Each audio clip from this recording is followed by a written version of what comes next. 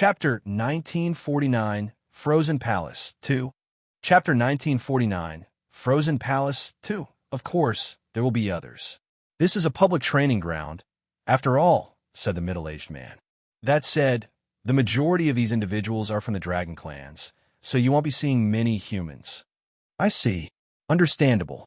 Whenever you're ready to begin your training, simply pass through the gates behind me, the middle-aged man instructed.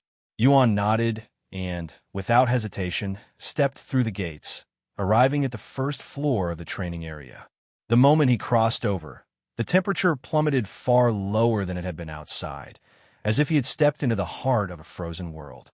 Of course, since this floor was meant for beginners, it didn't affect Xuan, who had reached supreme cold resistance. Without lingering, Xuan made his way straight toward the staircase leading to the second floor. As he walked, he couldn't help but notice just how vast the floor truly was. The space seemed endless. Aside from the entrance wall behind him, the castle's outer walls were nowhere in sight, swallowed by the seemingly infinite expanse of snow and ice. Moreover, at a glance, there appeared to be several thousand individuals scattered across the vast expanse, each focused intently on their training. As the middle-aged man had mentioned, the overwhelming majority of them were dragons, and those who didn't belong to the dragon clans were mostly from other beast races. Suddenly, Xuan sensed a surge of killing intent hurtling toward him. Turning swiftly to face the threat, he spotted a knight clad in icy armor, its entire form sculpted from frost. The knight charged at him with relentless momentum, its sword raised high, gleaming coldly under the pale light. Without even bothering to draw his weapon, Xuan casually sidestepped the knight's sword and swung his fist. The moment his strike connected with the icy armor, the knight's entire body shattered into countless glittering fragments, scattering like snow in the air. After destroying the knight, Xuan noticed his cold resistance and spiritual energy increasing slightly. So they're not just an annoyance, huh? Eventually, Xuan reached the staircase leading to the next floor, only to find that it was actually a teleportation device designed to transport him directly upward. Upon arriving on the second floor, he immediately noticed the change. The number of individuals training had thinned considerably, with only a few hundred scattered across the vast frozen landscape. Moreover, the cultivators on the second floor were far stronger than those on the first. While the first floor was filled with individuals still in the spirit realm, the ones here had already stepped into the divine realm and beyond. Once again, Xuan immediately made his way to the next teleportation device. Sometime later, Xuan arrived on the third floor, where the number of individuals training had been cut in half. On the third floor, the Ice Knights were not only more powerful than on the previous floors, but they also made more frequent appearances. By the time Xuan made it to the teleportation device to the fourth floor, he had to defeat 6 Ice Knights. On the fourth floor, the number of individuals had dwindled to fewer than 100. Most of them possessed cultivation levels around Immortal Ascension, and a few among them had already stepped into the Bronze Immortal realm. Eventually, Xuan arrived at the teleportation device to the 5th floor, and right beside the device was a warning that read, "Only those who have achieved supreme cold resistance should proceed to the 5th floor." After glancing at the warning, Xuan, without hesitation, entered the teleportation device and teleported to the 5th floor. The moment Xuan stepped onto the 5th floor, a bone-chilling cold that he hadn't been able to experience in the previous 4 floors immediately washed over him. For the first time, he didn't need to fight the Ice Knights to feel his cold resistance being tempered, and simply standing there was enough to push his body toward growth. The 5th floor was noticeably less spacious than the previous levels, its confined space concentrating the cold into a much smaller area. As a result, the frigid temperature bore down on everything with a far greater intensity. Moreover, a massive ice structure stood at the very center of the training room, its towering presence radiating an even deeper, more penetrating chill. As for the number of people training on the 5th floor, there were only 4, and 3 of them were female. Unsurprisingly, the vast majority of people training inside the Frozen Palace were females. When Xuan arrived on the 5th floor, None of the others spared him so much as a glance, each completely absorbed in their own training. Yuan wanted to start his training immediately, but he was somewhat disappointed by the training grounds. This place is only slightly better than Sun Ling Kai's painting. He sighed inwardly as he made his way to an empty spot and began his training. An hour into his training, Yuan had to deal with an incoming Ice Knight.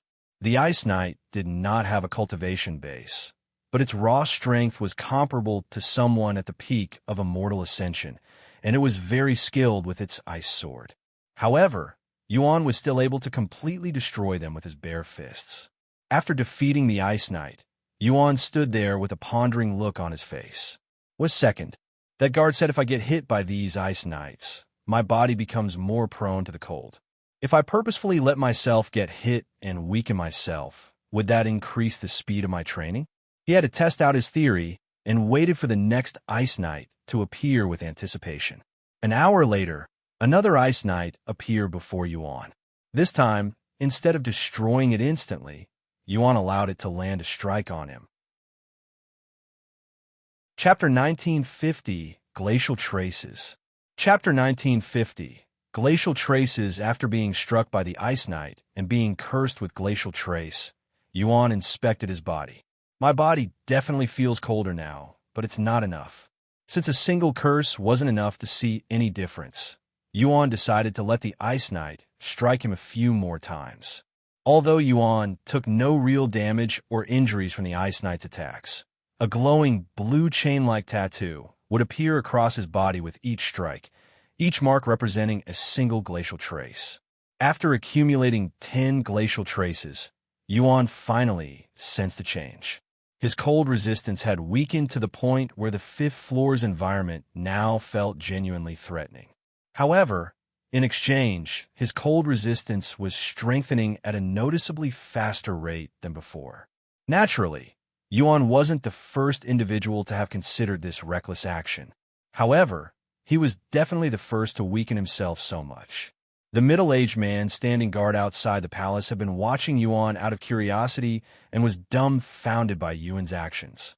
10 Glacial Trace. His supreme cold resistance is now only as strong as super cold resistance. What a reckless human. Had seen impatient individuals purposefully receiving glacial traces to speed up their training before, but most of them only dared to receive 1 or 2 glacial traces. Even the most reckless individual to train at the Frozen Palace has only accepted 7 glacial traces. Yet, Yuan went ahead and purposefully received 10 glacial traces at once. However, that was only the beginning of the guard's shock, as Yuan decided to receive even more glacial traces, racking up 20 glacial traces in total. "This is more like it."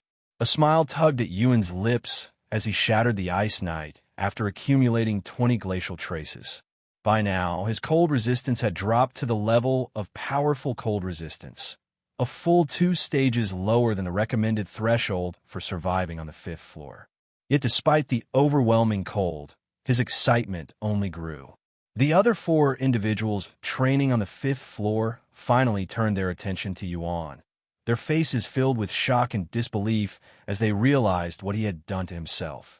Lowering his cold resistance to such a dangerous level in this environment was nothing short of madness. And yet he stood there, unyielding. "Who is that? I've been training here for over 100 years, and this is my first time seeing him," one of them questioned out loud. "He's a human too." "Umph. Whoever he is, he won't last long with that many glacial traces on him. It'll give him a few days at most before he is forced to leave or dies," one of them sneered. After showing brief interest in Yuan, the 4 individuals quickly returned to their own training. Hours turned into days. A week had passed since Yuan arrived on the 5th floor and started training his cold resistance. The others believed that he would only last a few days, but he persisted for an entire week and didn't appear to be giving up anytime soon.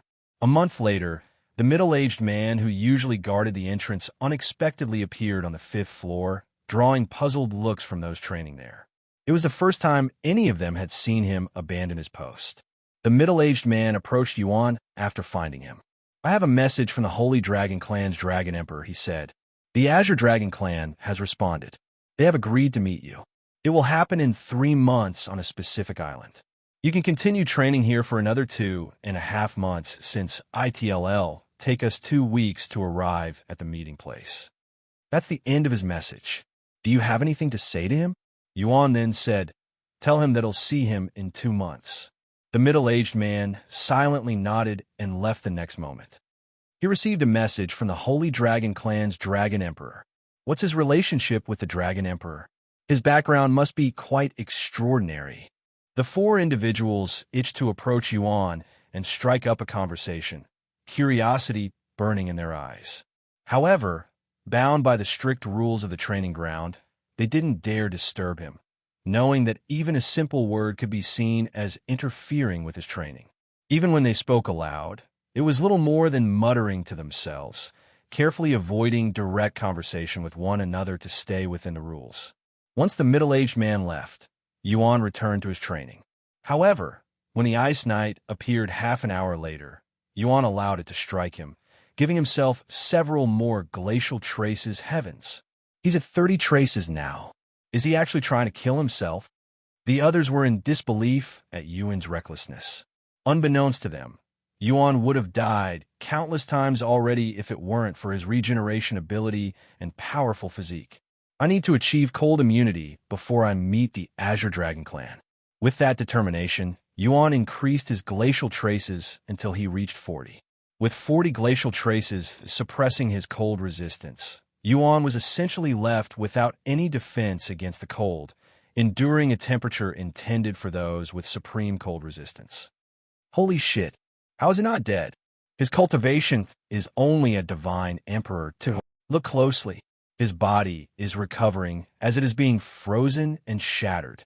I cannot imagine the pain he must be experiencing right now. What horrifying regenerative abilities.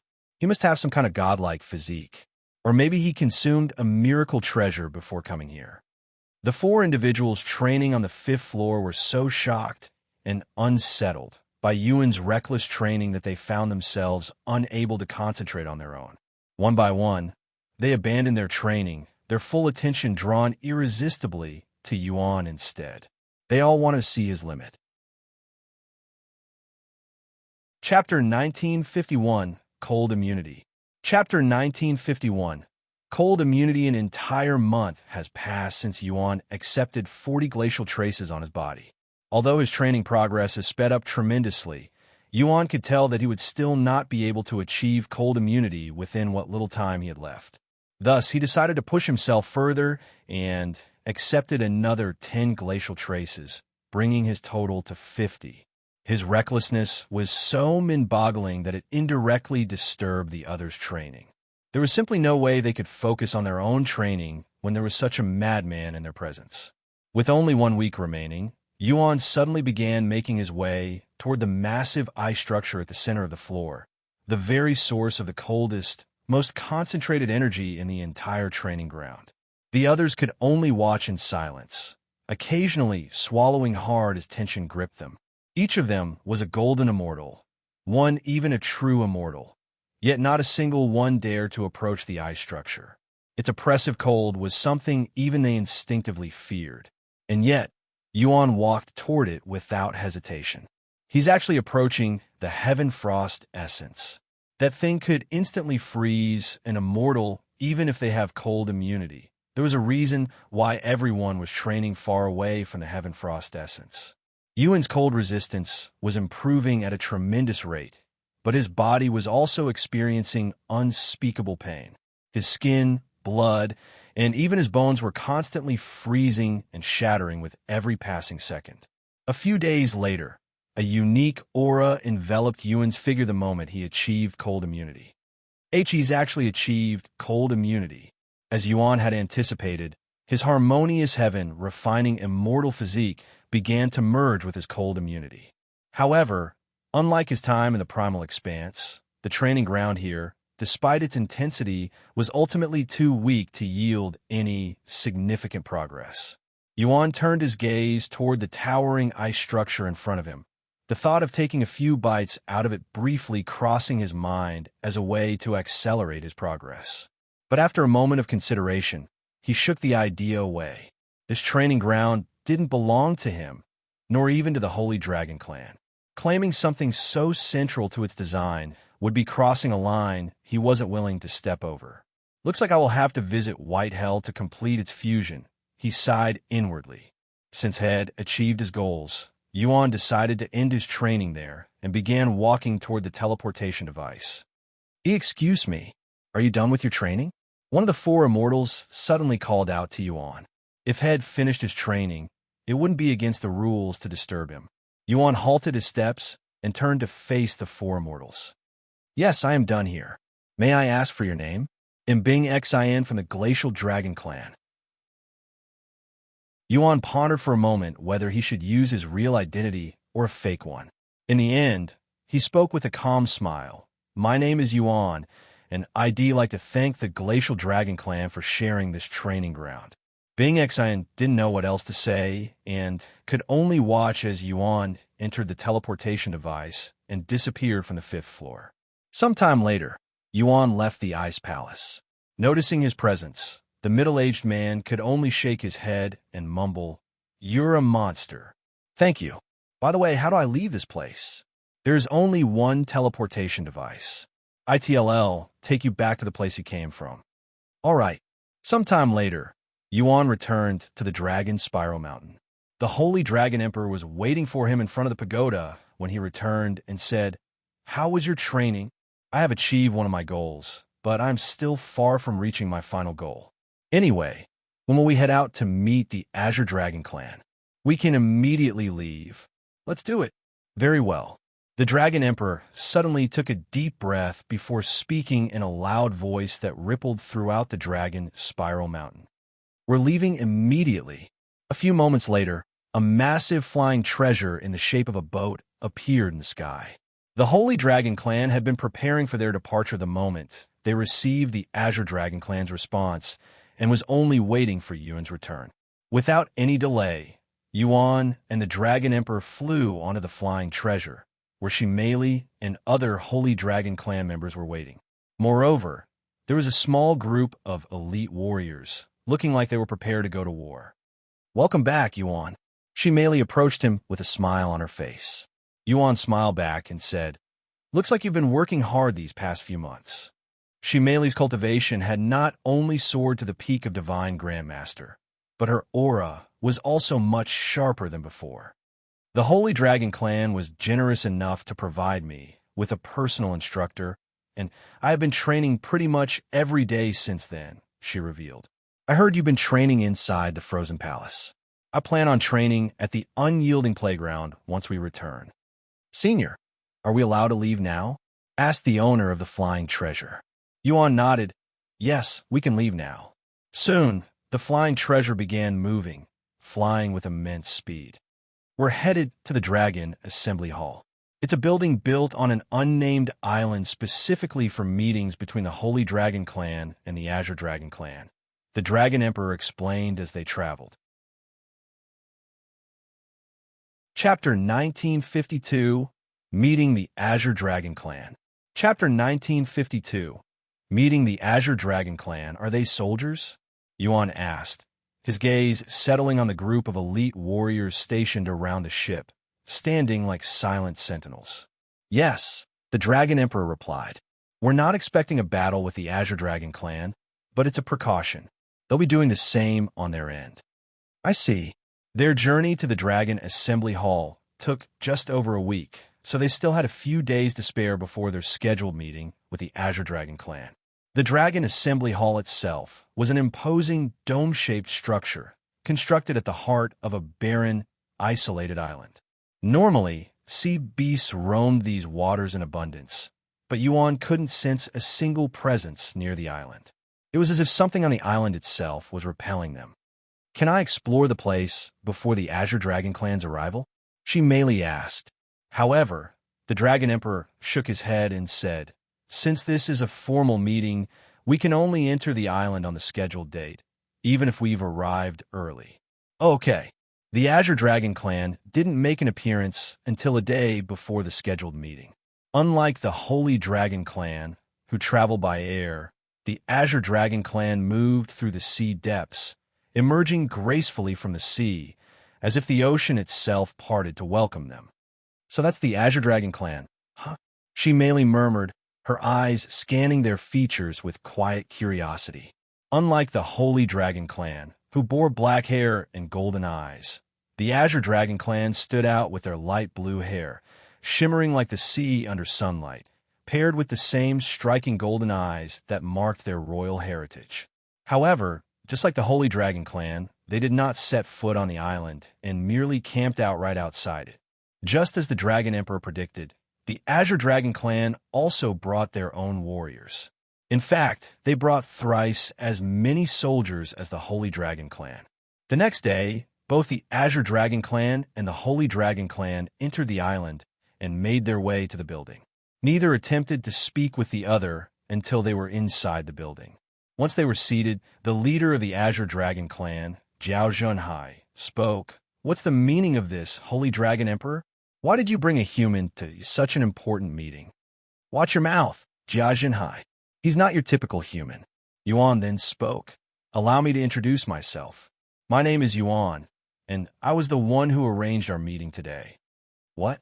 Yes, I am Dragon Goddess Yu's envoy." "Ha ha ha." Xuan suddenly burst out laughing. "Do you really expect me to believe that you, a human, are the dragon?" Before Xuan could even finish his sentence, Yuan activated his dragon transformation, unleashing a surge of aura that flooded the entire room with overwhelming pressure. The soldiers of the Azure Dragon clan reacted instantly. Sensing the sudden release of power, they instinctively shifted into combat stances, their bodies tensing as if bracing for a battle. Seeing this, the soldiers of the Holy Dragon clan also braced themselves. However, the tense atmosphere quickly calmed down when Yuan remained still.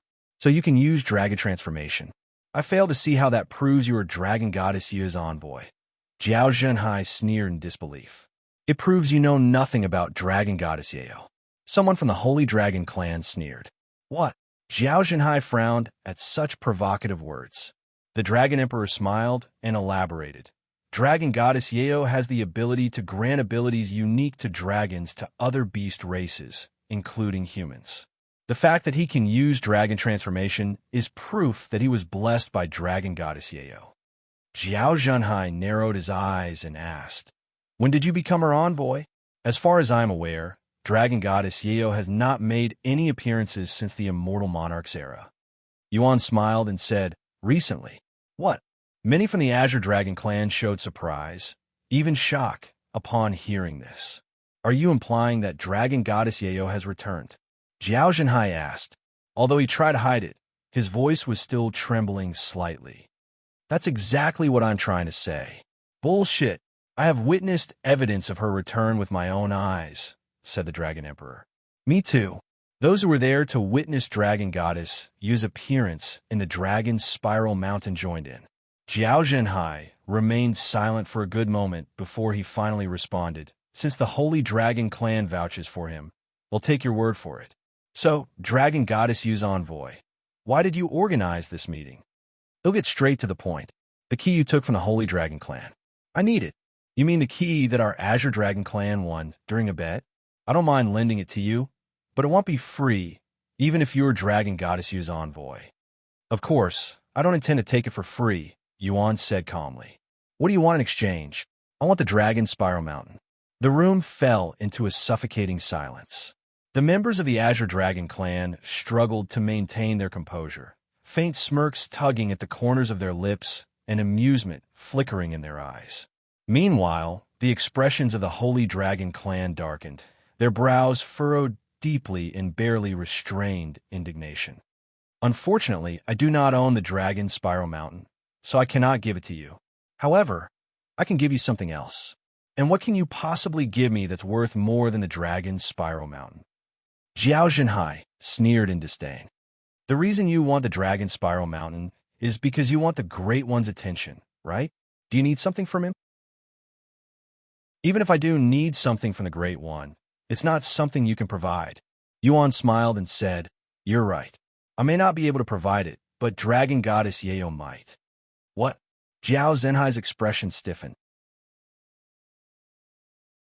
Chapter 1953, Azure Dragon Clan's Predicament. Chapter 1953, Azure Dragon Clan's Predicament. Xuan continued, his voice steady and firm. You may not know much about Dragon Goddess Yayo, but surely you should be aware that among the 3 dragons of origin, she stands as the strongest. Whatever the Great One can offer, there's little, if anything, that Dragon Goddess Yayo cannot match or surpass. Zhao Zhenhai fell silent to ponder Yuan's words, and the rest of the Azure Dragon clan began exchanging glances with each other. Eventually, Zhao Zhenhai spoke, I am willing to negotiate, but I will only continue speaking if you, Dragon Goddess Yu's envoy, are alone. That means the rest of the Holy Dragon clan must leave. That's unreasonable.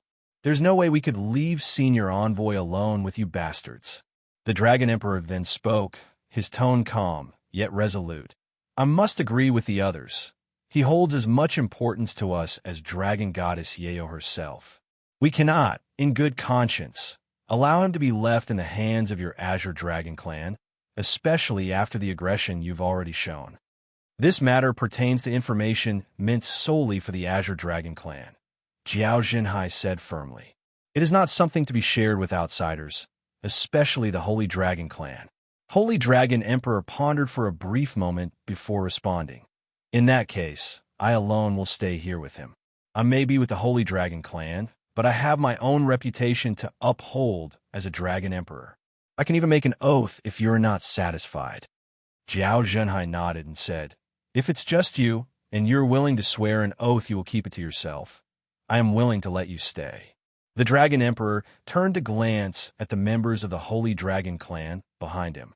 Without a single word exchanged, they quietly took their leave, offering no complaints or objections. With the Dragon Emperor present, the strongest among them, they had no reason to doubt Yuan's safety. Once the Holy Dragon clan left, the Dragon Emperor solemnly swore an oath, binding himself to secrecy until death regarding anything discussed in the conversation that followed. Only after the oath was spoken did Zhao Zhenhai finally open his mouth to speak. He'll get straight to the point, Zhao Zhenhai said, his expression turning grave. Our clan's bloodline is cursed. With each passing generation, its purity diminishes. If this continues, the Azure Dragon clan will eventually fall beneath the threshold required to be recognized as a royal bloodline. To stop this decline, we need the assistance of the Great One. However, to even get his attention, we need something he's interested in, and that's the Dragon Spiral Mountain. How can you be so sure it's a curse that's causing your bloodline to decline? Dragon Emperor asked with a doubtful look on his face. Because that's what the bastard who did it to us said. Zhao Zhenhai shouted angrily as he slammed the desk. That bastard.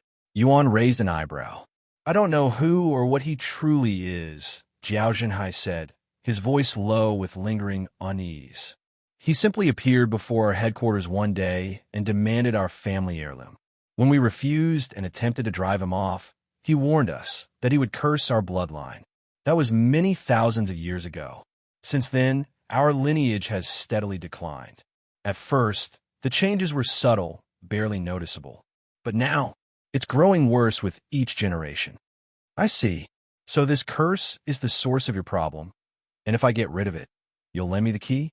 Yuan said, if you can solve our predicament, let alone lend you the key, well, give it to you. Yuan smiled and said, that's a promise. As for your curse, I have a simple solution that doesn't even require Dragon Goddess Yu's involvement. What? In response to the Azure Dragon clan's puzzled expressions, Yuan retrieved the sacred chalice of purification and explained, if you pour a few drops of your blood into this chalice, ITLL, get rid of your curse. That? What kind of treasure is that? Zhao Zhenhai asked, swallowing nervously as he felt the profound and unfamiliar aura radiating from the chalice. Even the Dragon Emperor's eyes narrowed with intrigue. The aura it emitted was unlike anything he had ever sensed. Ancient, otherworldly, and utterly unique. No one present could recall encountering anything quite like it before. It belongs to Dragon Goddess Yayo. Yuan explained briefly. Are you worried it might do something to you? Jiao Zhenhai hesitated, then shifted his gaze to the Dragon Emperor, seeking silent reassurance, as if needing his approval before proceeding. If anything happens to you, I'll offer you my life. The Dragon Emperor spoke without an ounce of hesitation in his voice. Jiao Zhenhai nodded and fed several drops of his blood to the chalice. Yuan and everyone in the room waited in tense silence, a mix of anticipation and unease hanging heavily in the air. However, nothing happened even after many moments, causing Yuan to raise an eyebrow. What's wrong? Jiao Zhenhai could no longer keep silent and questioned. Yuan inspected the chalice to ensure nothing was wrong with it before looking at Jiao Zhenhai and speaking with a serious face. You're not cursed. What? How is that possible? Jiao Zhenhai exclaimed in disbelief. You must be messing with me. What would I gain from lying to you? Yuan shook his head. This is a profound treasure that can remove even the strongest curses out there.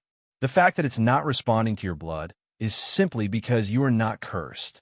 Then how do you explain what's been happening to my clan's bloodline? Jiao Zhenhai roared, his voice trembling with frustration. Are you telling me my entire family has been wrong all this time? He refused to believe it was all just a misunderstanding. There had to be more behind the slow collapse of his lineage.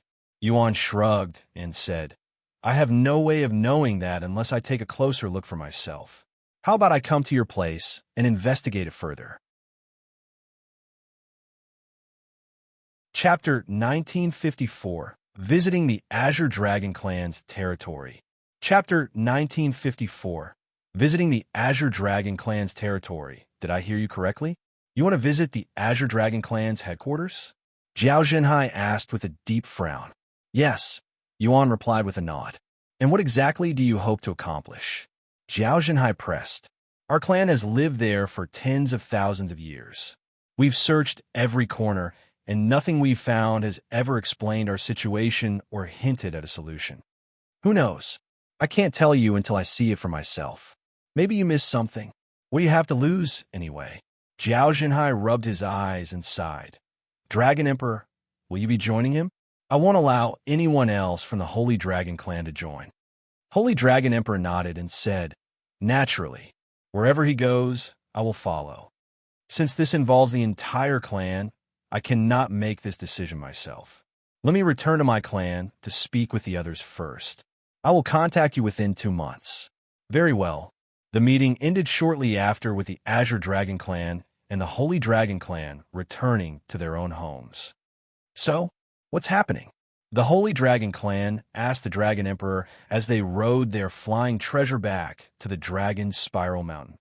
I cannot go into detail since I made an oath, but Senior Envoy and I will be making a trip to the Azure Dragon Clan soon. What? You're heading directly to their headquarters? That's too reckless even for you, Your Majesty. It's fine. Even if they try to do something, I will take down at least half of their clan before I perish. Yuan shook his head and tried to reassure the others that it would be fine.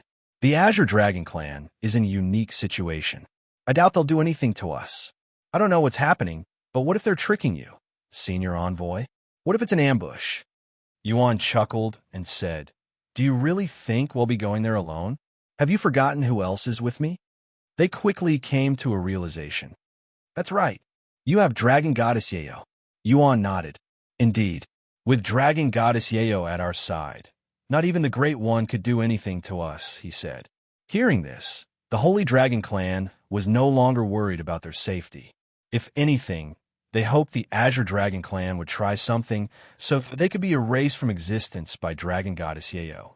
Once they returned to the Dragon's Spiral Mountain, she immediately returned to her training.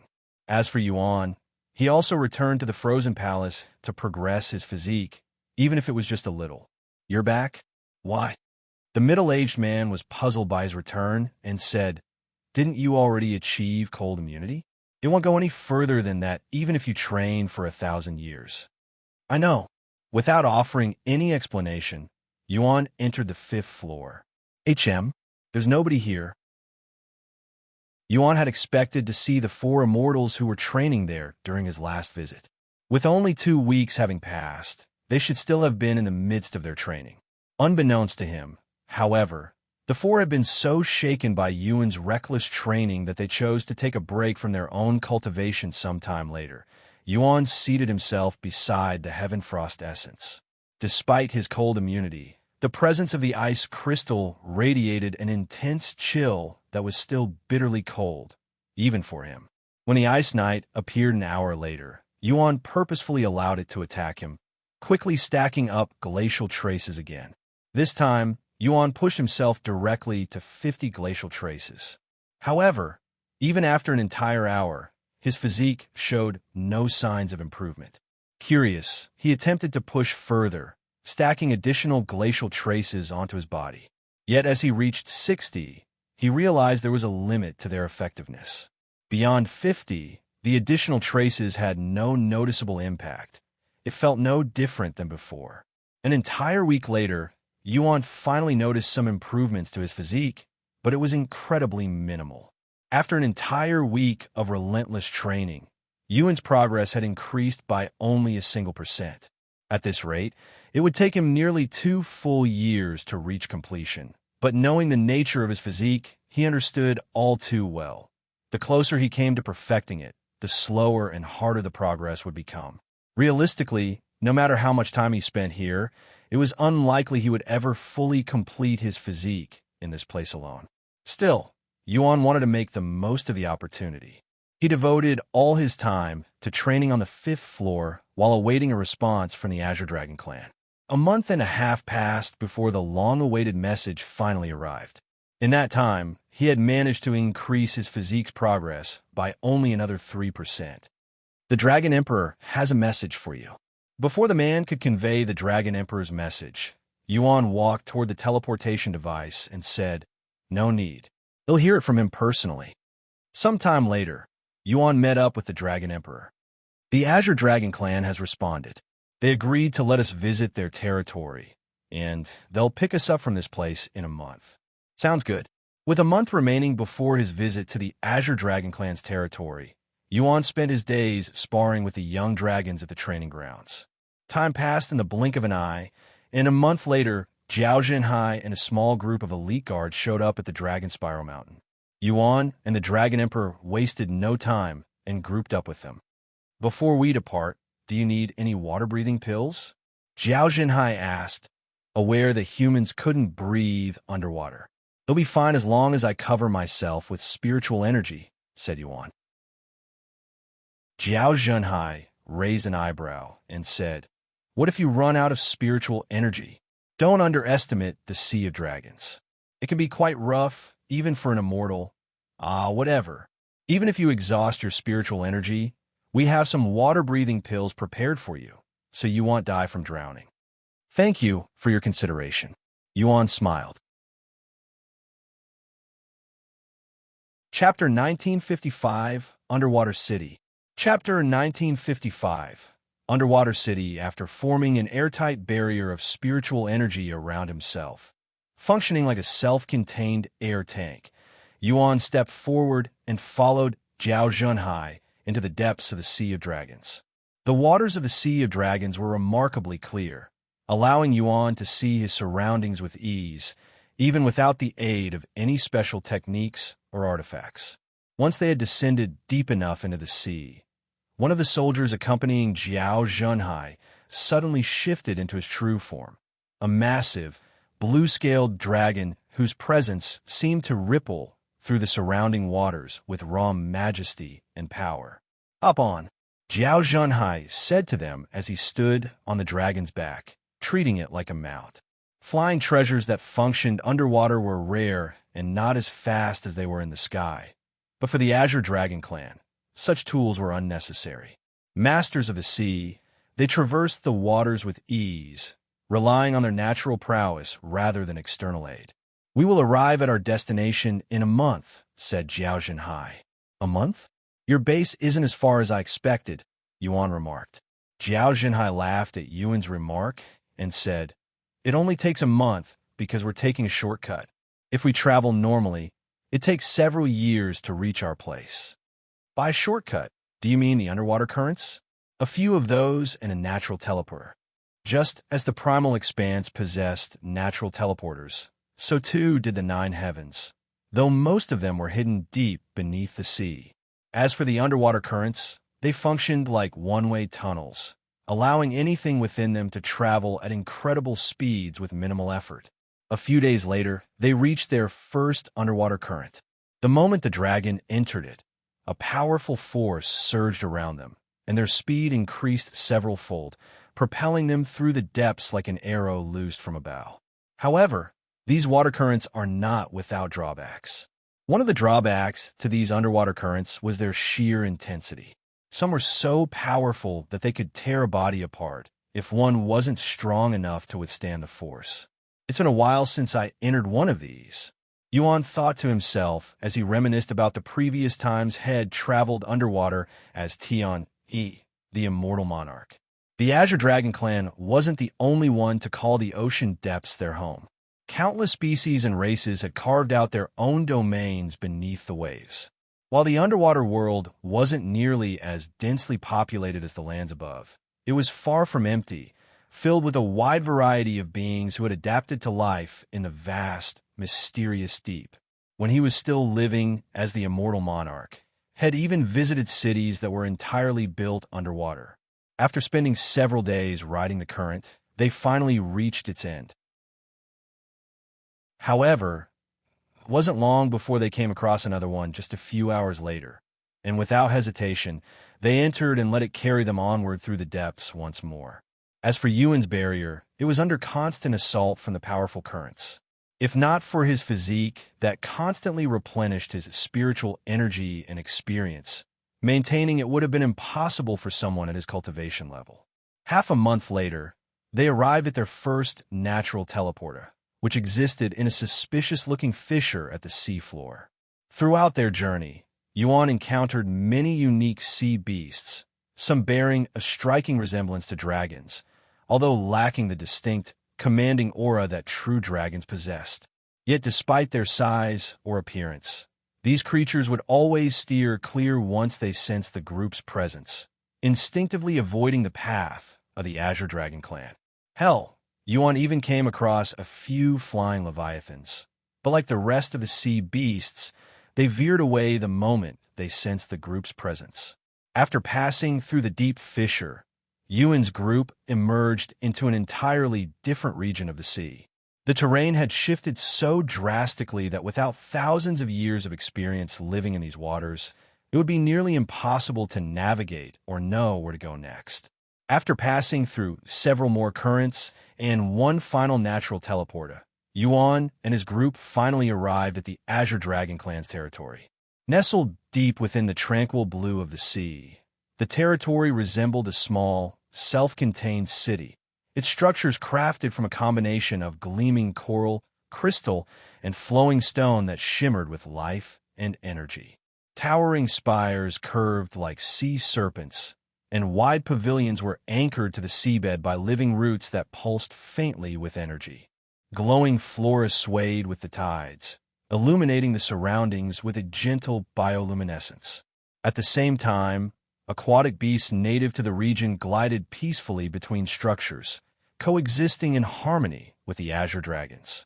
Despite being underwater, the city exuded a quiet, regal grandeur, an ancient calm that reflected the pride and heritage of the Azure Dragon clan. Unlike the Holy Dragon clan, which remained largely self-contained within the Dragon Spiral Mountain, the Azure Dragon clan operated more like a traditional royal house, complete with its own city, infrastructure, and citizens. They didn't just command a bloodline, they ruled a domain. As for the inhabitants of the Azure Dragon clan's territory, they weren't limited to dragons alone. A diverse array of sea races could be seen moving through the city, most of them bearing the human form. Just like most land-dwelling beasts, sea beasts had adopted human forms for convenience, making interaction, movement, and daily life far easier within a structured society. As Yuan's group passed over the city from above, the scene below shifted. Everyone, regardless of race or status, paused what they were doing and looked up. With reverent expressions, they offered respectful bows or gestures, honoring the presence of the Azure Dragon clan. Is this your first time seeing an underwater city? Zhao Jinhai suddenly asked Yuan. He shook his head and responded with a slight smile. No, but it's definitely been a while since I visited one. Chapter 1956, Azure Dragon Clan's 3 Elders. Chapter 1956, Azure Dragon Clan's 3 Elders. After passing through the underwater city, Yuan's group continued their journey for several more hours, gliding deeper into the heart of the Azure Dragon Clan's domain. Eventually, they arrived at their destination, a massive underwater courtyard residence that stretched across several miles of seafloor. Its grand architecture blended seamlessly with the surrounding ocean, featuring sweeping halls made of reinforced coral, shimmering crystal pillars, and roofs shaped like flowing waves. The entire structure radiated an aura of nobility and ancient power, befitting the status of a royal dragon clan. Yuan's group landed right at the entrance, where a group of individuals from the Azure Dragon Clan stood in orderly formation, awaiting their arrival. The Azure Dragon Clan welcomes the envoy of Dragon Goddess Yeo and the Holy Dragon Emperor to our humble domain. Thank you for having us, Yuan said politely as he leapt down from the dragon's back, landing lightly on the seafloor. Let's head inside first, Zhao Jinhai added, gesturing toward the grand entrance as he began walking ahead. Once inside, Zhao Jinhai led them through a series of ornate halls before guiding them into a spacious chamber where 3 more individuals awaited. Unlike those outside, these figures radiated a far greater presence, each one exuding a level of cultivation and authority that rivaled the upper echelons of the Holy Dragon Clan's command. Their gazes were sharp, their auras refined. Let me give you a brief introduction. They're the 3 Grand Elders. Their position and authority within the Azure Dragon Clan is only below mine and our ancestor. I'm the first elder, Jiao Wenyan. Second elder, Jiao Yinsheng. Third elder, Jiao Hanshin. I'm Yuan, envoy of Dragon Goddess Yeo. We've heard everything from the clan leader. You claim we've not been cursed, is that correct? Said the second elder. Yuan nodded and said, if you don't believe me, you can give it a try as well. He retrieved the sacred chalice of purification and gestured at them. Don't worry, we'll definitely do so. However, we won't be the ones doing it. Instead, it'll be someone who is, without a shadow of doubt, cursed, said the first elder as he made a gesture with his hand. The next moment, a middle-aged man entered the room, his wrists bound in thick chains like a prisoner, and his complexion pale as moonlight, as though drained by time or torment. The third elder explained, we've placed a powerful curse on him right before your arrival, so we know he's definitely cursed. If you're able to remove that curse with your treasure, we'll believe your claims. Yuan nodded and said to the man, feed this chalice several drops of your blood. The man gave a faint nod and followed the instructions with slow, weakened movements. Once the man offered his blood to the chalice, Zhao Zhenhai and the 3 elders observed in solemn silence, their expressions tense and unreadable. Moments later, the 2 dragons etched into the chalice stirred to life, gliding around its surface in fluid motion, as though awakened by the blood itself. They circled the chalice with growing excitement, their movements swift and vibrant, reacting to something within the offering. Now drink this. Yuan gathered the liquid from the chalice with his spiritual energy and hovered it above the man, who opened his mouth and drank it without question. Before long, a visible change came over the sickly man. Color began to return to his pale complexion, and the weakness in his limbs slowly faded. His breathing steadied, his posture straightened, and a faint glow returned to his eyes. Zhao Zhenhai and the 3 elders stared in astonishment, their solemn expressions giving way to surprise and wonder as they witnessed the transformation before them. After a brief moment of stillness, the 3rd elder suddenly sprang into action and began inspecting the man. It's real. His curse has been lifted, he revealed in a trembling voice. What? But Wed placed a supreme curse on him. How could it be removed with such ease? Exclaimed the 1st elder, his voice filled with disbelief. Satisfied? Yuan asked them. Just a second. We still need to use the treasure on us to confirm that we're not cursed, said the second elder. Xuan offered no objection to their request and began testing their blood one by one. However, by the end of it all, the chalice remained completely still, showing no reaction to any of them. How do we know that you're not controlling the treasure so that it only works with your permission? The third elder suddenly questioned. Xuan shrugged and said, That's impossible to prove, so you'll just have to believe me. You're overestimating yourself a little too much. The envoy has no reason to harm your Azure Dragon clan. The Dragon Emperor suddenly spoke in a somewhat disdainful tone. I just want the key you took from the Holy Dragon clan. If I wanted to harm the Azure Dragon clan, I would have taken it by force, said Xuan. And we would have helped him. The Dragon Emperor added with a smile. All right, we get it. Zhao Zhenhai sighed as he rubbed his eyes. Well, trust you. What are you going to do now? Well, I've been thinking about it for the past month, but there's really nothing I can say or do until I take a look around the place. In that case, we'll show you around our territory. Sure thing. I have something to do, so I'll assign some guards to be with you. It's not that I don't trust you, but ITLL make traversing our territory much more convenient, said Zhao Zhenhai. I understand. Then please wait here for a moment.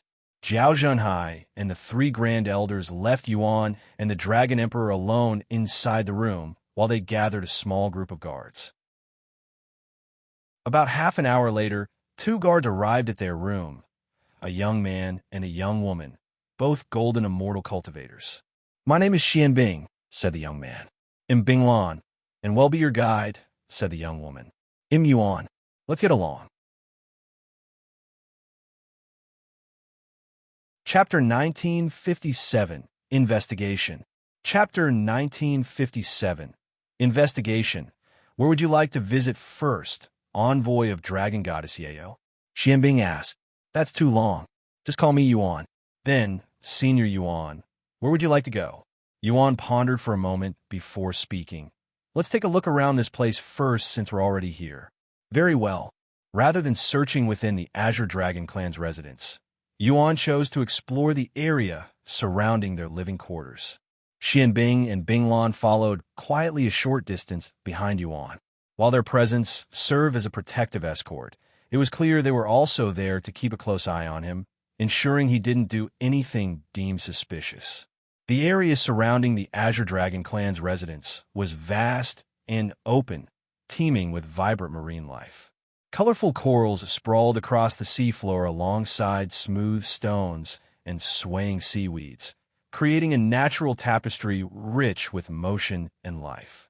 Does the Azure Dragon clan use this space for anything? Xuan asked. Not that I am aware of. However, they do keep this place organized, treating it like an outdoor garden, said Binglan. No wonder it looks so beautiful, Xuan said as he swept the entire area with his divine sense. However, he was unable to find anything out of the ordinary. I don't see anything here. Let's check out the city. Sometime later, Xuan made his way back to the city they had passed through not long ago. This place is even more magnificent from up close. The underwater city bore a striking resemblance to those on land, complete with bustling businesses, residential buildings, and streets paved with smooth sea stone. Even food stalls lined the pathways, their colorful banners swaying gently in the currents, offering all manner of underwater delicacies to passers-by. Xuan approached one of the nearby stalls with quiet intrigue. On land, such stalls typically sold skewers, steamed buns, or sizzling grilled dishes. But here, beneath the sea, every vendor offered only raw seafood and vegetables. It wasn't surprising, of course. In a place where fire was useless, raw delicacies were the norm. How much for that one? Xuan asked, pointing to a piece of seafood neatly wrapped in what looked like blue seaweed. 2 ordinary shells, said the vendor. Xuan raised his eyebrows at this unfamiliar currency. We have our own currencies down here, said Xianbing. Allow me to pay for you. Xianbing produced 2 beautiful and identical shell-like objects and handed them to the vendor, who immediately accepted them before handing Xuan his food. As soon as it was in his hand, Xuan took a bite. The texture was smooth and delicately soft, almost melting on his tongue. A strong, briny flavor filled his mouth. A rich, oceanic taste that was clean and refreshing, the kind only found in the freshest, highest quality fish. The blue seaweed used to wrap the seafood offered a pleasant contrast, slightly tougher in texture, but with a satisfying crunch that complemented the softness of the filling. "What kind of food is this?" Yuan asked the vendor. "That is flying leviathan meat wrapped with spiritual seaweed." "What?" Surprise and bewilderment flashed across Yuan's face the moment he learned the identity of what had just eaten. Flying leviathans were known as the king of the seas by mortals, especially back in the primordial era. And yet, here they were, reduced to affordable stall food, casually served and consumed as though they were no more special than common fish. "Is there something wrong with the food?" the vendor asked with a worried look on his face, clearly afraid to offend someone being escorted by 2 soldiers from the Azure Dragon clan. "Oh, there's nothing wrong. The food was delicious. Thank you." Yuan continued to wander through the city, his expression calm and almost leisurely, like that of a curious traveler taking in the sights. But beneath that relaxed exterior, he remained vigilant. His divine sense was constantly at work, quietly sweeping through the surroundings as he diligently inspected every corner for anything unusual. Due to the city's immense scale, it took Yuan nearly 2 full weeks to explore it in its entirety. He left no alley, district, or passage unchecked, his divine sense meticulously combing through every layer of coral, stone, and structure. Yet, despite his thorough search, he found nothing out of the ordinary. "Anything?" Binglan asked him. Yuan shook his head. "Not surprising. The Azure Dragon clan has already searched through the city several times at that." Yuan then said, "You said the Azure Dragon clan fought with the individual who cursed your clan, right?" "Yes, that's right." "Where did the fight take place? Can you take me there?" "What's the point?" "The fight occurred many thousands of years ago. I doubt there's anything left from that event. We won't know until we see it for ourselves." Xianbing and Binglan exchanged glances with each other. Eventually, Xianbing said, "All right, we'll take you there." The group made their way back toward the Azure Dragon clan's residence, but instead of stopping, they continued past it. After traveling several hundred miles through the serene, light-dappled waters, Xianbing and Binglan came to a halt before a strange and desolate field. The area stretched wide and eerie, marked by hundreds of deep, irregular craters etched into the seabed, each one like a scar carved into the ocean floor. "The battle took place here," Xianbing said solemnly. "Though the Azure Dragon clan fought against a single individual, that person held their ground for an entire month against all of us. And in the end, they still managed to escape with their life." Yuan didn't respond. He simply stood there, eyes fixed on the cratered landscape, a faint frown settling on his face. "Do you see something?" the Dragon Emperor asked, noticing Yuan's expression. His voice was calm, but curious. He himself couldn't sense anything unusual. "Yes." He nodded. "What is it? What do you see?" Binglan asked, her voice filled with urgency and excitement. "It's poison. This place is filled with poison," he revealed. Chapter 1958, Unknown Poison. Chapter 1958, Unknown Poison, Poison. Binglan suddenly burst out, her voice sharp with disbelief. "Are you saying poison is what caused the decline of our Azure Dragon clan's bloodline? That's outrageous." Her eyes flared with fury as she stepped forward. "I've tolerated this farce only because it was my father's wish, but I can no longer endure it. You're nothing but a fraud." "The elder sister, please calm down," Xianbing said softly, stepping in with a concerned expression, trying to ease the rising tension. Yuan looked at her with raised eyebrows. "Father? You are the clan leader's daughter?" "That's right. My full name is Jiao Binglan, and I am the eldest daughter in the Azure Dragon clan." Xianbing sighed and spoke next. "I'm Jiao Xianbing, the second eldest son. Also, this isn't our real appearance. Now that their identities have been exposed, There was no longer any need for concealment. In the next moment, they shed their disguises, revealing their real appearances. Senior Envoy, are you sure it's poison? I don't mean to doubt you, but I also cannot sense anything, said Dragon Emperor with a doubtful look on his face. I'm certain. Unfortunately, I cannot tell you what kind of poison it is. Why are you so certain? Jiao Xianbing asked. Yuan looked at him and said without any hesitation, because I have perfect poison immunity and it reacted the moment I entered this place. Perfect poison immunity, Jiao Binglan exclaimed, her voice rising with disbelief. Isn't that the highest level of poison resistance? One that only exists in legends. And you expect us to believe you, a human, have actually acquired such ability? Yuan gave a light shrug. Whether you believe me or not is your choice. And for the record, there's no definitive proof yet that this poison is tied to your clan's predicament. It's just a possibility. After learning about the poison, Yuan and the others hurried back to inform Jiao Zhenhai and the 3 Grand Elders about the discovery. Poison? Are you sure? Unsurprisingly, Jiao Zhenhai and the 3 Grand Elders met the news with skepticism. Doubt flickered across their faces, their expressions tightening as they struggled to accept such an improbable explanation. I've never heard of a poison capable of weakening a royal bloodline, said the first elder. As the Azure Dragon clan's foremost poison expert, his skepticism carried weight. We've examined our bodies and blood thoroughly in the past, but there were no traces of any poison. This might be something entirely new, Yuan replied. A poison specifically designed to target your bloodline without leaving behind the usual signs. You can't be serious. Do you even know what it would take to create something like that? And why would they target our Azure Dragon clan? We've always lived here in peace without offending anyone, Jiao Binglan exclaimed. You said he came here for your family heirloom, right? Do you think I could take a look at it? Yuan asked. That must be your true purpose here. Jiao Binglan snapped, her eyes blazing with fury.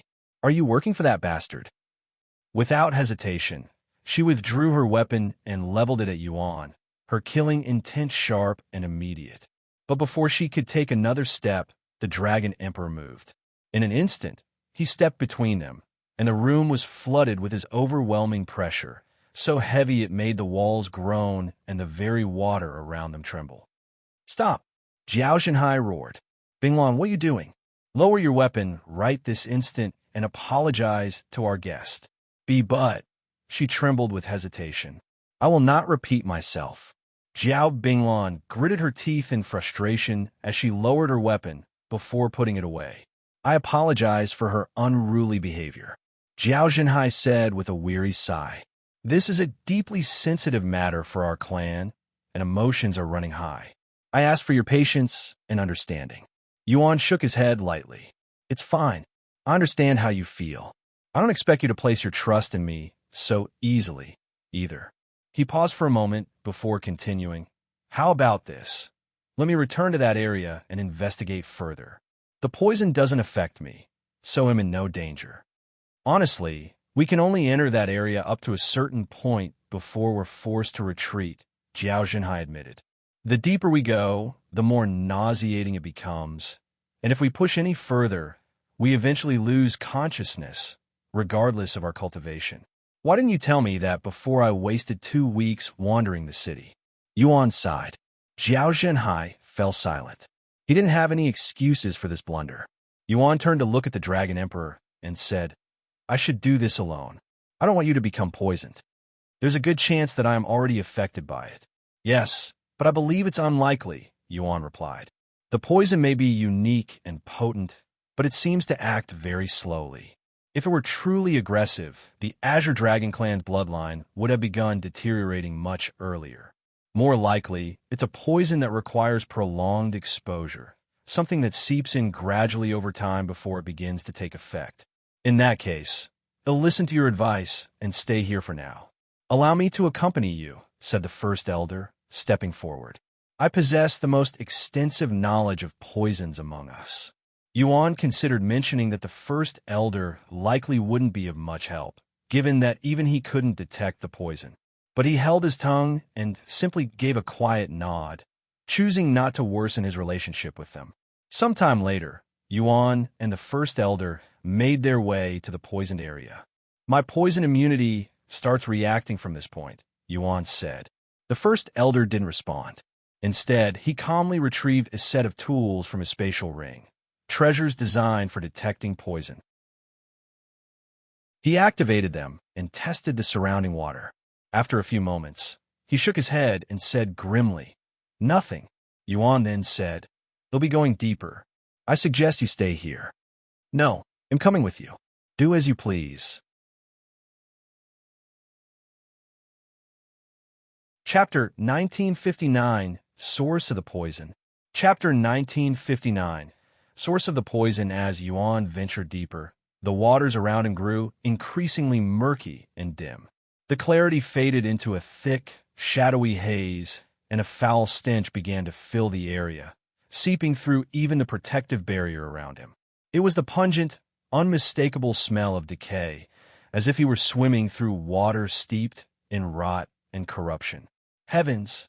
It was nothing like this when we visited this place for the last time 100 years ago. The First Elder remarked with a disgusted expression on his face, even pinching his nose, trying to fight off the pungent smell. "The last time you visited this place was 100 years ago?" Xuan asked to confirm. "Yes. Since nobody can venture into this place without fainting, we eventually gave up on exploring this place. We even had people from outside the Azure Dragon clan attempt it, but the results remained the same. Of course, nobody could explain the phenomenon either. By the way, I'm starting to feel my consciousness slipping away, so this is the furthest I can go. Good luck." The First Elder halted his movements for a second before turning around and walking back to the Azure Dragon clan's residence. "I'll see you back at the house," said Xuan before he continued walking even deeper, his perfect poison immunity blocking the effects of the poison every second. Soon, the waters became so dirty that it was nearly impossible to see anything with his bare eyes, and even his divine sense was of little help. Since divine sense no longer worked, Xuan had to use divine gaze, which consumed more spiritual and mental energy, but that wasn't a problem for him. After wandering for days, Xuan eventually noticed something and hurried his pace.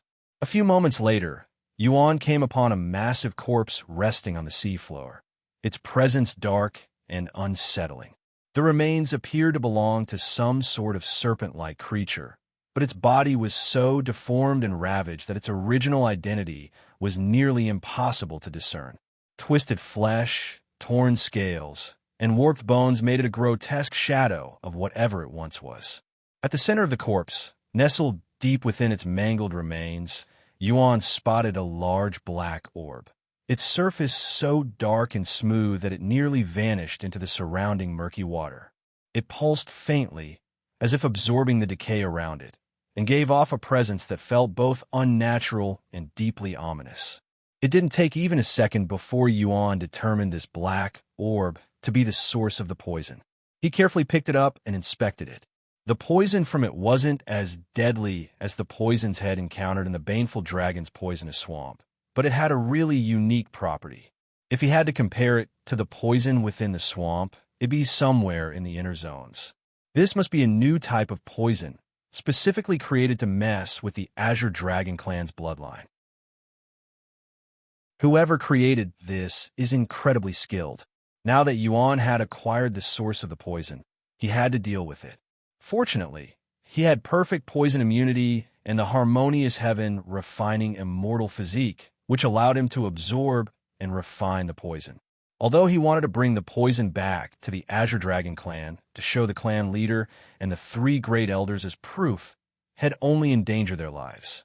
With no other option, Xuan sat down and began to absorb the poison, refining it into his own power.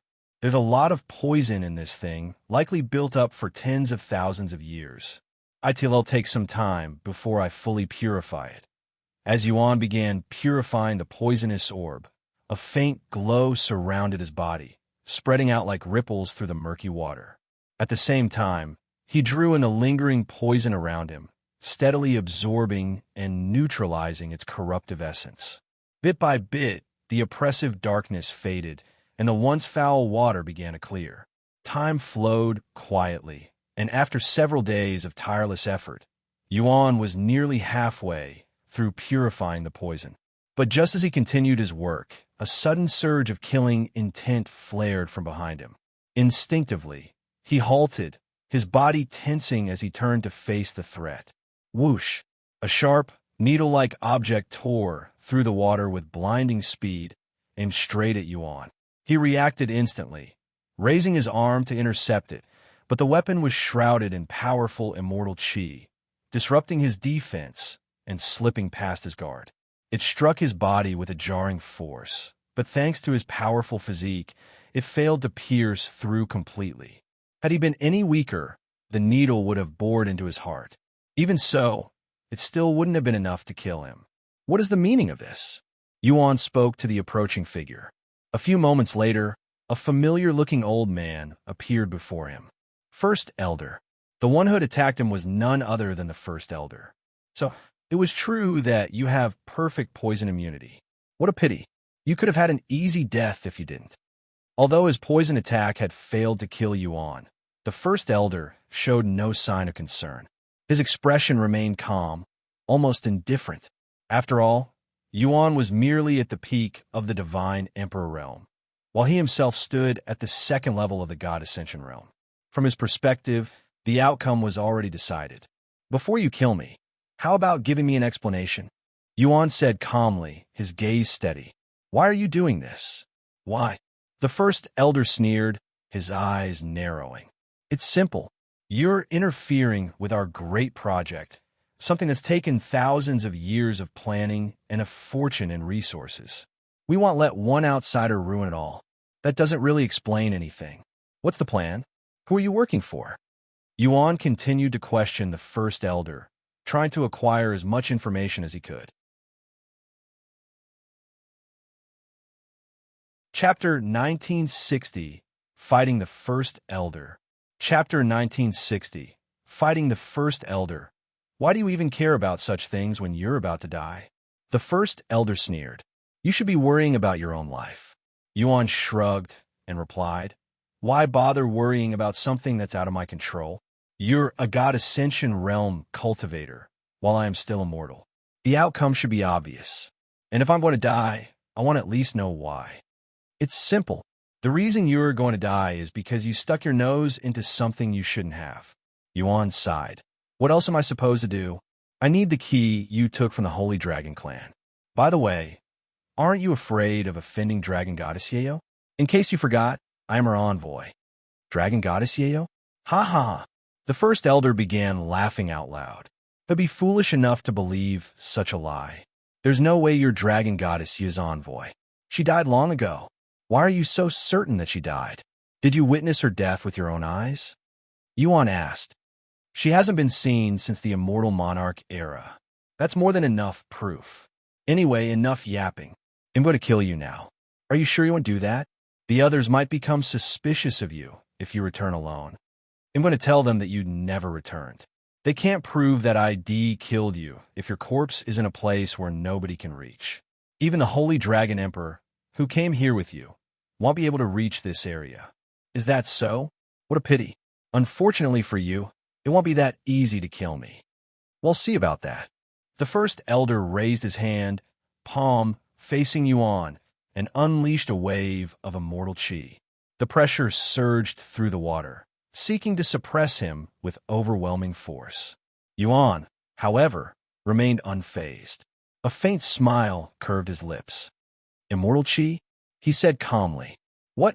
Afraid to use celestial chi? Worried you might alert the others? Although the First Elder had reached the second level of the God Ascension realm, he had yet to fully master celestial chi. Because of this, he was reluctant to risk using it, especially when doing so might alert the others to his betrayal. Looks like I hit the nail on its head, Yuan smiled. You won't be able to kill me with immortal chi alone, even if you were at the God Ascension realm. Yuan activated Dragon Awakening, causing his aura and strength to surge tremendously. It was so powerful that it took the First Elder by surprise. How can a mortal human release such pressure? And why does he seem so confident? Does he really think that he can defeat me with the difference in our cultivation? What a joke. I'll rip that head off those shoulders with my bare hands. The first elder flew at Xuan. Xuan retrieved number 1 under heaven and began fighting the first elder.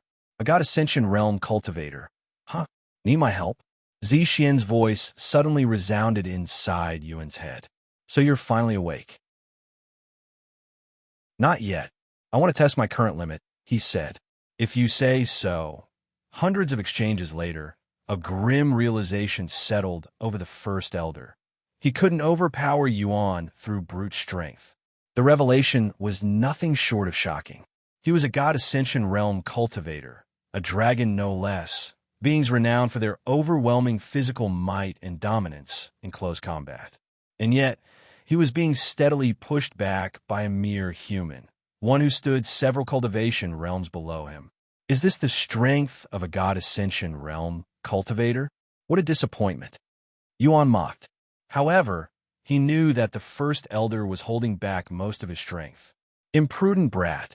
Suddenly, the first elder's appearance began to shift. Blue scales rippled across his skin like living armor. His eyes burned brighter, and his aura surged. He had activated Dragon Awakening, though not in its complete form. Even so, the partial transformation greatly amplified his power, making his already formidable presence even more oppressive. After activating Dragon Awakening, the first elder's power surged, and he began to push Xuan back, but only slightly. I guess you don't want a painless death. In that case, allow me to assist you. Realizing brute force alone wouldn't be enough, the first elder finally began unleashing his martial techniques, skills he had deliberately withheld until now. Current Cleaving Strike. The first elder swung his claws with such immense force that the very water around him split apart. Trapped by the water's resistance, Yuan's movements were heavily restricted, making it impossible to evade the devastating blow. The first elder's claws tore through him with brutal precision, rending his body into 3 separate parts, blood clouding the water as shockwaves rippled through the depths. Believing he had finally ended the battle, the first elder let out a breath and deactivated his Dragon Awakening.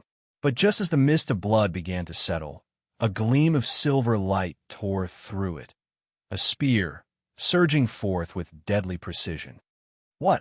The first elder gasped, caught off guard. He moved to evade, but his guard was down, and the strike was too sudden. The spear pierced through him before he could fully react. Though the spear struck him, it hadn't landed a fatal blow. The first elder jumped backward through the water, blood trailing from the wound as he clenched his teeth in pain and disbelief. As the blood mist fully cleared, the first elder's eyes widened in disbelief. Xuan stood there with the dragon god's vengeance in his grasp, completely unharmed. How are you still alive? The first elder roared, his voice echoing with disbelief and fury. I know I tore your body to pieces. You sure? Maybe it was just your imagination. Xuan calmly spoke.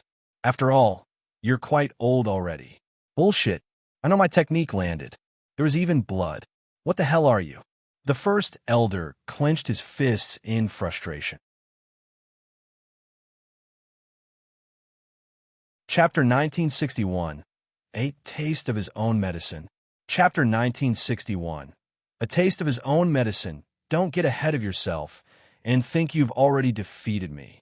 Although you managed to land hit on me, this amount of damage is nothing. No, it's over for you. Xuan suddenly interrupted. What are you?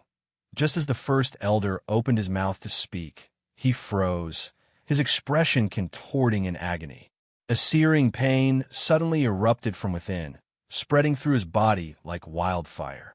It felt as though his very blood was boiling, his insides being scorched from the inside out. He staggered, clutching his chest before coughing up a mouthful of dark blood. What did you do to me? He shouted, his voice a mix of panic and disbelief. Since you tried to kill me with poison, I'm giving you a taste of your own medicine. Poison? You poisoned me. But I also have poison immunity. The 10,000 poison immunity. The first elder was in disbelief. Xuan chuckled and responded in a mocking tone. Just the 10,000 poison immunity? You need at least true poison immunity to deal with the Heaven's Bane. Heaven's Bane? You mean to tell me that you can use the most potent poison in the 9 heavens? Impossible. Not even the Poison Dragon Emperor can use that level of poison. Believe what you want, but you'll die soon. Yuan shrugged. Since his life was in jeopardy, the First Elder no longer cared about being caught, and used his celestial chi to not only attack Yuan, but also to resist the poison in his body. Although Heaven's Bane was regarded as the most potent poison in existence, Yuan's current cultivation was still lacking. As a result, he couldn't instantly kill someone as powerful as the First Elder, a God Ascension Realm cultivator whose resilience and vitality far surpassed even Immortals. Even so, the poison was already doing its work, slowly but relentlessly. Yuan coughed up a mouthful of blood after being struck by celestial chi. How in heaven's name are you still standing? You're just a mortal. The First Elder was greatly baffled to see Yuan withstanding his celestial chi, something even Immortals could not resist. After all, celestial chi didn't just assault the body, it attacked the soul as well. Even if he had a strong body, his soul should be a different story. Unless his soul strength is just as monstrous as his physique, he shouldn't be alive after being hit by celestial chi, much less standing. The First Elder coughed up another mouthful of blood when his focus was broken for a second due to shock. I told you that killing me wouldn't be easy. Yuan stared at the First Elder with a cold grin on his face. Though he was resisting the First Elder's celestial chi, it wasn't easy. In fact, he was barely standing. If I don't kill him quickly, he'll definitely die here. The First Elder cried inwardly. Yuan could see the fear and anxiety in the First Elder's eyes and provoked him even further. Chem, is that fear I sense? A God Ascension Realm cultivator fearing a mortal like me? That's quite hilarious. Shut up. The First Elder let out a furious roar as he unleashed his celestial chi to its absolute limit, so recklessly that it began to tear into his own body, inflicting internal damage in a desperate attempt to purge the poison. Yuan was unable to withstand the overwhelming celestial chi and finally fell to his knees. Ha! That was a foolish thing to do. Despite the searing pain coursing through him, Yuan let out a low chuckle, his voice calm and cutting. Using your celestial chi so recklessly, he said, eyes fixed on the writhing elder, will only make the poison spread faster. Sure enough, the poison within the First Elder's body suddenly surged in response, spreading like wildfire through every vein and organ. Within moments, his strength crumbled, and he collapsed to the ocean floor, his body trembling, his breath ragged. But he wasn't dead. Even with his entire body consumed by poison, a cultivator at the God Ascension Realm didn't perish so easily. However, he was essentially paralyzed. In such a condition, he couldn't even lift a finger, much less use celestial chi. Once the pressure on him was gone, Yuan stood up and slowly approached the First Elder with a grin on his face. Looks like the one who'll be dying today will be you. Yuan raised his sword and prepared to decapitate the First Elder.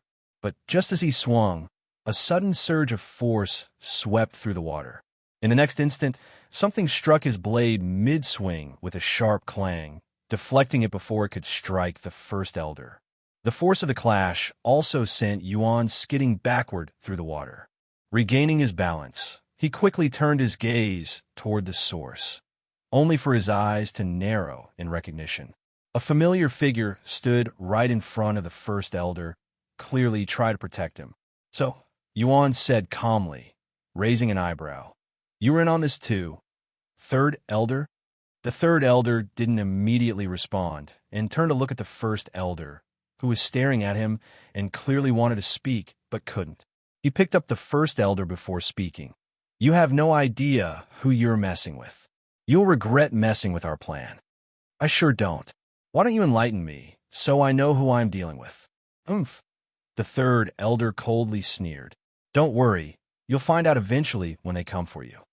Whoever they are, They won't find out if I kill you two here. Yuan prepared to use the Immortal Monarch's techniques.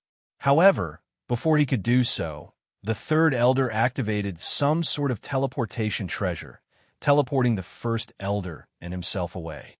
TCH. They ran away, huh? Yuan sucked his teeth in annoyance. What a pity. If you had let me fight, I could have killed both of them in an instant, said Zixian. Yuan shook his head. That would be overkill. Save your energy for something that's actually worth it. Chapter 1962, The Elder's Betrayal. Chapter 1962, The Elder's Betrayal. After the first elder and the third elder left, Yuan returned to purifying the poison. A week later, the pitch-black taint that once clouded the waters had completely vanished. The sea now shimmered with clarity, indistinguishable from the untouched stretches around it, serene, pure, and free of corruption. Once he purified all of the poison, Yuan made his way back to the Azure Dragon Clan's residence while taking the now purified orb with him. However, he didn't even make it halfway back to the Azure Dragon Clan's living quarters before he encountered Jiao Zhenhai, Holy Dragon Emperor, and the others. Senior Envoy, are you okay? The Dragon Emperor asked him. Yes, I am fine. W, what did you do to this place? Jiao Zhenhai asked, his expression one of utter disbelief. It used to be filthy, and we could barely get this far without blacking out. Yuan held out the now purified orb and spoke calmly. This was the source of the poison, but I've already cleansed it. If you go a bit further down, you'll see a corpse. I see. They'll have the first elder analyze it, said Jiao Zhenhai. By the way, where's the first elder? He came out here with you, correct? We came all the way out here because we sensed his celestial chi and thought he was in a fight. Yuan didn't immediately respond. What's wrong? Jiao Zhenhai asked. Yuan looked at the second elder, who was still with the Azure Dragon Clan, and said, You won't like what I am about to say. Hell, you might even get angry at me for even saying it. After taking a deep breath, Yuan continued. The first elder betrayed the Azure Dragon Clan. He had a hand in the poison, and he attacked me while I was trying to purify it. What? Everyone in the Azure Dragon Clan exclaimed loudly, their faces filled with disbelief. It's not just the first elder, either. The third elder is also involved. Jiao Zhenhai subconsciously took several steps back from absorbing the shock. There's no way. You're making that up. Jiao Binglan suddenly shouted. The first elder and the third elder are some of the most loyal members of the family. They wouldn't do something like betray us.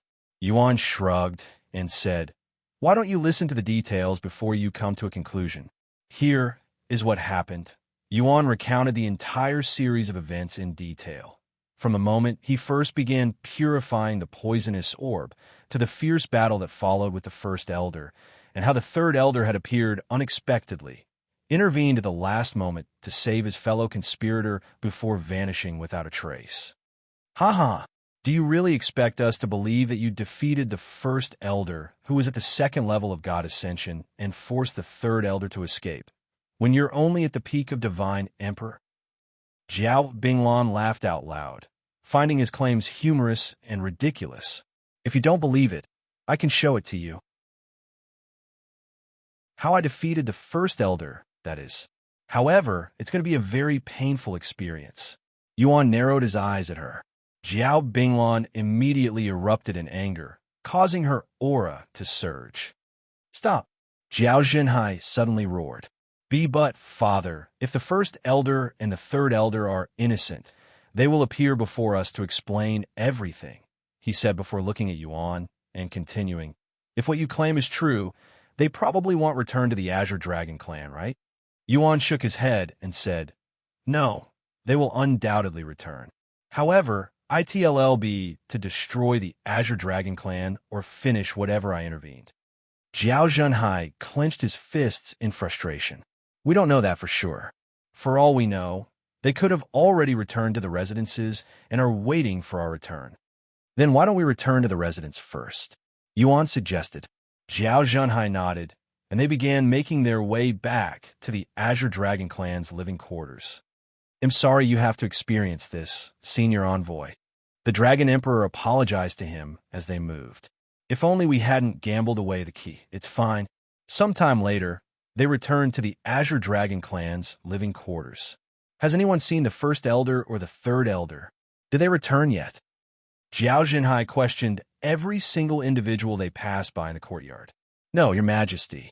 The first elder and the third elder have not returned yet.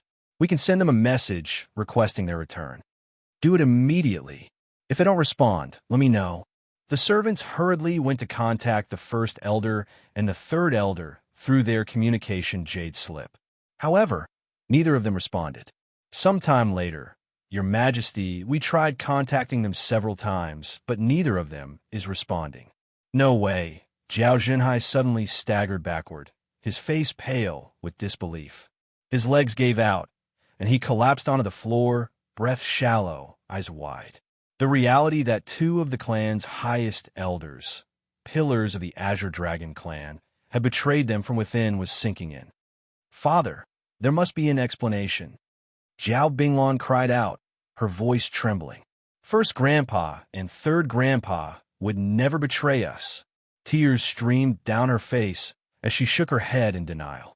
They had been there since the day she was born, watching over her, guiding her, even treating her as their grandchild.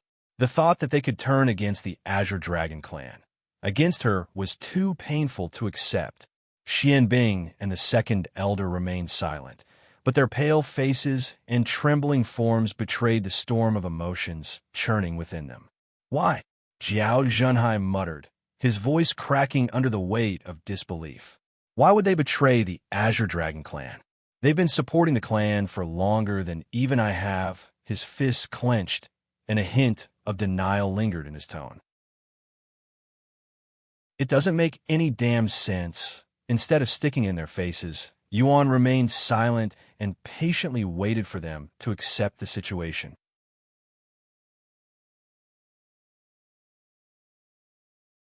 Chapter 1963, Absorbing the Poison. Chapter 1963, Absorbing the Poison. Eventually, the Azure Dragon clan calmed down. We'll deal with the first elder and the third elder later. For now, since you purified the poison, does that mean our problem has been fixed? Zhao Zhenhai asked Yuan. He shook his head. Hard to say.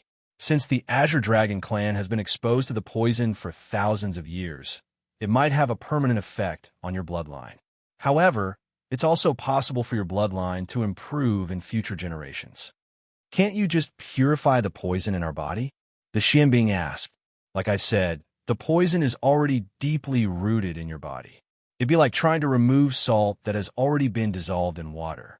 It's not impossible, but it's going to be very difficult and time-consuming.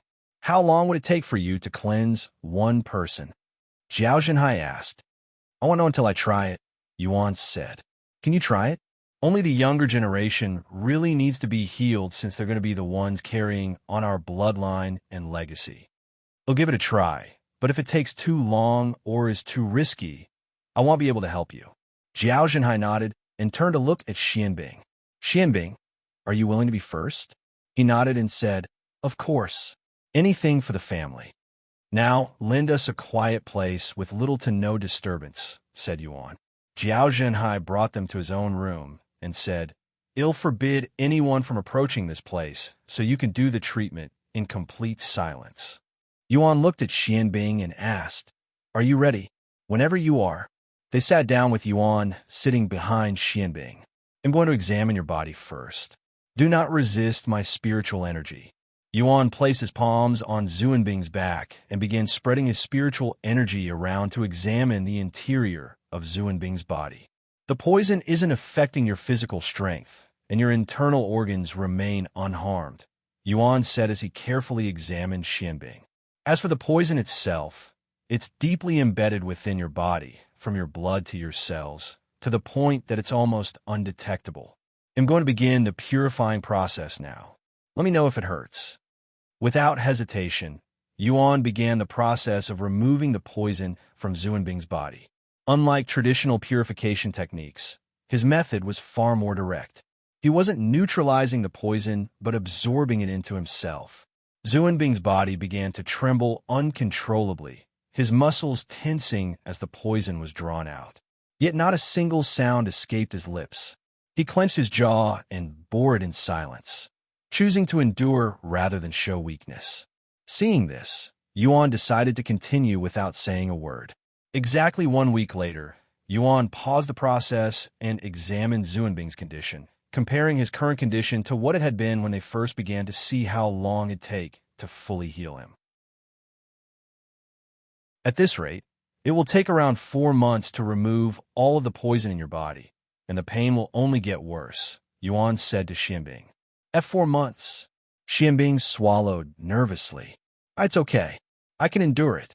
No, I will endure it. All right, let me speak with your father before we continue. Sometime later, Zhao Zhenhai appeared before them.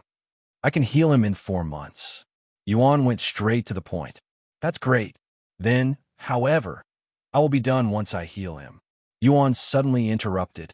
I have already solved the source of your problem, so I'm technically already done. Once I heal him, he'll need the key.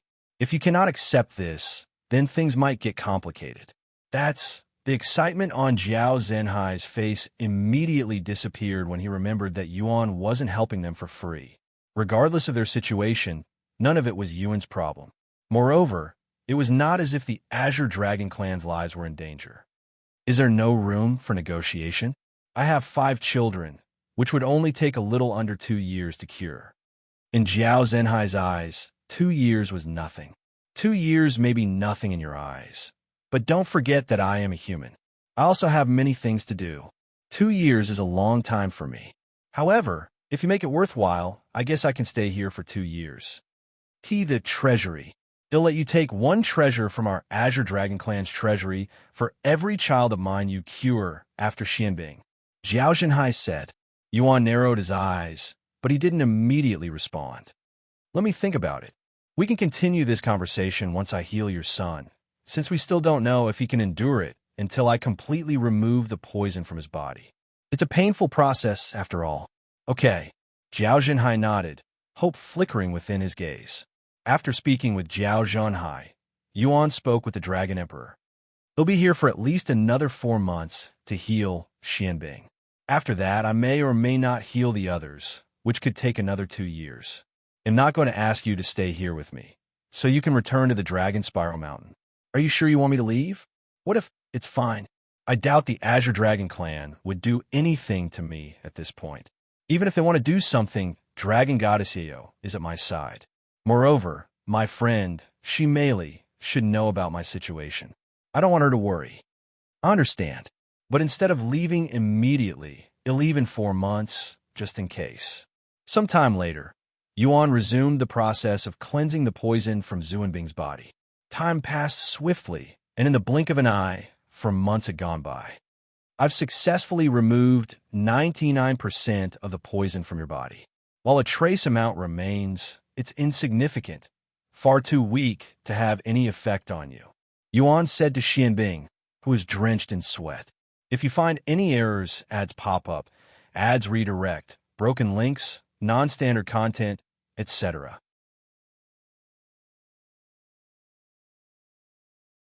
Chapter 1964, Azure Dragon Clan's Treasury. Chapter 1964, Azure Dragon Clan's Treasury. Thank you. Xuanbing stood up once he regained enough energy and bowed to Xuan. No problem. They contacted Zhao Zhenhai and the others shortly after. So, how are the results? Zhao Zhenhai asked. I have purified 99% of the poison in his blood. As for the remaining percent, it's too little to have any effect on him, so he's essentially fully healed, Xuan explained. Thank you, Zhao Zhenhai said with a slightly lowered head. Now, about the others, Xuan then said, let me rest for a few days, then I want to take a look at your treasury. If the contents interest me, they'll accept your offer. In that case, contact me whenever you are ready. I have already prepared a room for you. Xuan was led to his room shortly after. He'll head back to the Dragon Spiral Mountain now, said the Dragon Emperor in front of his room. Xuan nodded. He'll return as soon as I'm done here. Thanks for coming here with me. The Dragon Emperor left Xuan alone shortly after, but he didn't leave the Azure Dragon Clan yet. Zhao Zhenhai, I will be returning to the Dragon Spiral Mountain now. Already? Does that mean the envoy won't? That's not it. I will be returning alone. Senior envoy will remain here. In fact, I believe that the senior envoy has already decided to help your family, hence why he's sending me away. Is that so? Zhao Zhenhai sighed in relief. The senior envoy's safety is now your Azure Dragon clan's responsibility.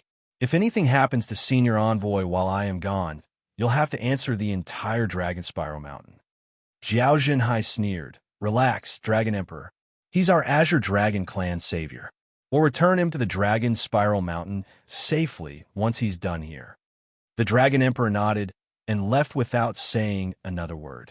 A few days later, Yuan emerged from his room and was personally escorted by Zhao Zhenhai to the Azure Dragon clan's treasury.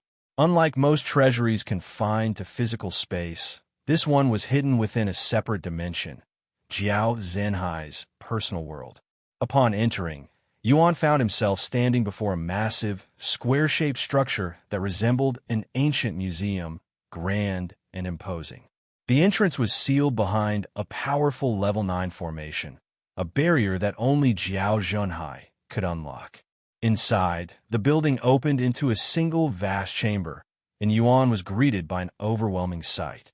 Rows upon rows of treasures, each one neatly displayed in elegant cases and along finely carved wall shelves. The sheer number of treasures stored within the chamber caused the air itself to pulse with concentrated spiritual energy. The pressure was immense, so dense and overwhelming that a cultivator at the Spirit Enlightenment realm would be crushed the moment they stepped inside. Take your time looking around, and if you see anything that piques your interest, don't hesitate to speak up, said Zhao Zhenhai as he gestured for Yuan to enter. Yuan wasted no time and immediately began looking at the treasures. The vast majority of the treasures within the treasury were weapons, armor, and artifacts. Most were of mythic grade or higher. The shelves dedicated to pills held a dazzling array of Tier 8 elixirs, and among them, a handful of exceedingly rare Tier 9 pills. Only the best and most powerful treasures make it to our treasury, said Zhao Zhenhai in a prideful tone. I can see that, Yuan said with a smile. The more Yuan explored the treasury, the more he was tempted to accept Zhao Zhenhai's offer. 2 years. While it's not a lot of time for most people, it's a lot to me. With his talents, Yuan could easily achieve what most people take centuries to achieve in 2 years, not to mention his real body was still stuck on Earth. After several hours of meticulously examining each treasure, Yuan finally reached the far end of the room. There, set apart from all the others, was a single display, elevated slightly and encased in its own reinforced barrier. Inside sat a breathtaking blue crystal, glowing faintly with a serene yet powerful light. Despite its relatively small size, no bigger than a drop of water, its luster shimmered like moonlight on still water, and its aura was unlike anything else in the room. What is this treasure? Yuan asked, his gaze lingering on the luminous blue crystal. Zhao Zhenhai's expression stiffened slightly before he offered a nervous smile and said, That is our family heirloom, the Tear of the Azure Heavens. Tear of the Azure Heavens? Never heard of it.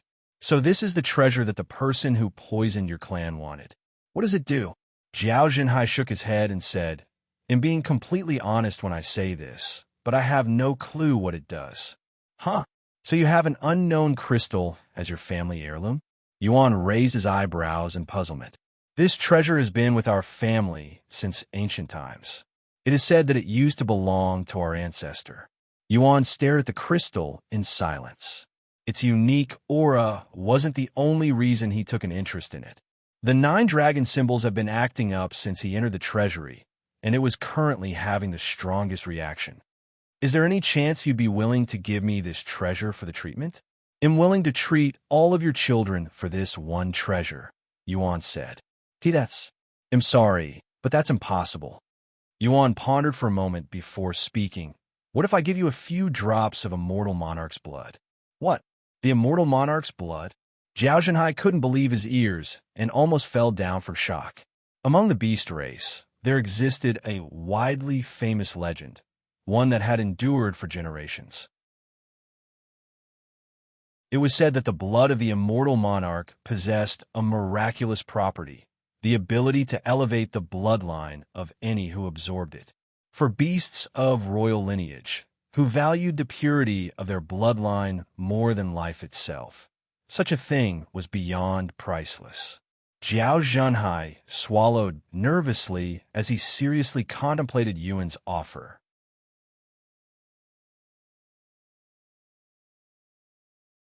Chapter 1965, Tier of the Azure Heavens.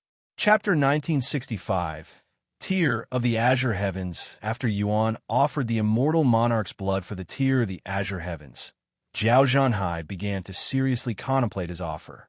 The immortal monarch's blood would not only help the Azure Dragon clan recover their weakened bloodline, but might even strengthen it past their original purity. How many drops of the immortal monarch's blood do you possess? Zhao Zhenhai asked in a hesitant tone. Yuan smiled and said, enough for you and all of your children. That much. Zhao Zhenhai almost couldn't believe his ears. However, Zhao Zhenhai didn't immediately agree and pondered. The Tears of Azure Heavens has been with our family since ancient times, but if I'm being honest, we have no use for it. Hell, we don't even know what it does.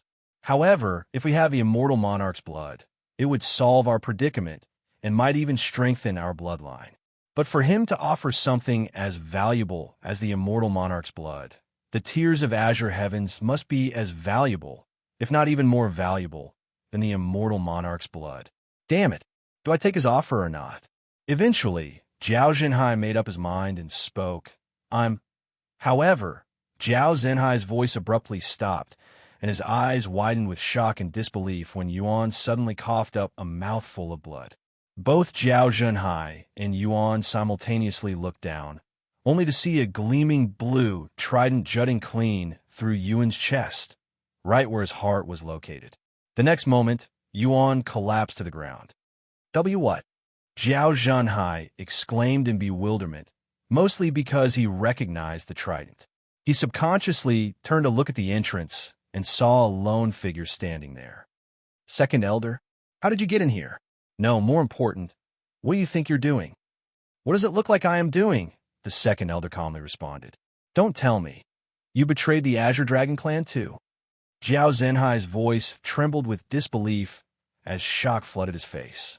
After the First Elder and the Third Elder's sudden betrayal, they had tirelessly interrogated the Second Elder for the past 4 months to ensure that he wasn't working with them, since the three of them were like peas in a pod. And after many hours of questioning, the Second Elder had been cleared of any suspicion. But alas, why did the three of you betray the Azure Dragon clan? Zhao Zhenhai roared as his cultivation erupted furiously. The Second Elder shrugged and said, it's quite simple. The Azure Dragon clan is no longer worth our protection and loyalty. There's no way you'd be stupid enough to betray us over such a reason. The Second Elder smiled and said, you're right. We found a place that's worth our loyalty. Who? Who are you working for? Zhao Zhenhai roared as he pounced at the Second Elder. Does it even matter? The Azure Dragon clan will soon cease to exist anyway. The Second Elder calmly raised his hand and deflected Zhao Zhenhai's furious strike. The clash sent shockwaves rippling through the Treasury, but with both of them being at the 4th level of the God Ascension realm, they stood locked in place, equally matched. I'll force everything out of you, even if it's the last thing I do. Zhao Zhenhai roared. I'd like to see you try. Zhao Zhenhai and the Second Elder clashed fiercely, their battle shaking the very foundation of the dimension. Blades of energy tore through the air, waves of celestial chi collided, and spatial distortions cracked around them like glass. Yet, despite the overwhelming power of their techniques, not a single treasure in the room was disturbed. Every weapon, pill, and artifact remained untouched. After nearly 1,000 intense exchanges, the tide of battle began to shift, and the Second Elder's cultivation suddenly increased to the 5th level. The Second Elder, though evenly matched at first, immediately started to gain the upper hand. Ha ha ha! How do you like this? I, who have always been slightly behind you, am now stronger. This is the result of betraying the Azure Dragon clan. You despicable bastard. Eventually, the second elder overpowered Zhao Zhenhai and sent him flying across the Treasury. Once I kill you, acquire the tier of the Azure Heavens, and accomplish our goal, we'll receive even more benefit from a Mystic Sea Dragon clan. Zhao Zhenhai trembled after hearing the name Mystic Sea Dragon clan. You were colluding with the Mystic Sea Dragon clan this entire time. You low-life bastards. Zhao Zhenhai roared, his voice thunderous with fury. The second elder covered his mouth with a hand and spoke in a teasing tone. Oops, I wasn't supposed to reveal that. Well, it doesn't really matter since you're going to die, so... In the midst of his sentence, the second elder suddenly stiffened, a sharp jolt of pain lancing through his back, like a blade piercing straight through him. His eyes widened in disbelief as he slowly turned around, only to see Xuan standing mere inches behind him, a dagger firmly gripped in his hand. You, how are you still alive? The second elder gasped, staggering slightly as a burning pain rippled throughout his body. However, what stunned him even more than the fact that Xuan was still alive after taking a spear through the heart was how he had managed to slip behind him completely unnoticed. Just like the first elder, you seem to like attacking people from the back, so I'm letting you experience it for yourself. How is it? Do you enjoy it? Snapping out of his daze, the second elder roared loudly and lashed out with a wild, powerful swing of his arm. Splat! Yuan's head was torn clean from his shoulders before it hurtled across the room, where it struck the wall with a sickening splatter of blood. That son of a bitch. I don't know how he survived being struck in the heart, but he's definitely dead now. No mortal can survive without their head. However, as the second elder turned away from the blood-smeared wall and back toward Xuan, his eyes widened in shock, and his complexion paled instantly, almost as if he'd seen a ghost. Sup? Xuan said with a smile on his face.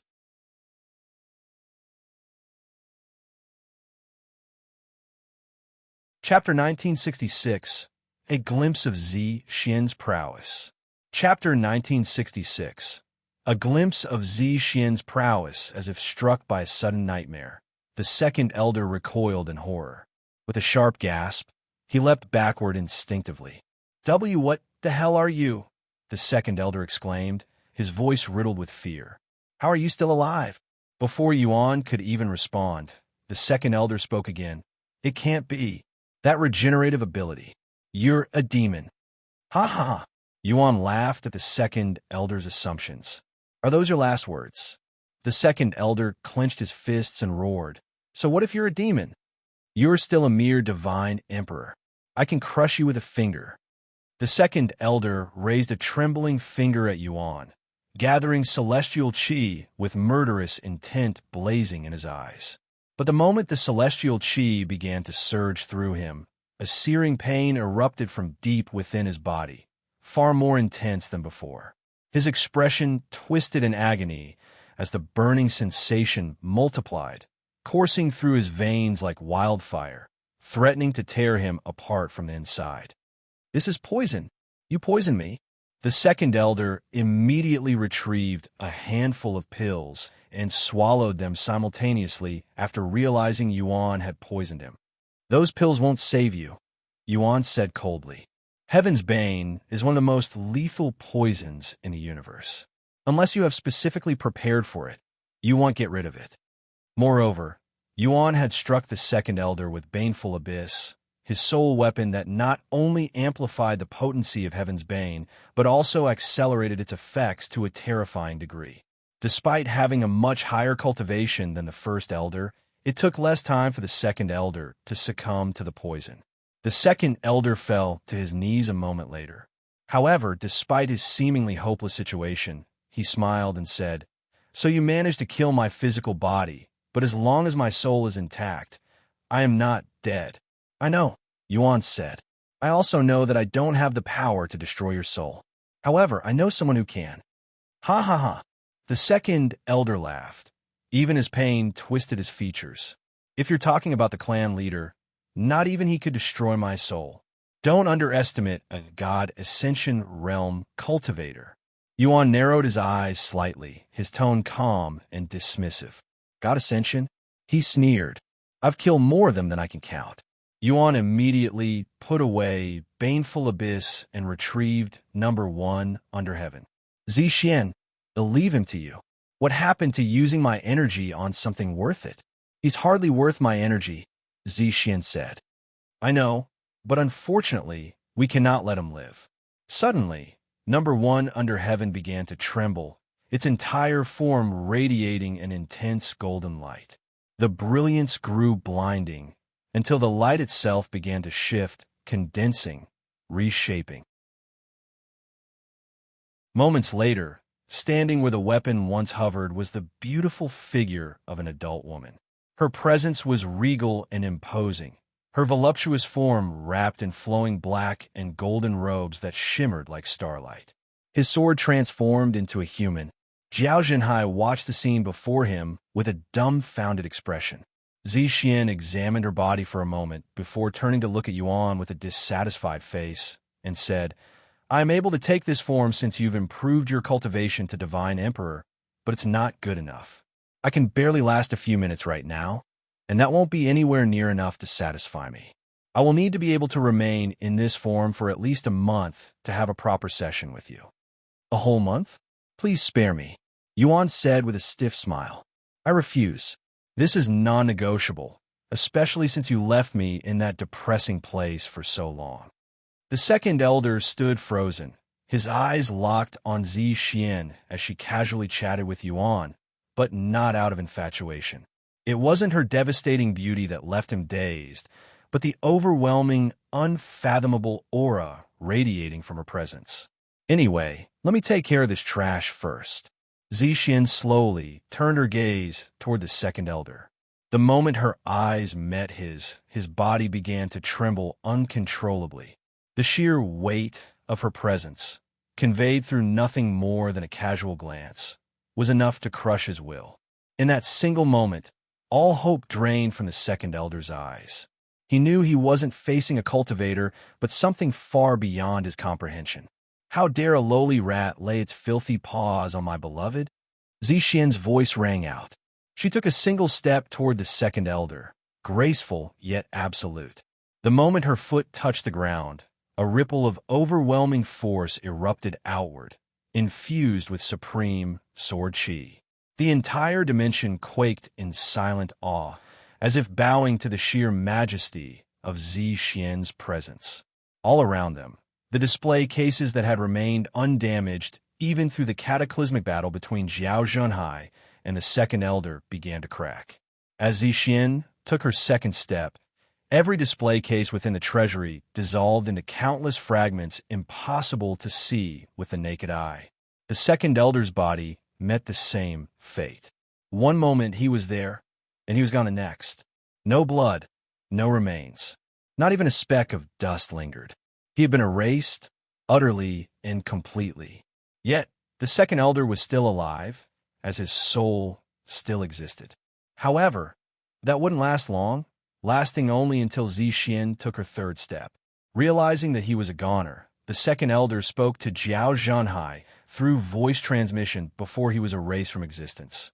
Even if you kill me, the Mystic Sea Dragon clan is already on their way here. It'll only be a matter of time before the Azure Dragon clan falls to them.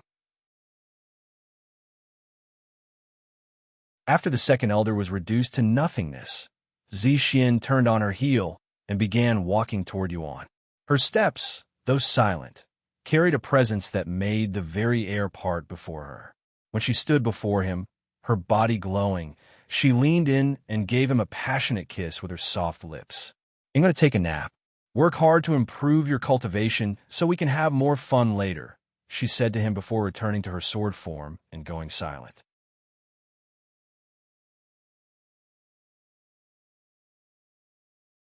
Chapter 1967, Consuming the Tear of the Azure Heavens.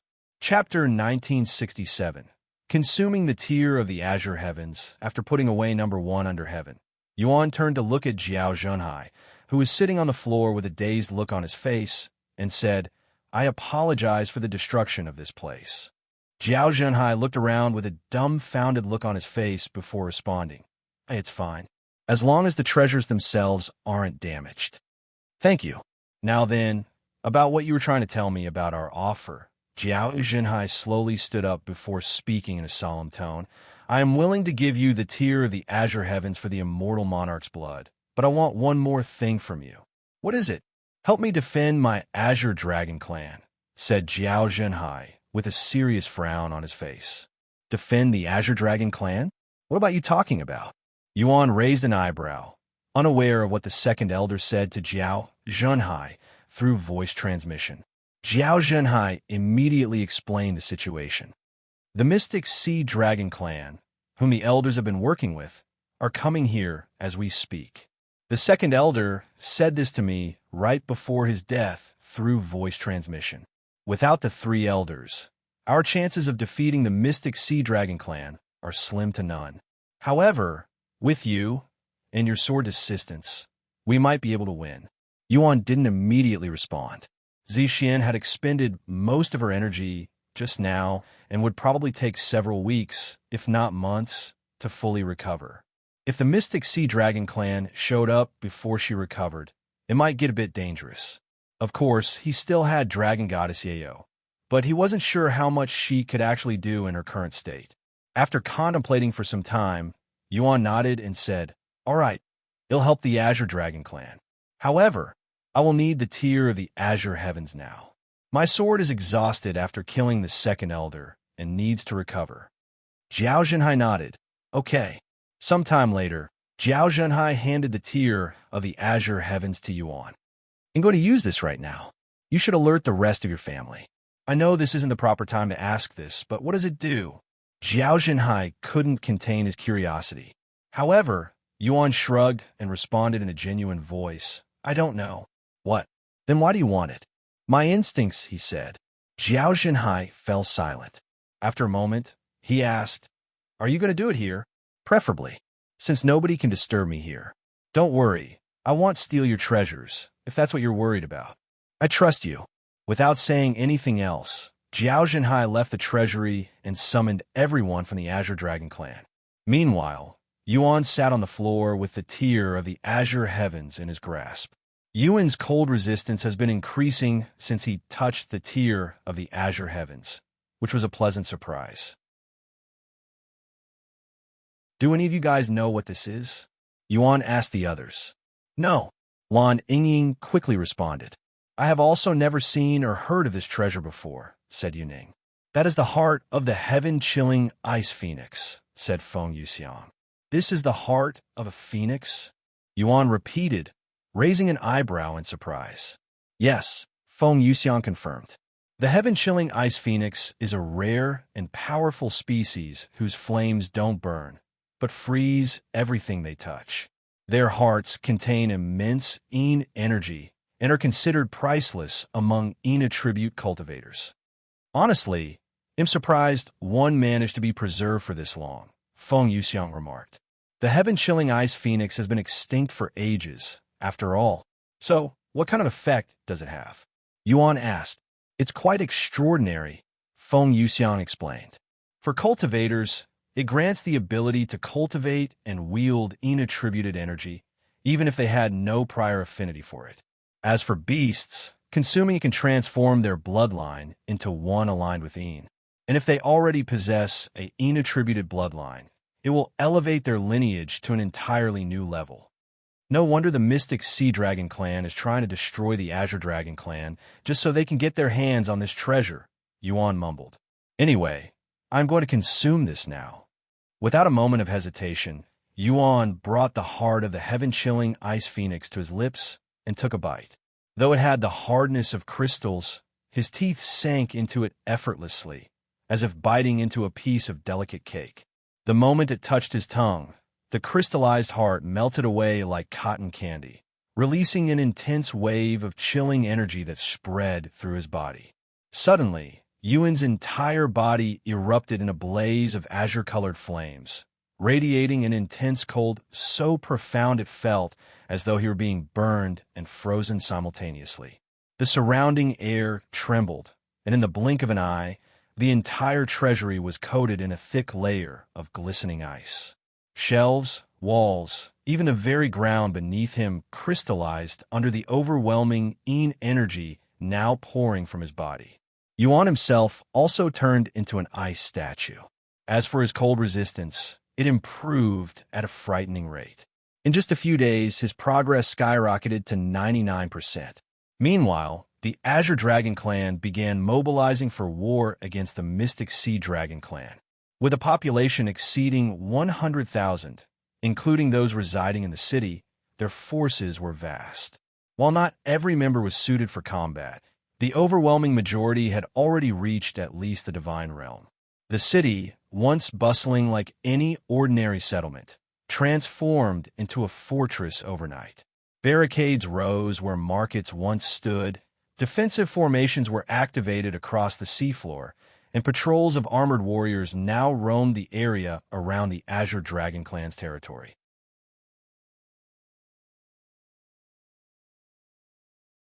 Chapter 1968, Completed Harmonious Heaven, Refining Immortal Physique. Chapter 1968, Completed Harmonious Heaven, Refining Immortal Physique. Where's Senior Envoy? Jiao Xianbing asked Jiao Zhenhai a month after they began preparing for war.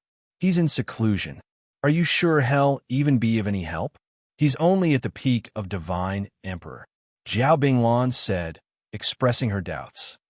And for the record, I still don't believe he managed to defeat the First Elder. Jiao Zhenhai looked at his foolish daughter and said, I didn't mention this, but it was he who killed the Second Elder. If it weren't for him, I wouldn't be standing here right now. What? He killed the Second Elder, who is the strongest amongst the three elders. The others from the Azure Dragon Clan expressed shock and bewilderment after learning of this. Binglan, you need to start respecting him, or you'll come to regret it later, Jiao Xianbing said to her. Your hate is unreasonable in the first place. He didn't do anything to offend you, and he's helped our clan tremendously. If it weren't for him, the three elders would have continued to stab us in the back. That's... Jiao Binglan fell silent. Suddenly, someone rushed into the room and shouted, We've spotted the Mystic Sea Dragon Clan. They'll arrive in our territory in 2 weeks. How many people do they have? Jiao Zhenhai questioned. Around 50,000. They only brought a fourth of their forces. These bastards are underestimating us a little too much. Jiao Zhenhai gritted his teeth in frustration. Yet, he didn't dare to underestimate their opponents. The Mystic Sea Dragon Clan was a royal bloodline just like them, after all. At the same time, Xuan had just finished absorbing the tier of the Azure Heavens. Boom! The moment Xuan completed his Harmonious Heaven, refining Immortal Physique, the bottleneck that kept him at the peak of Divine Emperor shattered, and his cultivation began soaring to the next level. In the blink of an eye, Xuan's cultivation surged to the peak of the Divine Ancestor realm, just a single step away from Immortal Ascension. However, entering the Immortal Ascension realm wasn't as simple as accumulating enough spiritual energy. A cultivator needed exceptional soul strength and, more importantly, profound insight into the nature of cultivation itself. This was the barrier that trapped countless experts at the Divine Ancestor level. Of course, Xuan was no ordinary cultivator. His soul strength already rivaled, if not surpassed, that of immortals, and with the vast experience and insight had accumulated from his past lives, he only needed to attempt entering it. No, he could enter Immortal Ascension even in his sleep. After taking a deep breath, Xuan began his attempt to break through to Immortal Ascension, the first step on his path toward true immortality. Moments later, a surge of immortal chi erupted from Xuan's body, flooding the air with boundless pressure. To ascend to the next level, one must continually refine their soul strength and deepen their insights into the Tao. However, for someone like Xuan, it was merely a question of whether he chose to ascend. Mere seconds after stepping into the first level of Immortal Ascension, another surge of immortal chi burst forth from Xuan's body as his cultivation soared into the second level. From that moment on, Yuan advanced through each level as if it were mere child's play. In the blink of an eye, he reached the 9th level of Immortal Ascension, just one step away from becoming an immortal. Yet that final step was unimaginably vast, a chasm where countless cultivators had faltered and fallen. Of course, if Yuan wanted to take that step, he could easily do so. However, when he attempted to do so, he was met by a familiar barrier. So my physique still has room to grow, huh? Yuan mused. Come to think of it, my fire and cold immunities are only at the first stage, while my poison and lightning immunities have already reached their peak. Congratulations on reaching the peak of Immortal Ascension, young master. Feng Yuxiang cheered loudly. You're now only a step away from becoming a bronze immortal, said Lan Yingying. I have never seen or heard anyone going from the first level to the peak in one sitting. Yuning muttered in a dazed voice.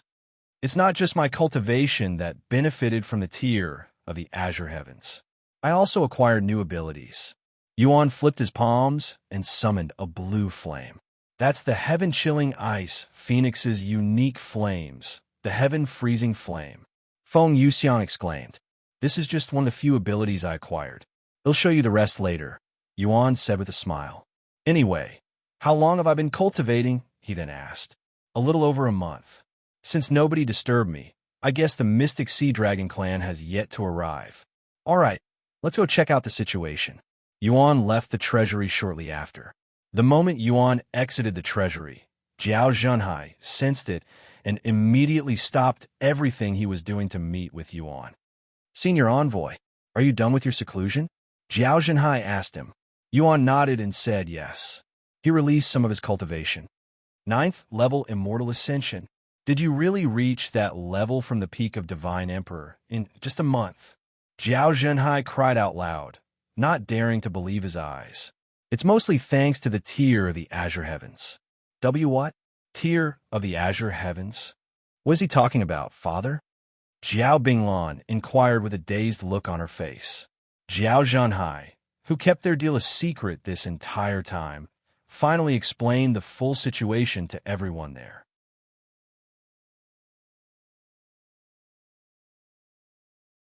Chapter 1969. The Mystic Sea Dragon Clan's Invasion. Chapter 1969. The Mystic Sea Dragon Clan's Invasion. What? You gave our family heirloom to him. Binglan exclaimed with a horrified expression after hearing Jiao Zhenhai's explanation. It wasn't just Jiao Binglan.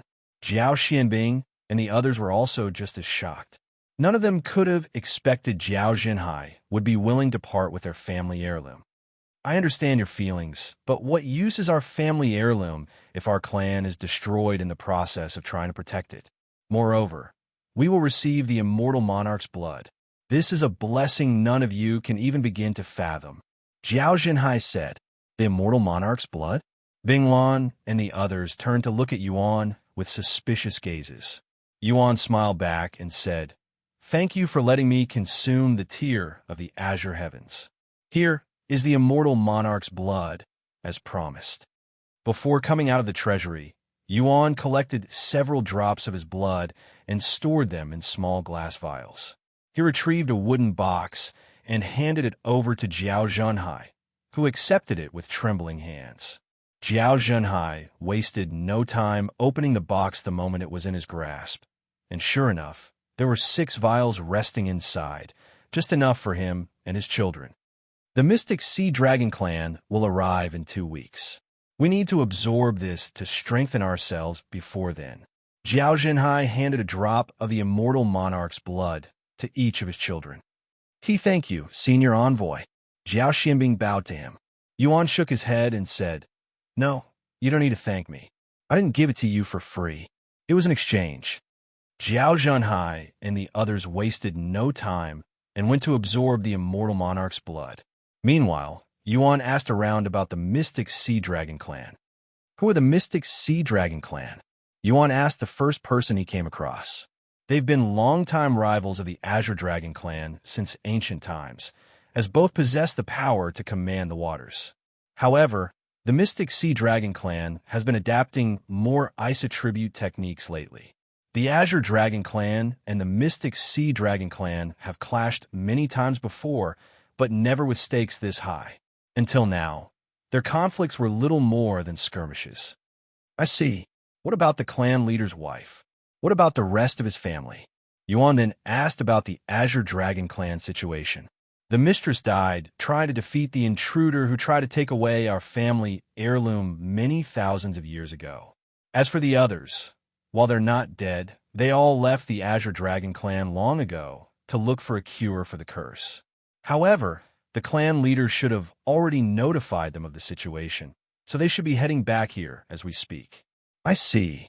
Xuan mumbled. Hearing that the Mystic Sea Dragon Clan has been learning ice attribute techniques made it very clear why they wanted the tier of the Azure Heavens, the heaven-chilling ice phoenix's heart. Unfortunately for them, Xuan had already absorbed the treasure for himself, so they were waging a pointless war against the Azure Dragon Clan. This made Xuan wonder if the Mystic Sea Dragon Clan would back out once they learn about it.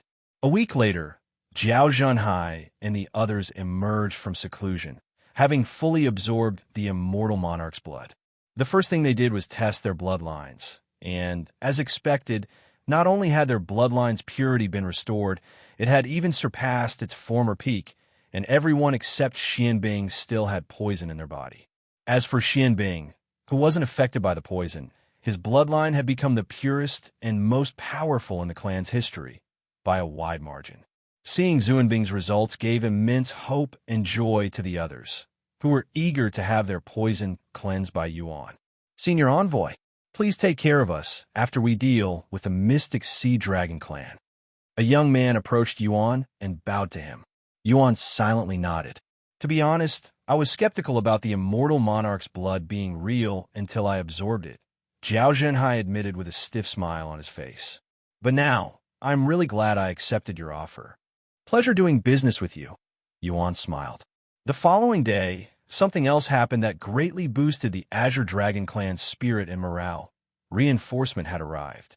Father, grandfather, and grandmother have returned, Zhao Binglan exclaimed as she hurried to his side. Truly, Zhao Zhenhai gasped. Before he could take a single step, two figures appeared before him. A middle-aged man and woman, both bearing the unmistakable traits of the Azure Dragon Clan. Father, mother, you made it back in time. Zhao Zhenhai hurried to greet them. Although their reinforcement was only two individuals, they were both powerhouses at the God Ascension realm and Zhao Zhenhai's parents. We rushed back immediately after receiving your emergency contact. What is the situation right now? Asked the middle-aged man. The Mystic Sea Dragon Clan will arrive in less than a week, said Zhao Zhenhai. Allow me to keep you up to date for now. Over the next several hours, Zhao Zhenhai recounted everything to his parents, from their fateful encounter with Xuan to how he had resolved their crisis. He made no attempt to conceal the fact that he had traded away their family heirloom in exchange for Yuan's help and the Immortal Monarch's blood. By the time he finished, both of his parents were trembling, not from rage at the Mystic Sea Dragon Clan, nor from the loss of the heirloom, but for an entirely different reason. You little brat, how dare you only ask for enough Immortal Monarch's blood for your children and yourself? What about us, your own parents? Have you already forgotten about us in such a short time? His father stood up and roared angrily. His mother expressed similar complaints. In other words, they were angry about being left out of a once-in-lifetime experience.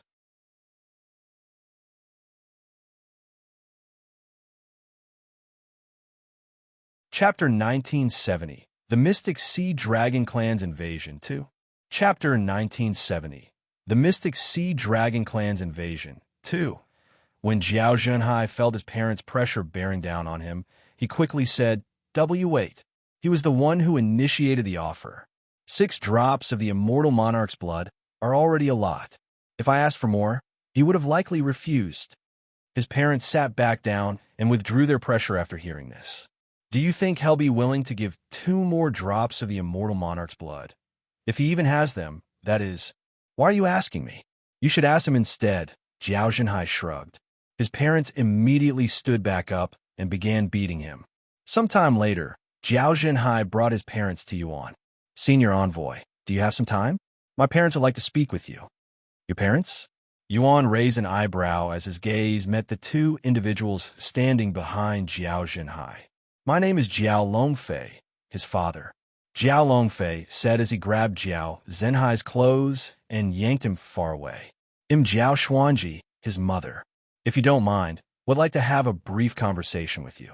Yuan had already guessed their intentions and greeted them with a calm smile. You're here to ask about the immortal monarch's blood, aren't you? The couple was stunned by his directness, caught off guard, and left momentarily speechless. While that is part of the conversation, we mainly wanted to thank you for helping our family. Jiao Longfei responded in a stiff tone. Yuan then said, Unfortunately, my transaction with the clan leader has already ended, and I am only helping the Azure Dragon clan because you have something that I need. That's just as Jiao Xuanji opened her mouth, Yuan interrupted. However, that doesn't mean I cannot make a new transaction with you too. If you want the immortal monarch's blood, I still have some left. Really? What do you want for them? Jiao Xuanji exclaimed, her voice full of excitement. 1. No. We'll give you 2 treasures from our treasury for each drop. Jiao Longfei said as he raised 2 fingers before him. Yuan responded by showing 3 fingers. Make it 3 and you'll have a deal, so 6 treasures in total. Deal. Although Jiao Xuanji hesitated for a split second, he quickly made up his mind and agreed to Yuan's offer. Thank you. Here you go. Yuan immediately retrieved 2 vials and handed each of them one. Since the Mystic Sea Dragon clan will be invading soon, he'll give these to you ahead of time. You won't regret it. The couple immediately left to absorb the blood. 3 days later, the Mystic Sea Dragon clan arrived earlier than expected, before Jiao Zhenhai's parents could finish absorbing the blood. However, since they have already started absorbing the blood, they couldn't be disturbed, so the Azure Dragon clan had to deal with the invasion without them for now. Meanwhile, the Mystic Sea Dragon clan came to a halt just outside the Azure Dragon clan's underwater city, their 50,000-strong army standing tall, exuding unwavering confidence. Amidst the sea of soldiers, a lone figure with a familiar face stepped forward and spoke in a voice so powerful it echoed through the city, reaching even the depths of the Azure Dragon clan's living quarters. Azure Dragon clan. The Mystic Sea Dragon clan will grant you 24 hours to hand over the tier of the Azure Heavens. If you do not meet our demand within the time limit, don't blame us for whatever happens afterward. That's the 3rd Elder. So the rumors calling him a traitor were true. The people of the Azure Dragon clan were greatly shocked to see the 3rd Elder standing with the Mystic Sea Dragon clan. Jiao Zhenhai appeared before them and sneered coldly. So you'll turn around and leave if we give you the tier of the Azure Heavens? The 3rd Elder laughed out loud before responding. Of course not. If you hand over the treasure, the Mystic Sea Dragon clan will spare your lives. However, you'll have to come under our clan's name as servants. The Azure Dragon clan as servants? In your damn dreams. Suddenly, Yuan appeared beside Jiao Zhenhai and scanned the place with a composed expression. Where's the 1st Elder? Did he still end up dying even after you saved him? Yuan asked calmly. In the very next instant, a surge of overwhelming bloodlust swept through the area as a new figure suddenly appeared. Yuan shifted his attention to this newcomer, a handsome young man he didn't recognize. The handsome young man then roared. I only lost that time because I had underestimated you and didn't use my full strength to avoid being exposed. It will not happen again. This time, I swear I will shred you to pieces. Oh, you managed to get a new body in such short time?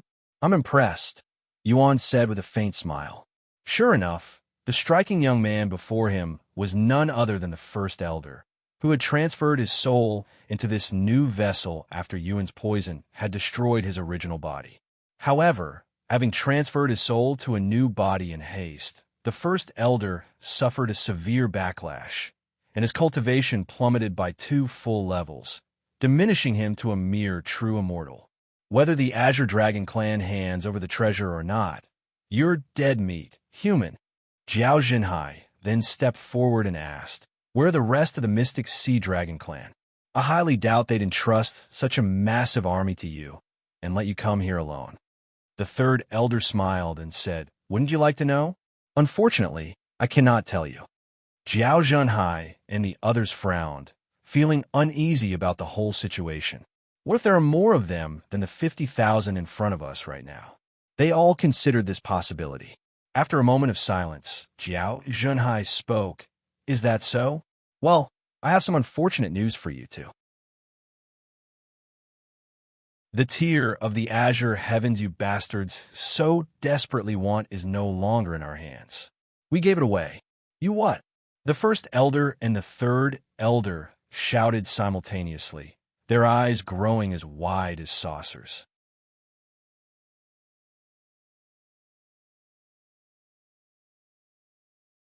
Chapter 1971, The Mystic Sea Dragon Clan's Invasion 3. Chapter 1971, The Mystic Sea Dragon Clan's Invasion 3. Why you're lying. There's no way the Azure Dragon Clan gave away its family heirloom.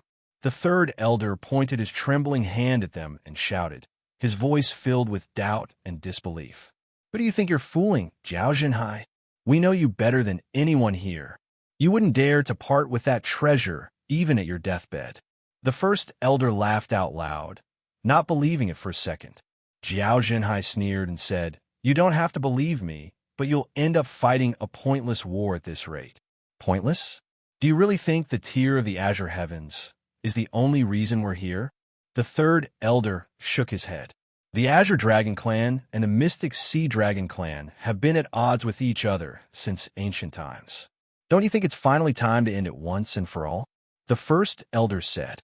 "Don't you both possess royal bloodlines? Wouldn't it cause serious complications if the two of you were to clash?" Yuan suddenly asked. "What would you know, human? Just because we have royal bloodlines doesn't mean we're allies.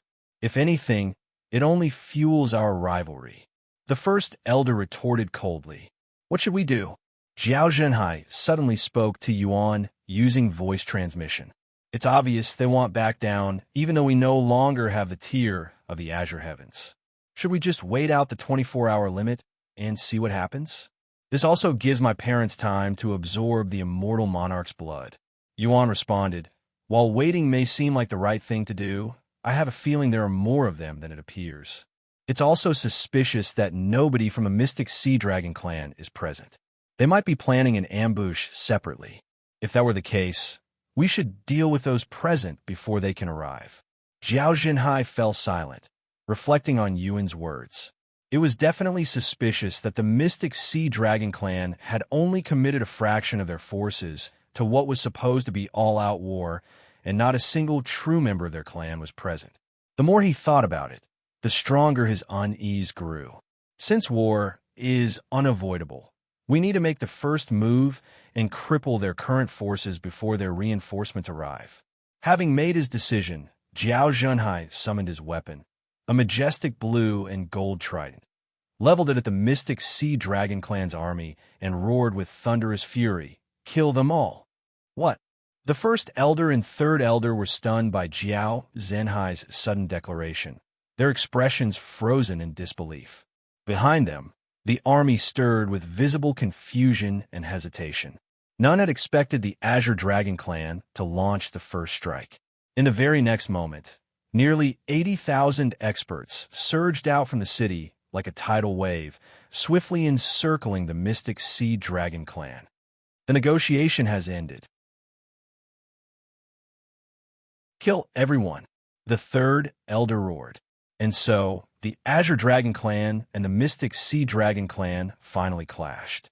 The battlefield roared with chaos as countless Divine Realm cultivators exchanged blows, shaking the depths of the sea.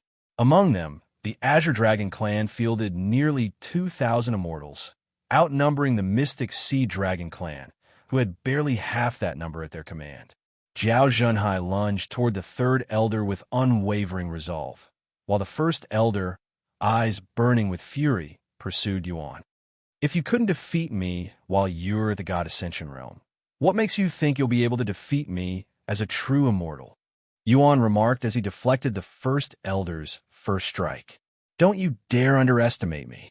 My cultivation may have lowered, but I can still use celestial chi. The First Elder roared as he unleashed his celestial chi. Although it wasn't as strong as before, it was still enough to pressure Yuan. Hood increased his cultivation to the peak of Immortal Ascension. With number 1 under heaven in his grasp, Yuan fought the First Elder while constantly being suppressed by celestial chi. Despite the vast disparity in their cultivation, Yuan wasn't being pushed back. Wait a second. His cultivation is at the peak of Immortal Ascension. But it was only at the peak of Divine Emperor when I last saw him a few months ago. The First Elder realized this amidst their fight, which shook him to the core. No, it's impossible that his cultivation increased that much in such a short time. This must have been his real cultivation since the very beginning. Even if Yuan had told him the truth, the First Elder still wouldn't believe it.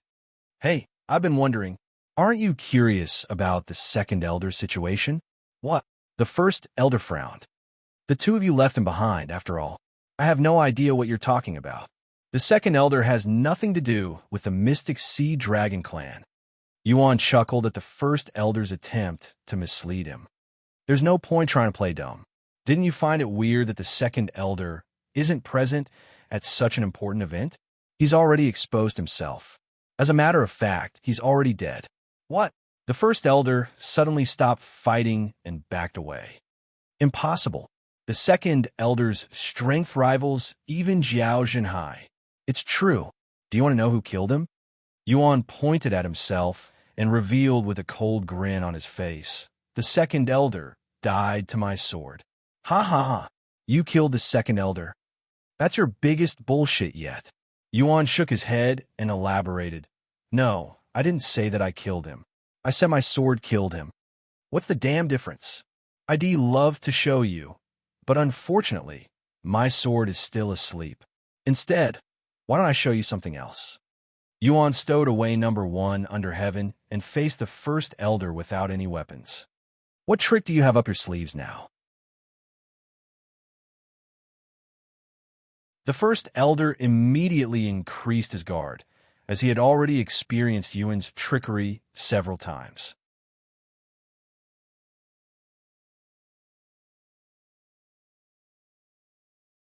Chapter 1972, The Mystic Sea Dragon Clan's Invasion 4. Chapter 1972, The Mystic Sea Dragon Clan's Invasion 4. A trick, huh? Well, I guess it may seem like that to you. After putting away his weapon, Yuan slowly approached the First Elder. Seeing this, the First Elder hastily distanced himself from Yuan. A profound light flickered within Yuan's eyes, and he spoke in a low but commanding tone. Halt. The First Elder was greatly shocked when his body suddenly stopped listening to his commands and halted all movements. Get on your knees. As if Yuan's words held dominion over his very soul, the First Elder dropped to his knees and knelt before him. What is going on? What did you shut up? You will only speak when given permission. The First Elder tried to speak, but not a single word escaped.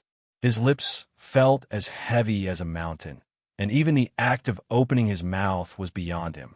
He frantically darted his gaze across the battlefield, desperate to see if anyone was witnessing this humiliation. But in the midst of the blood-soaked chaos, where every cultivator fought for their life, not a single soul noticed the silent, one-sided submission playing out between Yuan and the First Elder. What the hell is going on? Why isn't my body listening to me? Did he poison me again? But when did he do it, and how? The First Elder believed he was poisoned again, but had never experienced or heard of such a powerful poison. What's on your mind? Let me guess. Are you thinking that I poisoned you again? Yuan suddenly spoke. The First Elder's eyes widened with surprise at Yuan's words. So I'm right, huh? Well, fortunately for you, I didn't poison you. The surprise on the First Elder's face turned to puzzlement after hearing this. If he wasn't poisoned, what could be the cause of this phenomenon? Since you're going to die soon, they'll let you in on a secret. Yuan moved his lips near the First Elder's ears but spoke through voice transmission just in case. I was lying when I said that I was Dragon Goddess Yu's envoy. In reality, I am the Immortal Monarch. The first elders' eyes nearly popped out of their sockets from shock. The immortal monarch? What kind of nonsense is he talking about? However, as much as he wanted to deny it, it would explain why he was obeying Yuan's every command. Now die for me. Yuan wasted no time and commanded the first elder to die. The first elder coughed up a mouthful of blood as he subconsciously destroyed his own heart. However, although the first elder's physical body died, his soul was still alive, and while his cultivation had dropped to the true immortal realm, his soul was still at the god ascension level. Yuan knew he couldn't kill the first elder so easily, nor did he care to try. Instead, he calmly retrieved Dragon God's vengeance and, with a flick of his sleeves, forcefully cast the first elder's soul into the weapon, leaving his fate to Dragon Goddess Yayo. The moment the soul was sealed within, Dragon God's vengeance trembled violently, as though roaring in fury, echoing the wrath of the goddess within.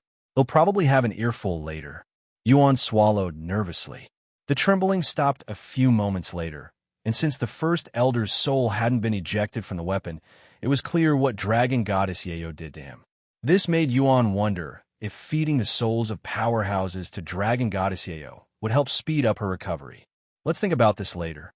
Yuan shifted his gaze to the rest of the battlefield, where thousands of mutilated corpses lay scattered amidst blood-stained waters, most of them belonging to the mystic Sea Dragon clan.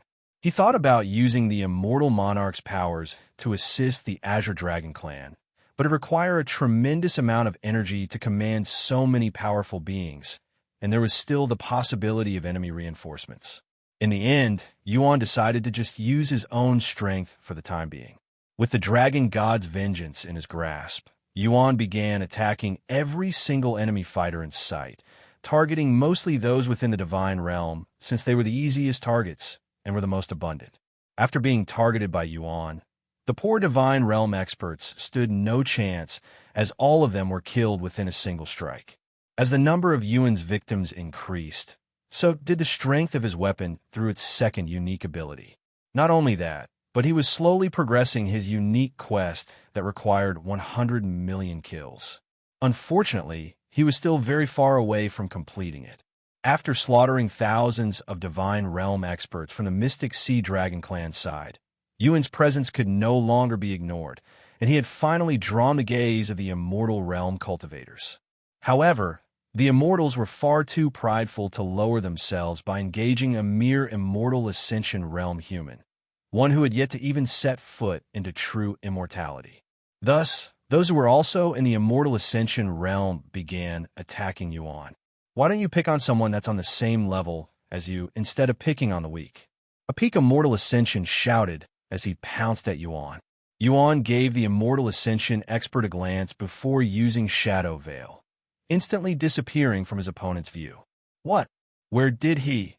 Before the man could even finish his sentence, Yuan had already arrived behind him like a shadow to land a critical strike. Impossible! The man muttered his last words as Yuan brutally yanked the Dragon God's vengeance from his corpse and watched as it slowly sank to the ocean floor. If you want to stop me, you'd better come at me with everything you've got. Yuan laughed out loud as he continued slaughtering the mystic Sea Dragon clan's army. As somebody stop him. The mystic Sea Dragon clan's army quickly descended into chaos, their formation crumbling under the weight of fear and confusion.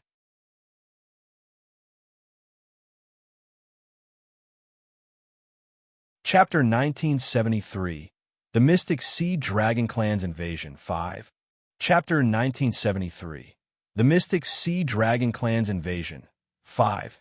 Noticing how fast their army was falling apart, the Mystic Sea Dragon Clan's immortals could no longer sit still and went after Yuan. About time I have some worthy opponents.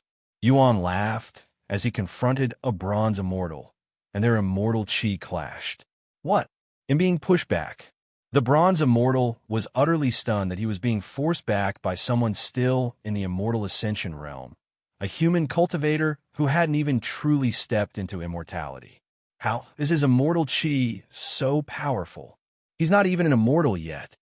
The other immortals were equally shaken by the sheer intensity of Yuan's immortal chi, and the true immortals there wore grim expressions, unable to hide their disbelief.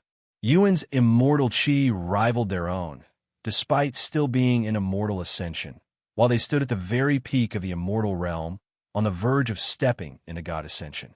In the cultivation world, one only attains true immortality after transcending the immortal ascension realm and stepping into the ranks of bronze immortals. Though the immortal realm consists of only 4 distinct stages, bronze, silver, golden, and true immortal, the gap between each is vast, often requiring as much time and cultivation as ascending through all 9 levels of immortal ascension. Yet Yuan, a mere cultivator still within immortal ascension, had already surpassed even the true immortals. What would happen if Yuan were to become a bronze immortal, let alone a true immortal? How terrifying would his power become then? No one present could begin to fathom it. Not even the god ascension cultivators, who already stood beyond immortality. We must kill that human now, or he'll become a huge threat to the mystic sea dragon clan and our plans. The immortals quickly exchanged voice transmissions in secret, and after a brief but heavy silence, reached a unanimous decision to strike at Yuan together, even if it meant staining their pride and shattering their reputation. Suddenly, the battlefield shifted dramatically. Without warning, hundreds of immortals, even those already locked in fierce combat, abandoned their fights and turned their focus toward a single target, Yuan. Senior Envoy, watch out, they're all targeting you. Members of the Azure Dragon clan hurriedly shouted warnings to Yuan as they pursued the forces of the Mystic Sea Dragon clan going after him. Oh, despite the looming threat, Yuan showed not the slightest trace of panic. In fact, a faint smile tugged at his lips. To think so many mighty immortals would band together against a mere mortal like me, I'm truly honored. To show my gratitude, Yuan said calmly, his smile widening. Allow me to face you all with my full strength. What? The bronze immortal fighting Yuan was shocked to hear he wasn't even fighting at his full potential. As the immortals closed in, a profound, chaotic, and overwhelming aura erupted from Yuan's body like a volcanic explosion, shaking the battlefield and halting even the boldest in their tracks. What is that ominous energy? It's making my soul tremble. The immortals cried out in alarm, their faces twisted with confusion and unease as they encountered chaos energy for the first time, its presence utterly foreign, yet instinctively terrifying. Although Yuan's main cultivation had already surpassed that of his chaotic heart, he intended to use it solely to enhance his own physique.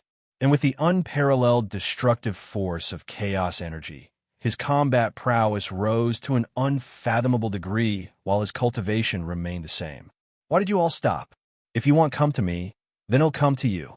Yuan laughed, his voice echoing with battle lust as he lunged toward the bronze immortal before him, his speed and power now magnified many times over. Overwhelmed by Yuan's chaotic aura, the bronze immortal instinctively took a step back. But the moment he turned to retreat, Yuan's eyes blazed with radiant gold. Where do you think you're going? Yuan roared, unleashing Dragon's gaze at full power, his voice thundering like the heavens themselves. The bronze immortal instantly froze in place, his soul gripped by an overwhelming pressure that crashed down like a divine hammer. In the very next moment, without Yuan lifting a finger, the bronze immortal coughed up a mouthful of blood and collapsed, his soul shattered under the weight of Dragon's gaze. After all the power he had gained within the primal expanse, especially with his dragon powers, Yuan's Dragon's gaze had evolved to a terrifying degree. It was potent enough to shatter souls outright, especially when unleashed at full intensity. Did he just use Dragon's gaze? Why does he know that technique? I thought he was human. Even though they weren't directly targeted, Yuan's Dragon's gaze was so powerful that it sent tremors through the souls of everyone nearby, leaving them shaken to their core. Not just Dragon's gaze, he can use Dragon Awakening too. He's definitely a dragon. We were fooled into underestimating him. Snapping out of their daze, the immortals steeled themselves and renewed their assault, launching a coordinated attack against Xuan with grim determination. Not daring to get too close to Xuan because of his dragon's gaze, the Immortals attacked him from afar. Hundreds of martial techniques rained down on Xuan all at once, yet he made no effort to dodge or defend. He simply continued to charge forward, letting the attacks crash against his body without the slightest concern. The combined assaults from the bronze and silver Immortals couldn't even leave a scratch on Yuan's body, while strikes from the golden Immortals merely allowed him to feel the sting of real pain. As for the true Immortals, their attacks were powerful enough to tear through his defense and draw blood. Yet he regenerated any damage received instantly, recovering in full before the Immortals could even blink their eyes in astonishment.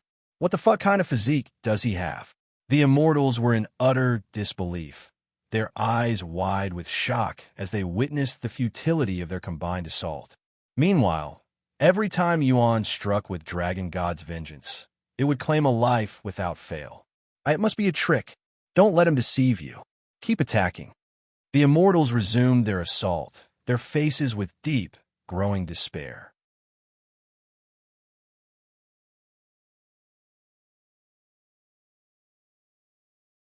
Chapter 1974, The Mystic Sea Dragon Clan's Invasion, 6. Chapter 1974, The Mystic Sea Dragon Clan's Invasion, 6. As the Immortals relentlessly unleashed their martial techniques on Xuan, he continued to ignore their attacks and struck whoever was the closest to him, reducing their numbers with terrifying speed and indifference, almost as if the difference in their cultivation meant nothing in his eyes. As time passed, Yuan's prowess only continued to increase as the Dragon God's vengeance claimed more victims with a dragon bloodline. Fuck, why aren't our attacks working on him? Where did this monster come from? A scatter. Get away from him. I can't. He's too fast, Damn it. How is he disappearing before our eyes, even escaping detection from our divine sense? This doesn't make any sense. Though it appeared that Xuan was merely chasing them down, he was, in truth, weaving shadow veil into every movement, distorting their perception and turning the battlefield into a nightmare of illusion and dread. In the enemy's eyes, Xuan was teleporting all over the place while leaving behind clones of himself. Of course, these clones were mere illusions created using shadows with his shadow puppet technique.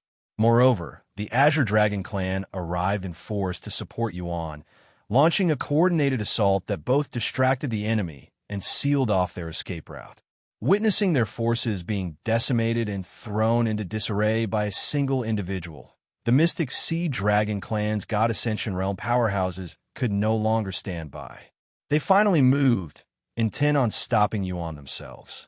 The Mystic Sea Dragon clan initially showed up with 4 God Ascension realm powerhouses, but with the first Elder gone and the third Elder occupied with Jiao Zhenhai, only 2 of them were available to deal with Xuan.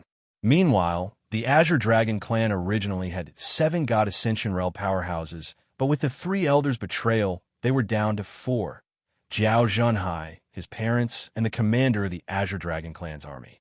The moment the commander of the Azure Dragon clan's army sensed the movements of the 2 God Ascension realm powerhouses, he rushed to intercept, but he was only able to hold off one, leaving the other free to advance toward Xuan. Because of their immense power and overwhelming influence, an unspoken rule existed in the cultivation world. God Ascension realm cultivators should not interfere in large-scale battles like the ongoing war between the Azure Dragon clan and the Mystic Sea Dragon clan unless they were the only ones standing or the situation had reached a critical point and left them no other choice. Of course, since this was merely an unspoken rule and not a real law, it couldn't be enforced, and there were always those who disregarded it entirely, acting as they pleased even if it damaged their reputation, just like the first Elder and the third Elder. Once the God Ascension realm cultivator entered the fray, Xuan was forced to halt his slaughter and turn his full attention to the approaching threat. His opponent stood at the second level of God Ascension, the same as the first Elder. Yet, he radiated a pressure and presence that made him seem incomparably more formidable, as though they existed on entirely different tiers. Once a cultivator stepped into the God Ascension realm, advancing even a single level could take thousands, if not millions, of years.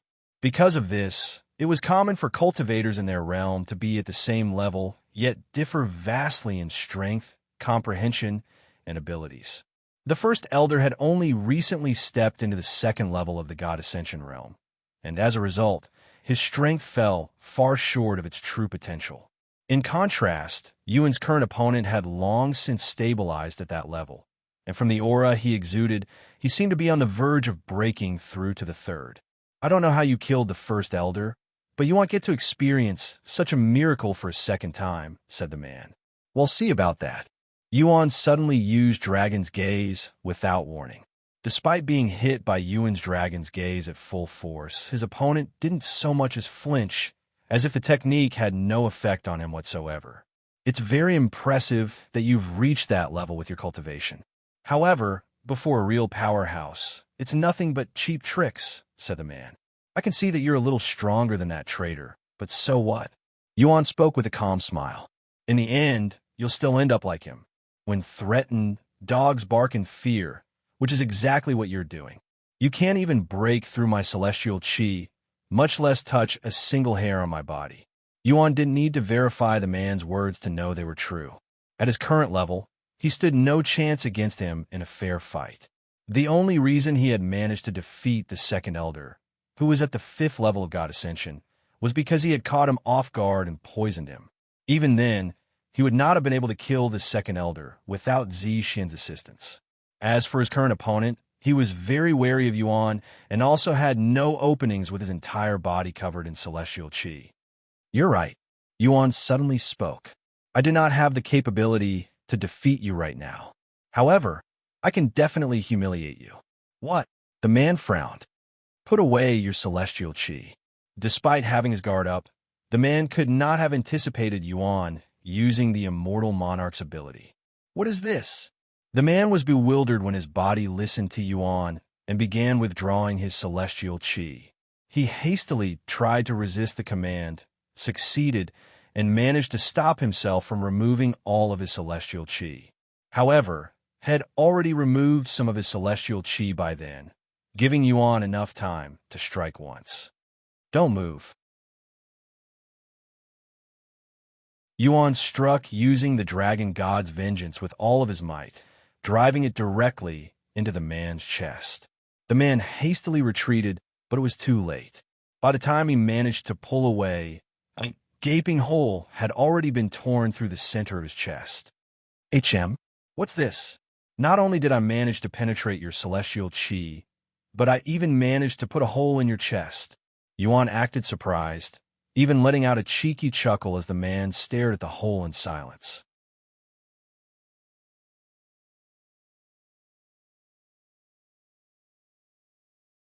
Chapter 1975, Wielding Celestial Chi. Chapter 1975, Wielding Celestial Chi. How dare you?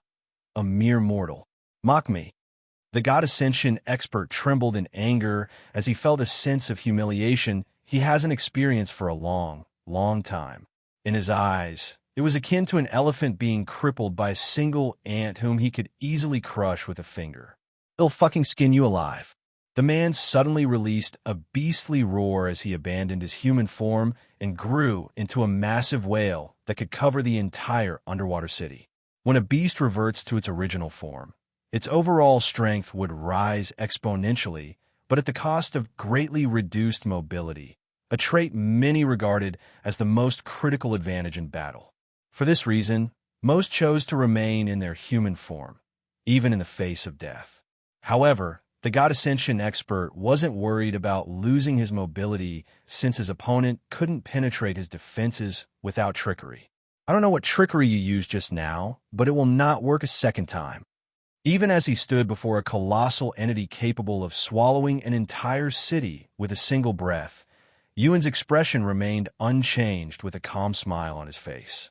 In the very next moment, the whale unleashed a barrage of celestial chi, shaped into countless thin needles, but in reality, each needle was massive, towering like skyscrapers as they rained down toward Yuan with devastating force. Though consumed by rage, the whale had not lost his reason and remained aware of his comrades battling nearby. As such, he restrained his power, opting for these compressed, controlled attacks to avoid causing collateral damage amidst the chaos. As for Yuan, since there was nothing he could realistically do to the celestial chi, he was forced to dodge the incoming strikes.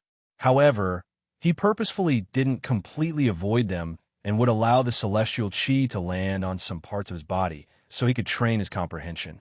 "Looks like you're having trouble. Need some assistance?" Yuning suddenly asked. "What do you have in mind?" "Unless I can get through his celestial chi, it won't matter. Only celestial chi can cut through celestial chi. Although my cultivation has dropped to golden immortal, I can still sense and manipulate celestial chi to a certain extent," she said. "Though I have never tried this before, I can theoretically help you gather celestial chi through your dantian, allowing you limited use. It's a very reckless thing to do, and I wouldn't have even brought this up if I weren't in your dantian, or I think your body couldn't handle celestial chi. However, it's clear that your body is beyond common sense." An excited smile appeared on Yuan's face after hearing Yuning's suggestion. "Let's try it," he quickly said without an ounce of hesitation in his voice. "Okay, give me a moment." A few seconds later, Yuning said, "I'm gathering celestial chi now." Yuning began collecting celestial chi while using Yuan's dantian as its storage. The very next moment, Yuan coughed up a mouthful of blood as searing pain tore through his body, feeling as if every inch of him was swelling beyond control, on the verge of bursting apart from within. Upon witnessing this, Yuning was overwhelmed with fear and immediately ceased her actions, unable to bring herself to continue. "Keep going," Yuan suddenly said. But it's only a little painful. I can handle it." Despite her reluctance, Yuning began gathering celestial chi again, albeit slowly. "What is he?" The whale stopped attacking Yuan when he noticed celestial chi was being gathered around him. "No, it can't be." His voice shook when he realized what was happening.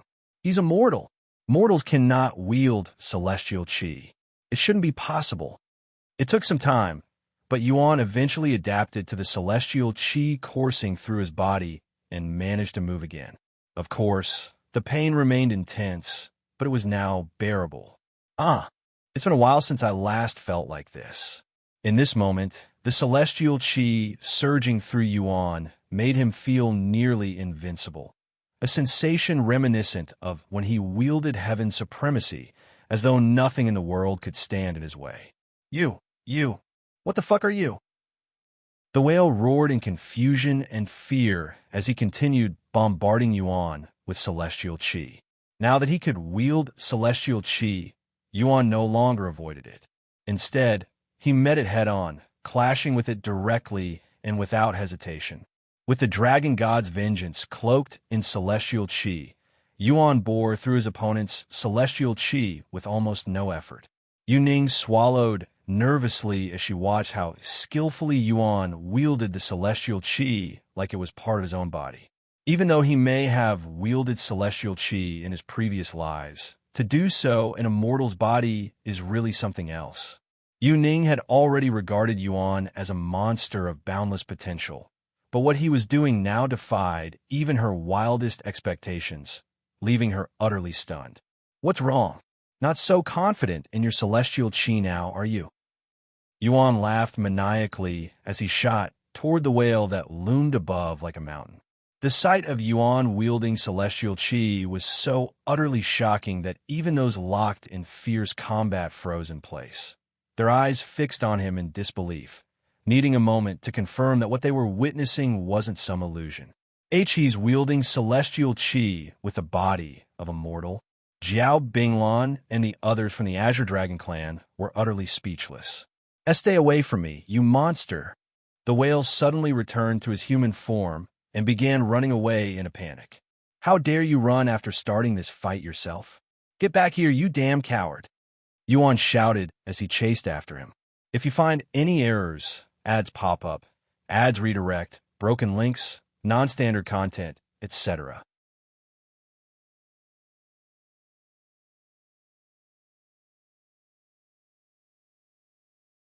Chapter 1976 Mystic Sea Dragon Clan's Reinforcement. Chapter 1976 Mystic Sea Dragon Clan's Reinforcement. As the God Ascension expert turned to flee, Xuan immediately gave chase. However, being underwater, and with his opponent a native sea beast, Xuan quickly found himself outpaced, the distance between them widening with every passing second. Unable to close the distance, Xuan resorted to mockery, hurling taunts laced with scorn in hopes of provoking his opponent into a reckless, rage-fueled mistake. You dare call yourself a god when you're running away from a mortal like a frightened cat. Your comrades are still fighting for their lives while you abandon the battlefield. Are you not ashamed of yourself? Even if you survive, you'll become an object of derision. Damn, look how fast you're going. I can't wait to tell my friends and the rest of the world about this.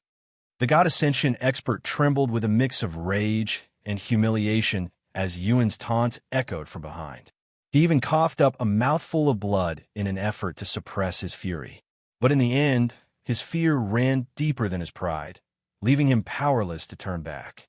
However, just as Xuan was about to give up the chase, the man abruptly came to a halt.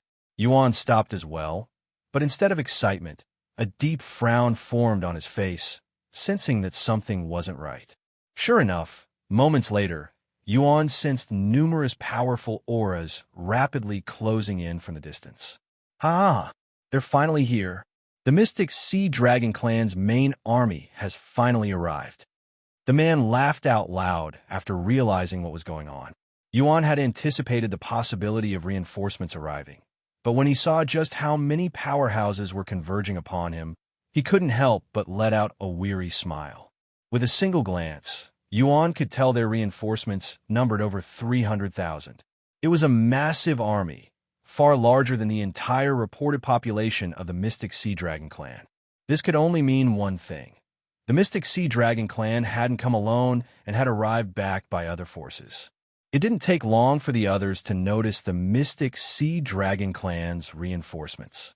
And when the Azure Dragon Clan realized the situation, their expressions turned grim, darkened by a growing sense of dread. Upon seeing their reinforcements arrive, those who had been clinging to life on the battlefield felt a surge of hope, and their morale soared to its peak. The third elder, who had been losing to Jiao Zhenhai, let out a booming laugh. Ha ha! I hope you didn't think we were all you had to deal with, because the real fun is only just beginning. Jiao Zhenhai clenched his fists. He remained silent, but his eyes were filled with despair. Even if his parents showed up right now, they'd still be completely outnumbered by the reinforcements. At the forefront of the massive army stood several figures exuding overwhelming presence. Each one a God Ascension realm cultivator ranging from the 1st to the 4th level, their very aura weighing down the atmosphere like a crushing tide. Leading them was a strikingly beautiful woman with silver horns curling from her head and a tail swaying behind her. Her cultivation dwarfed the rest, standing at the 6th level of God Ascension. Sometime later, the army halted before Xuan and the God Ascension realm cultivator. General Ji, where do you think you're going? The woman suddenly spoke, her voice calm yet oppressive. Why are you heading away from the battlefield? That's. General Ji hesitated, shame flickering in his eyes. He couldn't possibly admit to fleeing from a mere mortal, not in front of so many watchful eyes. Even if he survived today, he would be reduced to nothing but a laughingstock. The woman spoke again. Is something stuck in your throat, preventing you from speaking? Or are you just too ashamed to admit that you'd run away from the battlefield? From a mortal, no less. General Ji's entire body trembled the moment he realized the woman had witnessed everything. And my actions are inexcusable, Mystic Empress. He stammered, dropping to his knees. I am willing to accept whatever punishment you see fit. I will deal with you once we return. Until then, stay there and watch how it's supposed to be done. As you wish. The woman then turned her attention to Yuan with an amused smile tugging at her lips. After a moment of silence, she spoke, I have lived a long time, but this is my first time seeing a mortal wield celestial chi. You have my admiration and respect. Thank you. My name is Xuan, the head of the Mystic Sea Dragon clan, and I have a proposition for you. Instead of fighting for the Azure Dragon clan, who are destined to be destroyed soon, why don't you join my Mystic Sea Dragon clan? General Ji expressed shock when the Mystic Empress offered Yuan to join their ranks instead of killing him, but he didn't dare utter a sound. If you serve my Mystic Sea Dragon clan well, the Mystic Empress said with a faint, amused smile, I might even consider accepting you into my family as a concubine. Yuan couldn't help but chuckle at her random offer. A concubine, huh? Did you offer the 3 elders the same thing? He asked. What is that bastard saying? The 3rd elder couldn't believe what he was hearing. The 3 elders? They're useful, but ultimately nothing more than tools. You're different. If you desire, I can even dispose of them for you after you join our side. And Mystic Empress, that wasn't part of our agreement. The 3rd elder blurted out in panic, his face draining of color. The Mystic Empress' expression darkened, her gaze turning icy as it locked onto the 3rd elder. To think you still have the nerve to speak of our agreement, she said coldly, her voice rising with each word. Not only have you failed to obtain the tier of the Azure Heavens, but you've also forced us to abandon a plan that took many millennia to perfect, all because of your incompetence. Trash! With that final word, the Mystic Empress' voice erupted like thunder, unleashing a powerful ripple that swept across the battlefield, shaking the hearts of all who heard it.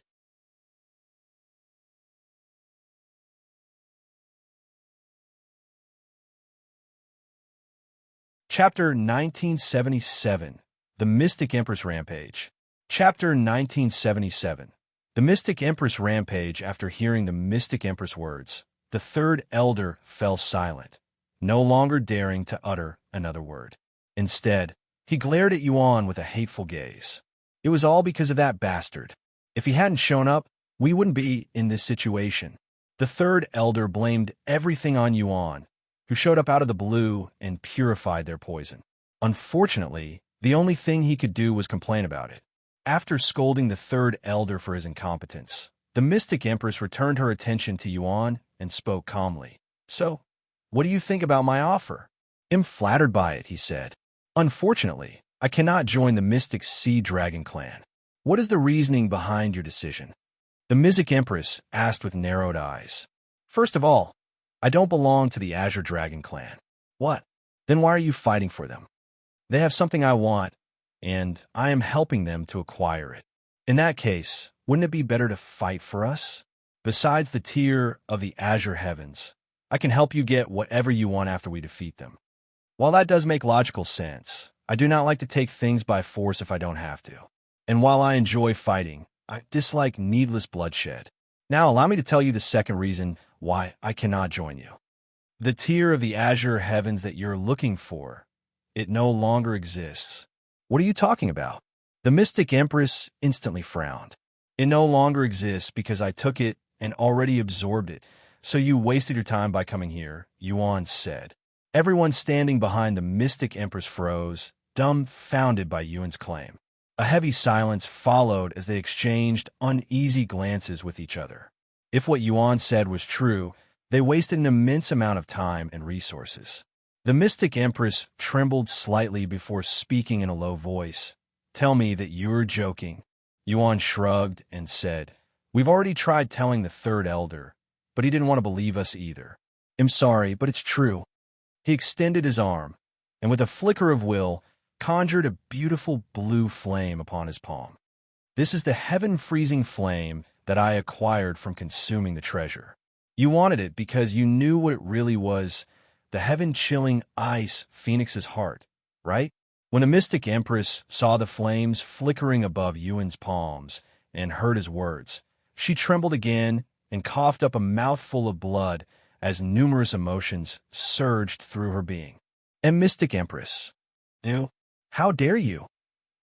The Mystic Empress suddenly let out a thunderous roar as her cultivation erupted uncontrollably, surging outward like a tidal wave. The immense force of her outburst instantly swept through the ranks behind her, sending her own army reeling, even damaging many who were unable to withstand the immense power of her uncontrolled pressure. Do you have any idea what you have done? What I had to sacrifice just to get here? The Mystic Empress continued to scream, her voice laced with fury and anguish as her mind began to unravel, her composure quickly rumbling under the weight of rage and frustration. And Mystic Empress, please, you must calm yourself. The God Ascension cultivators with her pleaded, their voices tinged with urgency and fear. Calm down. Calm down. However, it only enraged her even further. Yuan swallowed nervously. He knew it would anger her, but he never anticipated such a drastic reaction from the Mystic Empress. I am going to kill you. He'll kill you all. Suddenly, the Mystic Empress shot toward Yuan with blinding speed, so fast that, though his eyes followed her movement, his body couldn't react in time. Her hand clamped around his neck like an iron vice, and in the next instant, she dragged him down in a streak of fury, slamming him violently into the ocean floor with a thunderous crash. I'll get the tear of the Azure heavens, even if I have to forcefully remove it from your body. Even as he was pinned to the ocean floor, Yuan tried to get the Mystic Empress off him by striking her with the Dragon God's Vengeance. However, the difference in their celestial chi was simply too overwhelming for Yuan's attacks to have any effect. It was akin to trying to break down a metal door with a toothpick. Suddenly, two figures shot toward them before working together to remove the Mystic Empress from Yuan. Father! Mother! Jiao Zhenhai exclaimed after seeing his parents' arrival. Are you okay? Jiao Longfei asked Yuan. Yes. Do you think you can hold her off for a minute? A minute? It'll be difficult, especially when she's like that, but we'll try, said Jiao Xuanji. The two of them were both at the 5th level of God Ascension realm, but even if they fought together, they wouldn't be able to defeat the Mystic Empress. How dare you intervene? He'll swallow all of you. In a flash of divine light, the Mystic Empress transformed into her true form, a majestic silver dragon, radiating an overbearing presence that shook the sea itself. Not daring to underestimate her, Jiao Xuanji and Jiao Longfei responded in kind, assuming their dragon forms without hesitation. Moments later, the three titanic beasts collided, and the sheer force of their clash unleashed violent currents in every direction, hurling nearby cultivators like leaves in a storm. While that happened, Yuan ignored everything around him and focused his attention solely on the Dragon God's vengeance. Yayo, I need your help. You're the only one who can stop her rampaging. He sent his voice into the soul weapon, speaking directly to Dragon Goddess Yayo. However, there was no response. I know you're upset, and I'm sorry, but I could really use your assistance here. Yuan sighed and continued the 9 dragon symbols. I remembered our promise.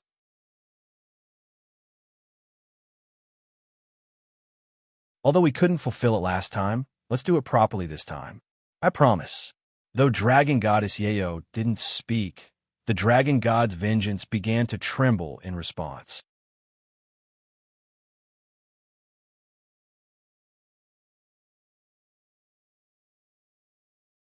Chapter 1978, Absolute Obedience. Chapter 1978, Absolute Obedience. Get out of my way, you trash. Mystic Empress aura exploded further. At this rate, we won't be able to block her for a single minute. Jiao Longfei poured all of his celestial chi forward, but it quickly crumbled when Mystic Empress struck back. Damn, when the hell did she become so powerful? Jiao Xuanji exclaimed as she struggled to keep up. My treasure, my plans, my future. Ah! Mystic Empress Rampage grew so uncontrollably violent that both the Azure Dragon Clan and the Mystic Sea Dragon Clan were forced to cease fighting and retreat in a panic. Even the stray wisps of celestial chi erupting from her body were potent enough to kill anyone there instantly, leaving no one willing to remain near her wrath. Suddenly, amidst the chaos and carnage, a profound aura descended upon the ocean like a silent decree from the heavens, vast, unfathomable, and absolute. The raging tides stilled, and even mystic Empress rampaging celestial chi were forced to disperse. What is this pressure? This presence? A cultivation god? Jiao Longfei gasped, his voice trembling with disbelief as he instinctively turned toward the source of the overwhelming aura, eyes wide with awe and fear. Everyone present turned to face this source of the aura, including the mystic Empress.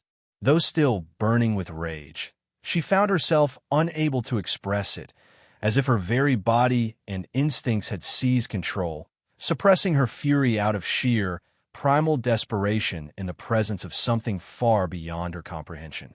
Their gazes landed on Xuan, who was standing on the ocean floor with the dragon god's vengeance in his grasp. No, they were all staring at the dragon god's vengeance. In the very next moment, a faint light emerged from within dragon god's vengeance, swiftly expanding until it took the shape of a human figure, divine and ethereal, with a beauty so transcendent it instinctively commanded reverence from all who beheld it. Yet, despite her breathtaking beauty, it was her unfathomable presence that held everyone's attention. Merely standing in her presence compelled all those around her to instinctively seal their cultivation and loosen their stance, as though their bodies moved on their own to show submission and that they meant no harm.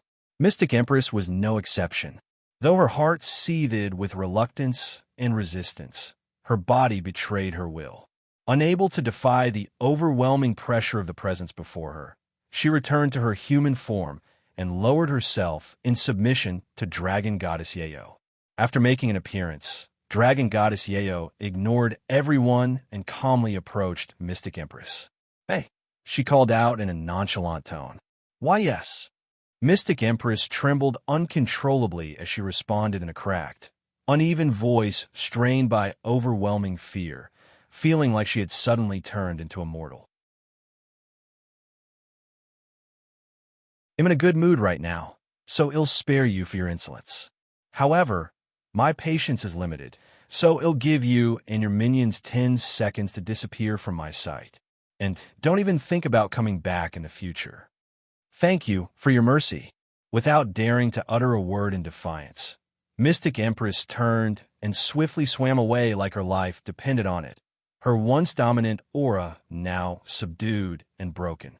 As for the rest of the Mystic Sea Dragon clan, they didn't need any instructions to fall back. The Azure Dragon clan stood in stunned silence, watching their enemies retreat in haste. The scene felt surreal, like a dream too impossible to be real, leaving them to question whether their eyes were deceiving them. Dragon Goddess Yayo returned to Yuan's side and asked, "Are you satisfied? Or did you want me to kill everyone?" Yuan shook his head and said, "No, this is fine." He turned to look at Jiao Zhenhai and continued, "Though they may have plotted against the Azure Dragon clan for the tier of the Azure Heavens, this is just the nature of the cultivation world. They were undoubtedly forceful, but so was your aggression toward the Holy Dragon clan, regardless of your reasons. That said, it's not like they received no punishment.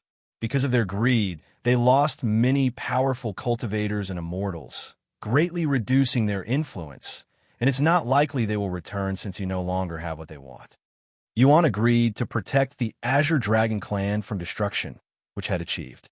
As for killing everyone from the Mystic Sea Dragon clan, he never considered doing such a thing. If he, a mere human, were to erase one of the 10 royal dragon bloodlines from existence, it would undoubtedly draw even greater trouble upon him in the future than just offending the Mystic Sea Dragon clan. After a moment of silence, Jiao Zhenhai let out a heavy sigh and said, "No, I completely understand. In the end, you're just an outsider who was dragged into our conflict. We have no right to expect you to shoulder such a tremendous burden. You helped us chase away the Mystic Sea Dragon clan, just like you promised, and that's more than enough. Even if they return in the future, it's a problem we must deal with ourselves." Jiao Zhenhai turned to look at the third elder, who had tried to escape with the others but was forced to stay behind, and continued. As for you, you will pay for betraying our family for the rest of your miserable life. Please, I was wrong. Have mercy. Yuan stopped paying attention to them and looked at Dragon Goddess Yeo. I'd love to fulfill that promise right now, but with your condition like that, Dragon Goddess Yeo interrupted. I know, you don't have to say anything. Until I recover my body, we'll put that promise on hold.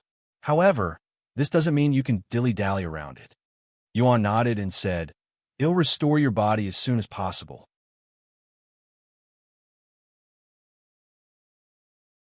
Dragon Goddess Yeo returned to the Dragon God's vengeance, while the rest of the Azure Dragon clan began tending to the aftermath.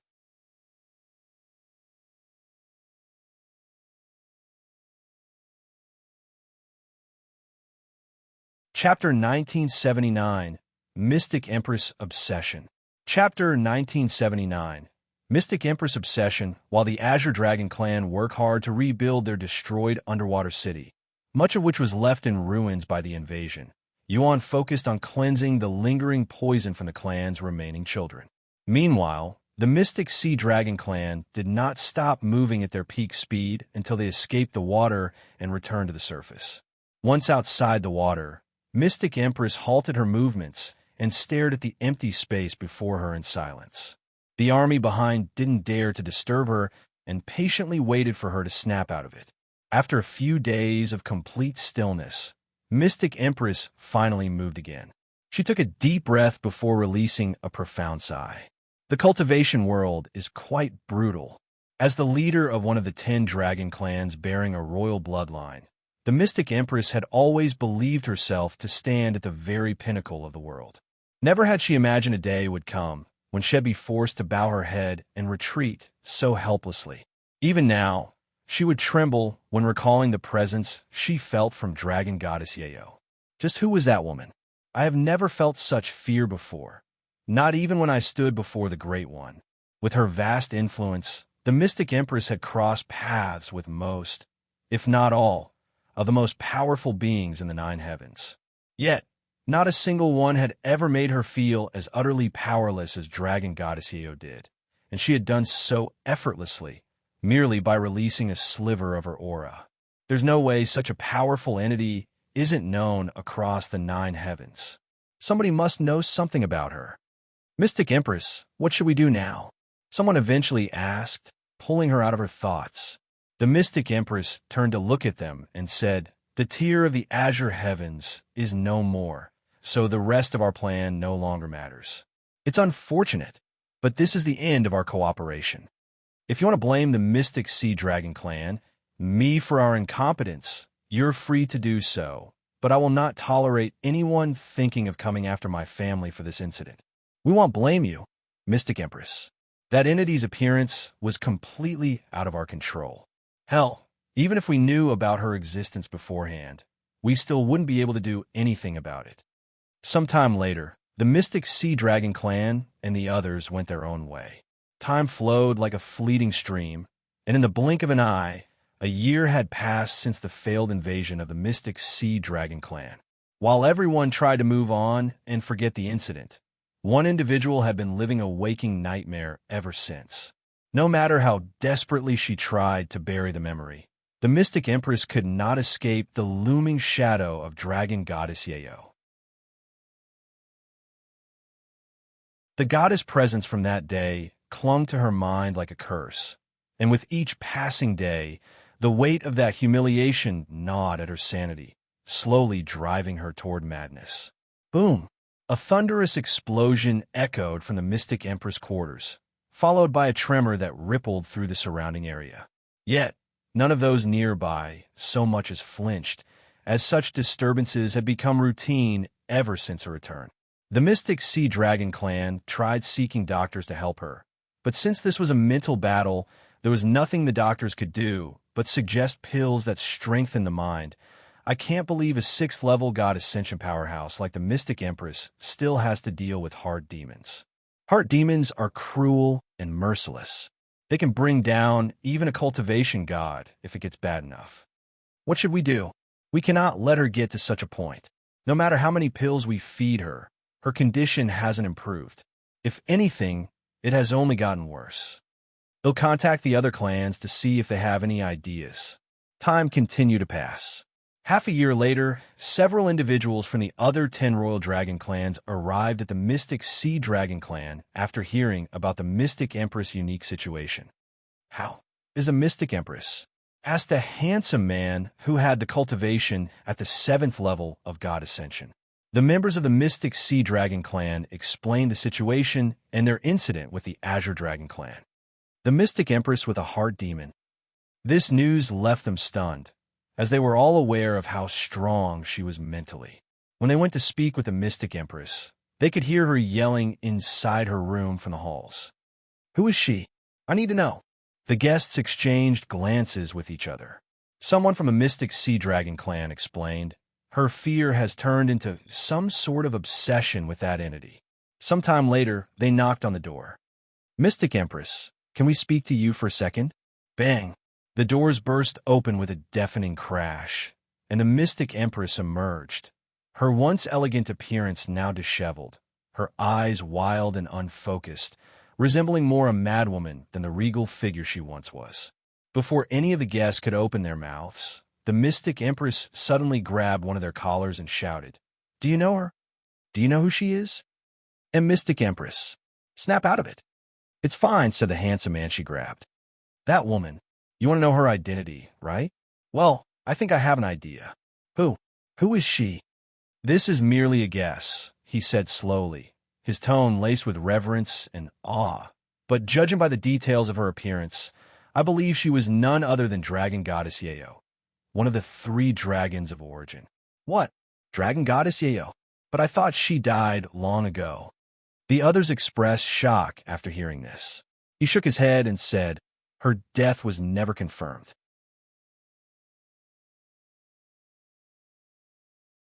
She had only gone missing. Dragon Goddess Yayo, Mystic Empress mumbled with a dazed look on her face.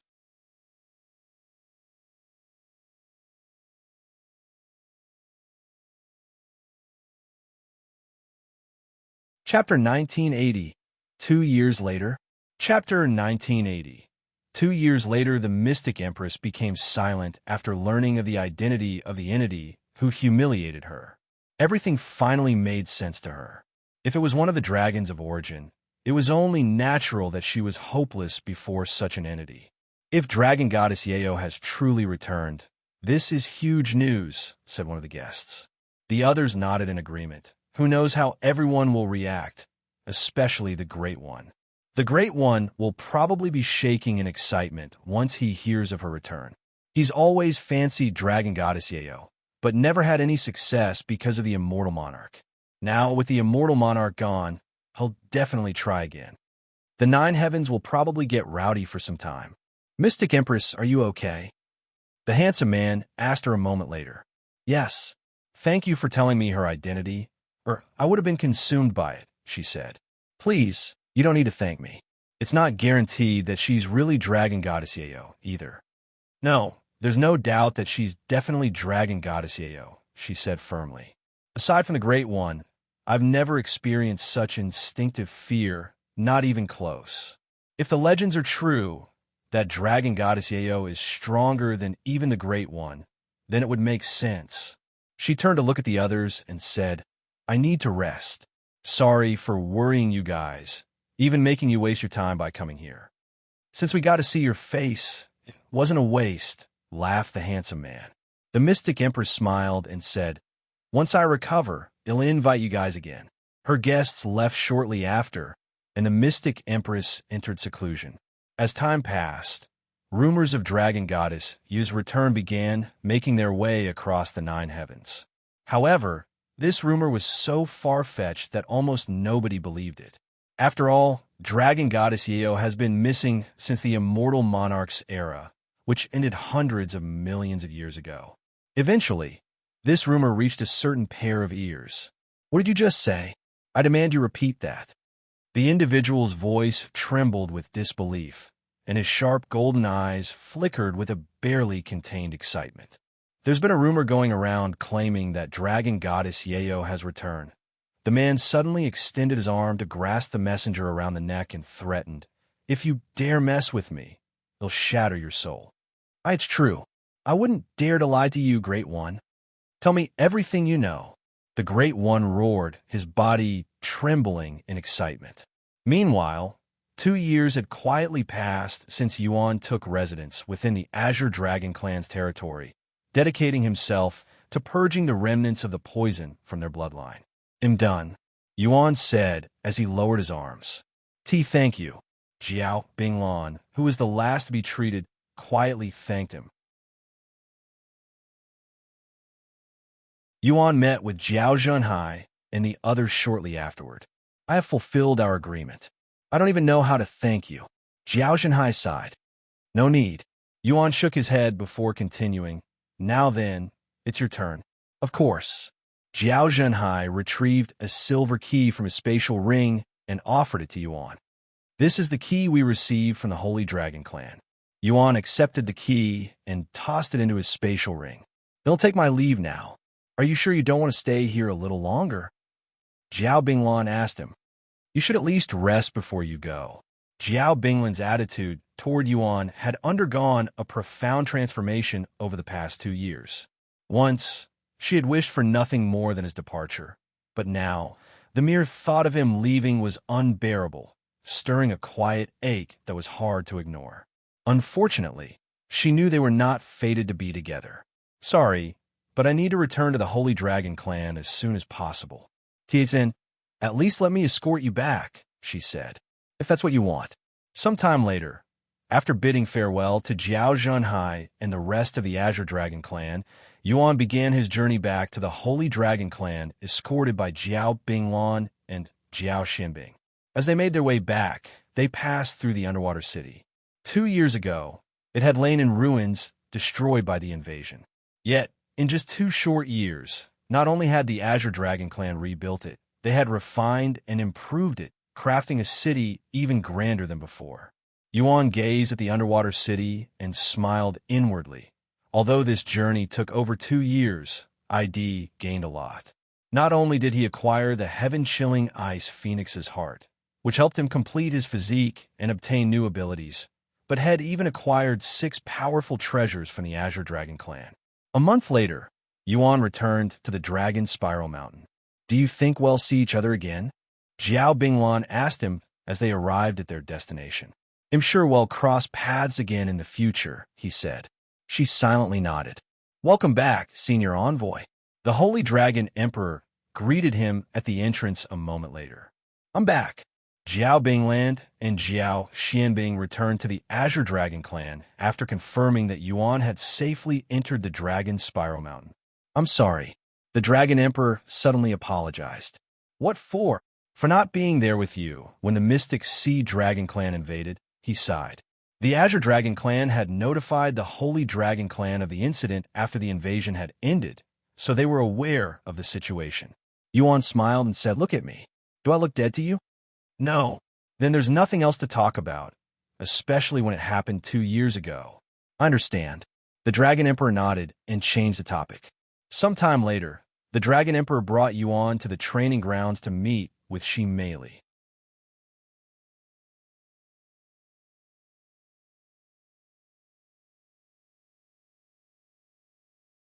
Chapter 1981. Activating Dragon Spiral Mountain's Teleportation Device. Chapter 1981. Activating Dragon Spiral Mountain's Teleportation Device. When Xuan arrived at the training ground, Shi Meili was engaged in a fierce spar with one of the young dragons. "What happened to her?" "She's improved a lot since I last saw her. Even her cultivation has soared," Xuan remarked as they watched from a distance. Shi Meili's cultivation had somehow soared to the peak of Divine Ancestor in 2 short years, and her aura had grown so exponentially that Xuan almost didn't recognize her at first. She's trained with our most experienced instructors nearly every single day for the last 2 years. It was already apparent from the very beginning that she had tremendous potential and talent, but we've underestimated how much talent was dwelling within her.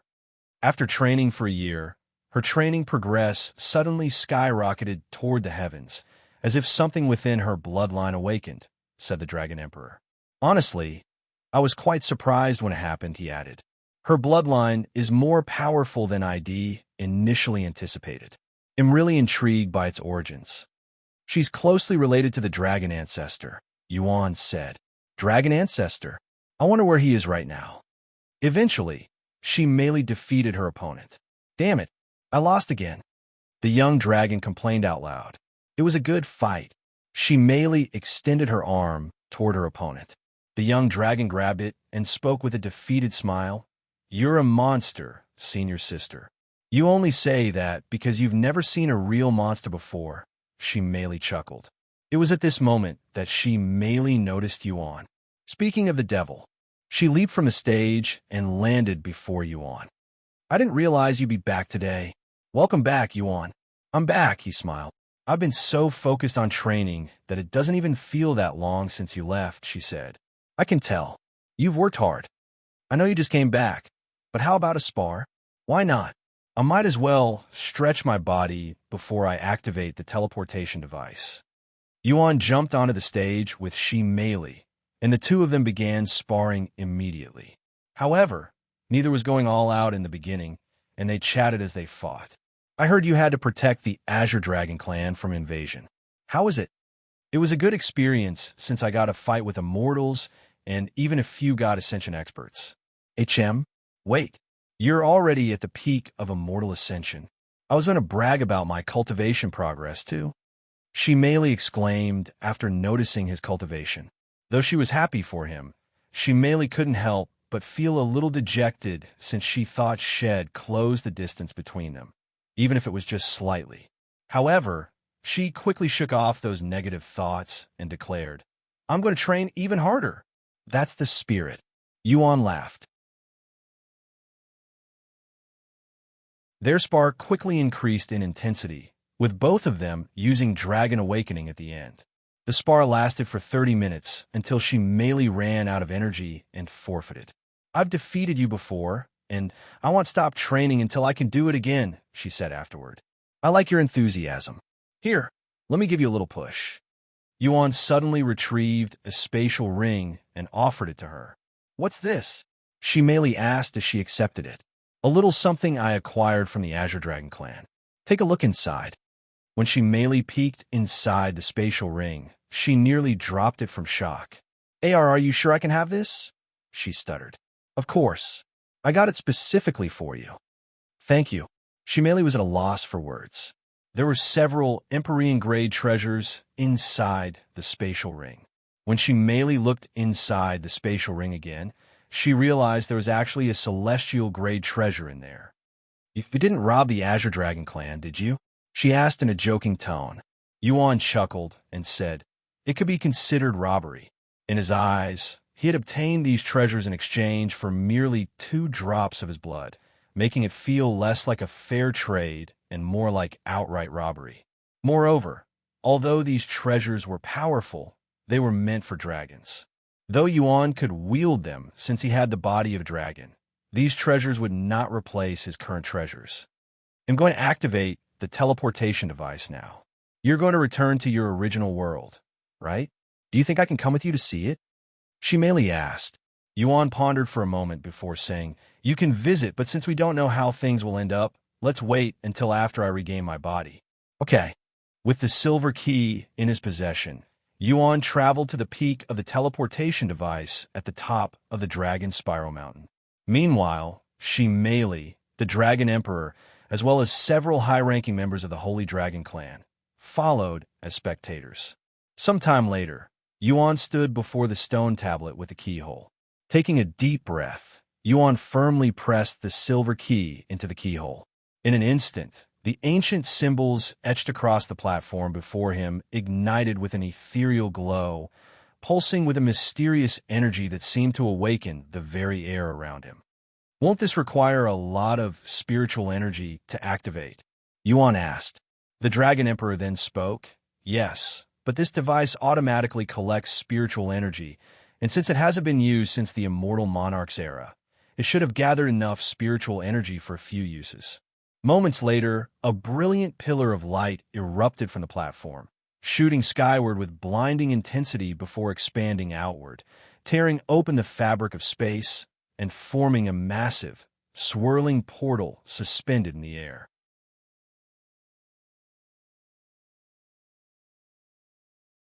At the same time on Earth, the Lord, who had been cultivating in silence, suddenly opened his eyes and rose to his feet, his gaze lifting sharply toward the sky, as if sensing a distant ripple that transcended worlds. He did it. He's finally activated the teleportation device from the other side, he exclaimed in excitement.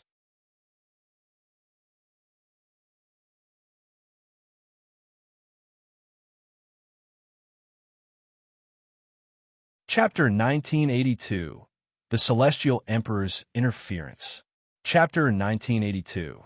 The Celestial Emperor's interference, though it was faint, the Lord could sense something trying to connect with the dragon's spiral mountain on Earth. He did it. He activated the device from the other side. Not daring to waste another moment, the Lord swiftly turned and rushed into the depths of his cave. There, waiting in solemn silence, stood a circular platform and an ancient stone tablet. Without hesitation, he drew forth a golden key and inserted it into the keyhole, its surface trembling faintly in response. However, unlike the teleportation device in the seventh heaven, the one on Earth barely emitted any glow due to a lack of spiritual energy. Seeing this, the Lord gritted his teeth and roared. Not enough spiritual energy? In that case, take my cultivation.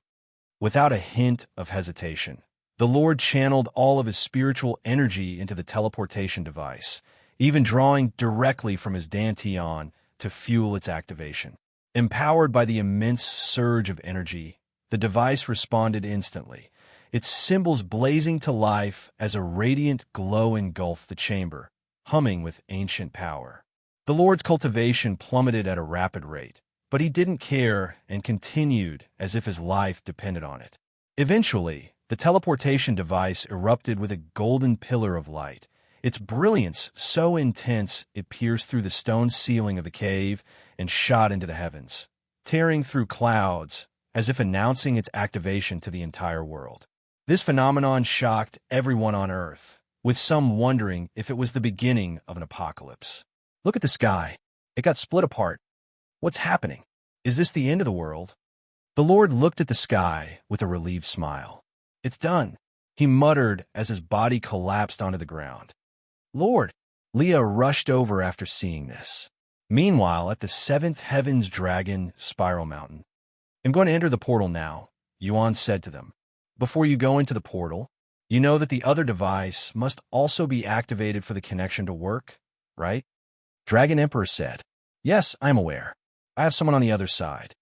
If you say so, good luck. Xuan nodded and flew toward the sky, disappearing into the portal. At the same time, somewhere in the ninth heaven, Your Majesty, somebody activated the Dragon Spiral Mountain's teleportation device. A man draped in a majestic golden robe stood at the edge of a floating island, upon which a vast and imposing palace loomed behind him. His gaze was fixed downward, piercing through clouds and distance, as if observing the world far below with eyes that saw more than mere mortals ever could. I am aware. Send the heavens mandate to investigate and shut it down, said the Celestial Emperor. As your Majesty commands.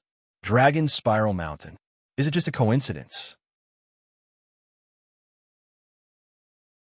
No, there's no such thing as a coincidence when it comes to him. The Celestial Emperor muttered. After stepping into the portal, Xuan was instantly consumed by a rushing torrent of distorted space. He hurtled through the rift at incredible speed, his body suspended in a void where time and direction lost all meaning, and he had no control over his movements. Normally, teleportation occurred in the blink of an eye. However, the distance between the nine heavens and Earth was so unfathomably vast that even space-bending travel required time to traverse. A few minutes after Xuan vanished into the portal, the skies above Dragon's Spiral Mountain trembled, and a second, even larger portal tore open the heavens. From its swirling depths, an overwhelming army descended. Immortals and God Ascension experts alike, their presence shaking the land with divine pressure. Noticing this, Everyone at the Dragon Spiral Mountain halted their movements and looked toward the sky. I am General Wang of Heaven's Mandate. Under His Majesty, the Celestial Emperor's command, we have come here to investigate your reason for activating the Dragon Spiral Mountain's teleportation device. The man leading the army, a 9th-level God Ascension powerhouse, demanded an answer. The Holy Dragon Emperor fearlessly approached the army and spoke. Since when did the Celestial Emperor take interest in the affairs of our Royal Dragon clan? Since now. Is that so? In that case, our reason is simple. We activated the teleportation device simply because we can. As far as I'm aware, it's not against the law to do so. It's not, but the Celestial Emperor wants you to shut it down, and his words are the law in the 9 heavens. Perhaps that may be the case for you humans, but we're the Holy Dragon clan. We only follow the command of Dragon Goddess Yayo. The Celestial Emperor should know better than to send a bunch of dogs to bark at us. Leave if you don't want any trouble. Insolence, the general roared, laced with fury and disdain. Even as the Dragon Emperor, you do not have the right to speak so brazenly. Shut down the teleportation device immediately. In the next instant, the Dragon Emperor released his aura without restraint. A wave of immense pressure swept across the land, shaking the air itself, so heavy and oppressive that even the clouds above trembled, as if bowing to his might. You dare encroach on my territory and issue commands as though you rule it? The Dragon Emperor thundered, his voice sending ripples in every direction. The teleportation device will remain active, and that is final. If you wish to shut it down, you must do it yourself. But know this, the moment you set foot on Dragon Spiral Mountain, we will treat it as an act of invasion, and we will retaliate. Upon hearing the Holy Dragon Emperor's declaration, the members of the Holy Dragon clan unleashed their auras in unison, each one erupting like a dragon's roar through the heavens, a clear and unified signal to Heaven's Mandate that they were not bluffing. How fucking troublesome. General Wang clenched his fists in frustration. He retrieved a medallion and activated it with his spiritual energy. Your Majesty, we have a situation here.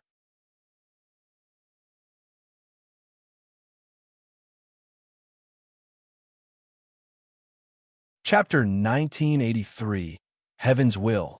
Chapter 1983, Heaven's Will. Following the Holy Dragon Emperor's firm refusal to comply, General Wang was left with no choice but to contact the Celestial Emperor for further instructions. The situation had grown too delicate, and any misstep could ignite a conflict that would affect not just the Celestial Emperor, but the entire 9 heavens. The Heaven's Mandate certainly possessed the manpower to annihilate the Holy Dragon clan if they so wished, but doing so would be no different than striking down a foreign diplomat protected by immunity, and they'd have to answer to the other Royal Dragon clans. While the Celestial Emperor stood as the single most powerful and authoritative figure in the 9 heavens, his reach was not absolute. There existed powers beyond even his command, most notably the 10 Royal Dragon clans. As dragons, they stood at the very pinnacle of the beast world, alongside the Phoenix bloodline and a handful of other ancient bloodlines. And as royals among dragons, they possessed the ability to command all lesser dragons beneath them. If the 10 Royal Dragon clans were ever to clash against the Celestial Emperor, it wouldn't be a battle against 10 clans alone. It would mean facing the united might of nearly all the dragons in existence, along with countless powerful beings loyal to their cause. Even for the Celestial Emperor, such a conflict would be a calamity of unimaginable scale. Even if the 10 Royal Dragon clans were not allies of each other and often clashed among themselves, they would never allow an outsider, especially a human, to trample upon one of their own bloodlines. In other words, internal strife was acceptable, even natural, but any external aggression was seen as an unforgivable affront to the dragon race itself. What should we do, Your Majesty? The Holy Dragon Emperor refuses to cooperate and declared war if we try to stop the teleportation device. General Wang explained the situation to the Celestial Emperor. After a brief moment of silence, the Celestial Emperor spoke. Let me speak with the Dragon Emperor. General Wang turned his gaze to the Dragon Emperor and spoke. His Majesty, the Celestial Emperor, wishes to speak with you. He tossed the medallion to the Holy Dragon Emperor. This is the Holy Dragon Emperor speaking. Holy Dragon Emperor, let's not make things difficult. I don't want to, but if you want me to deactivate the teleportation device, I will have to. Is it because you're trying to protect someone? That is none of your business. No, it is my business, the Celestial Emperor said coldly. The one you're so eager to protect. If left unchecked, he will become the very catalyst for the Nine Heavens' collapse. And, as the Celestial Emperor, it is my duty to protect this world. The Holy Dragon Emperor smiled at the Celestial Emperor's words and calmly responded, You have your duties just as I have my own. I'm sorry, Celestial Emperor, but you will not change my mind. After a moment of silence, the Celestial Emperor released a faint sigh before speaking again. I always thought you were one of the wiser Dragon Emperors, but it appears I've been mistaken this entire time. I really don't want to do this, but you've forced my hands. The other Royal Dragon clans will be upset for a while, but they won't do anything hasty while I have the Royal Phoenix clans on my side.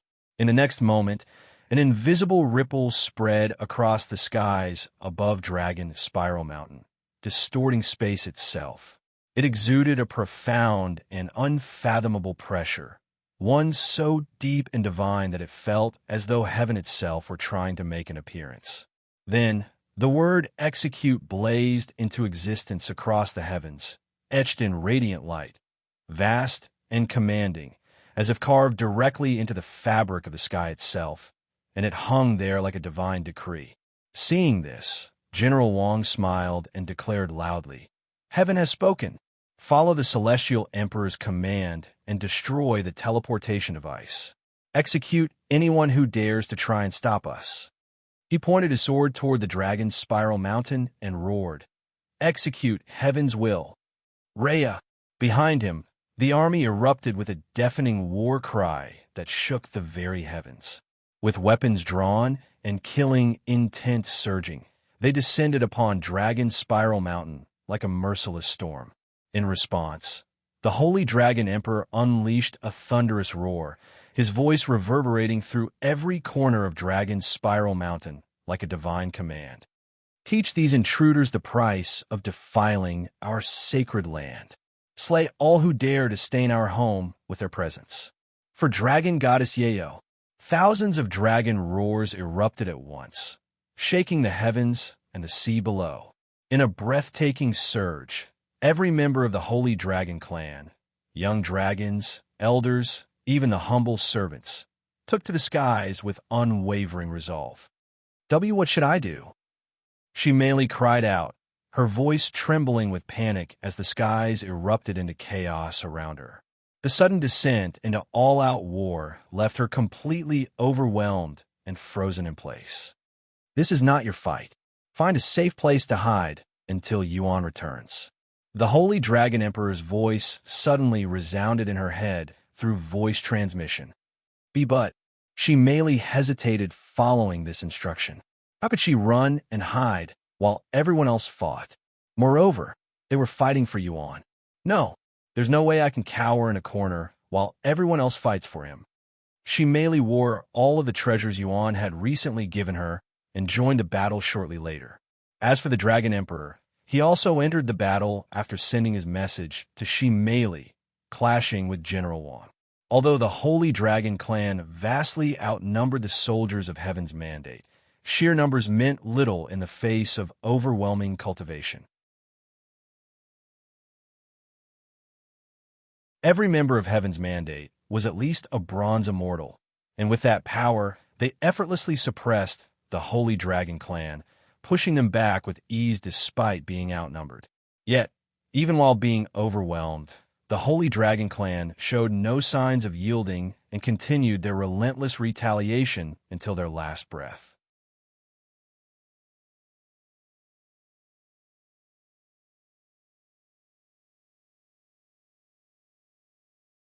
Chapter 1984. Defend the Dragon Spiral Mountain.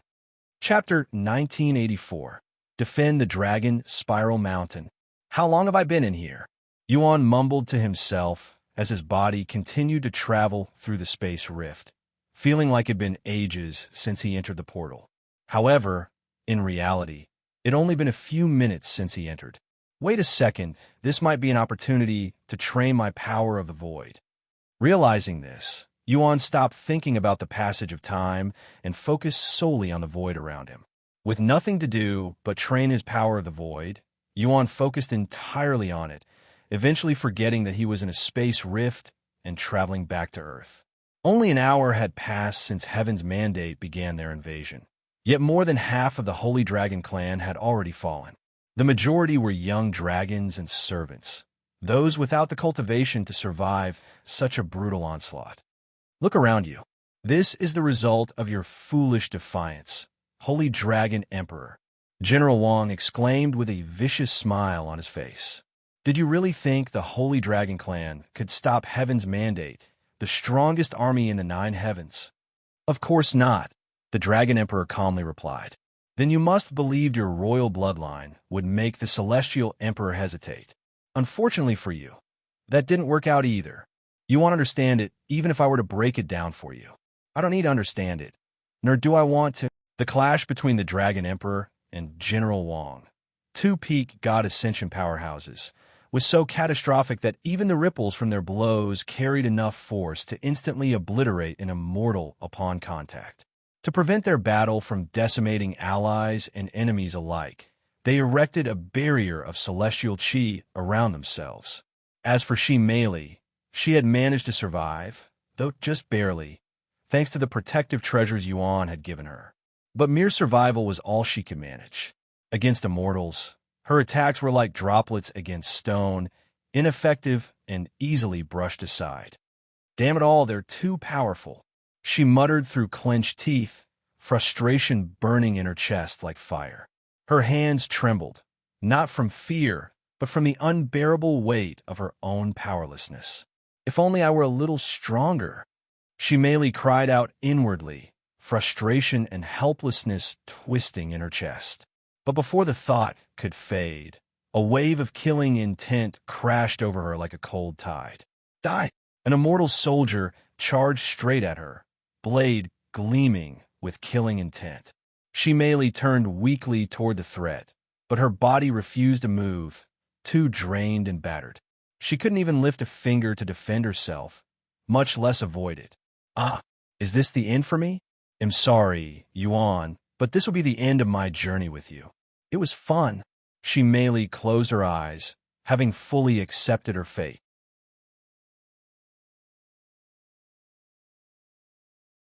However, moments later, the death she anticipated did not arrive, prompting her to open her eyes again. Huh, you are. Just as the fatal blow was about to land, 2 figures appeared before Meili like flashes of divine light.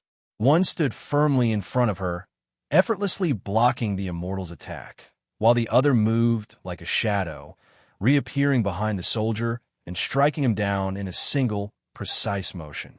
These 2 were none other than Yin and Yang, elite members of the evil god Shadow Army. Sorry it took so long. We had to alert the others. Everything will be okay now. Reinforcements have arrived, said Yang. In the very next moment, countless rifts tore open across the sky above Dragon's Spiral Mountain, and from within them emerged several hundred figures, each cloaked in deep black robes that obscured their features. However, their aura was unmistakable and ominous, and their sudden appearance made the Heaven's Mandate halt their advancement. The Shadow Army. The evil god Shadow Army has made an appearance. Someone suddenly shouted. What? General Wang exclaimed. He halted his fight with the Dragon Emperor to confirm it for himself. Evil god Shadow Army. The Holy Dragon Emperor frowned, unaware whether this new force was friend or foe. Suddenly, a cold voice thundered across the battlefield. Shadow Army. Slaughter Heaven's Mandate and protect the Dragon's Spiral Mountain. Following the command, the members of the evil god Shadow Army descended upon the soldiers of Heaven's Mandate, instantly turning the tide against them. Seeing this, General Wang retrieved another medallion and hastily activated it. "Why, Your Majesty? We have an emergency.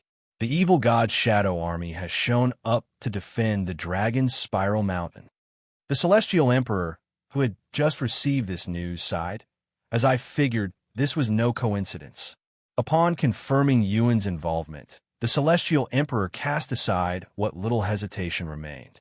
With a swift motion, he retrieved a golden medallion etched with the words "Heaven's Will."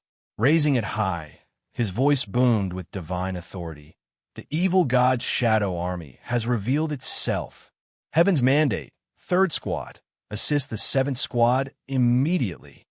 A few minutes after the Celestial Emperor's command, the skies above Dragon's Spiral Mountain split once more. More portals tore through the heavens, and from them descended the 3rd Squad of Heaven's Mandate. Each soldier a golden immortal at minimum, their auras blazing like falling stars as they rushed to reinforce the embattled 7th Squad. Meanwhile, Yuan's eyes suddenly snapped open. In the vast expanse of the void ahead, a flicker of white light shimmered into view. Within moments, it expanded rapidly, growing brighter and closer as his body was irresistibly drawn toward it. A few moments later, Yuan's body was completely engulfed by the radiant light, his vision drowned in pure whiteness. But then, as the brilliance faded, he found himself suspended beneath a vast blue sky, surrounded by drifting clouds, and the silence of the void was gone, replaced by the gentle breath of the wind and the soft glow of sunlight. With a smile on his face, Yuan announced out loud, "I'm back."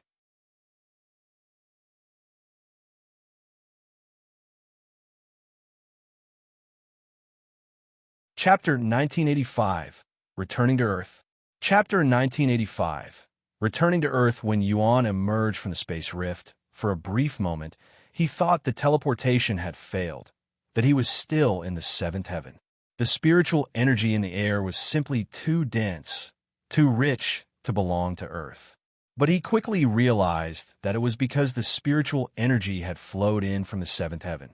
The moment the teleportation device connected the realms, the boundless spiritual energy from the 7th heaven flowed into Earth. Even though it was only a fraction, for a small world like Earth, even the tiniest trickle of spiritual energy from the 7th heaven was enough to blanket the entire planet, saturating every corner with spiritual energy it hadn't experienced since the Immortal Monarch's era. The cultivators on Earth immediately sensed the shift. The moment the spiritual energy thickened around them, many dropped whatever they were doing and entered seclusion on the spot. Fearing it might vanish as suddenly as it appeared, they rushed to absorb as much of it as possible, eager to seize the rare opportunity to advance in cultivation while the heavens allowed it. Since the rift opened up above the dragon's spiral mountain, it didn't take long before Yuan noticed it and descended upon it. When Yuan descended onto the peak of Dragon's Spiral Mountain, his gaze was immediately drawn to two distant figures. It was the Lord and Leah. But something was wrong. The Lord lay motionless on the ground, seemingly unconscious, his aura faint and unstable. Beside him, Leah was transferring her spiritual energy into him. Seeing this, Yuan rushed over and asked, "What happened?" "He sacrificed his cultivation to activate the teleportation device," she revealed in a grim tone. "What? Let me help." Upon hearing that the Lord had sacrificed his cultivation, Yuan immediately moved to help. However, he didn't rush to pour spiritual energy into the Lord. With his cultivation reduced to the 2nd level of Spirit Apprentice, the Lord could only absorb what his current realm could withstand. Anything beyond that would do more harm than good. Instead, Yuan retrieved some of his blood and fed it to the Lord. Almost instantly, the Lord's complexion improved significantly. Color returned to his face as the chaotic flow of his body began to stabilize. His breathing, once shallow and erratic, grew steady and calm, as if a heavy weight had been lifted from his chest. Seeing that the Lord's condition had stabilized, Leah slowly turned her gaze toward Yuan. The moment her eyes met his, they widened in astonishment. He looked completely different, taller, sharper, more refined. But it wasn't just his appearance. His aura, it was vast, boundless, and utterly unfathomable to her. It was as if she were staring at a stranger wearing the face of someone she once knew, someone who had soared far beyond her reach. "Are you really Yuan?" she couldn't help but mutter.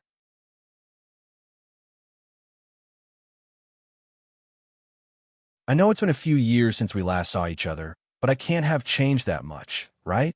Your face hasn't changed much. I was talking about everything else. Your scent, aura, everything." Yuan smiled and said, "Where are the others?" "Probably still training in the 9 heavens. They rarely return to Earth these days," she said. "Then I'll leave for now.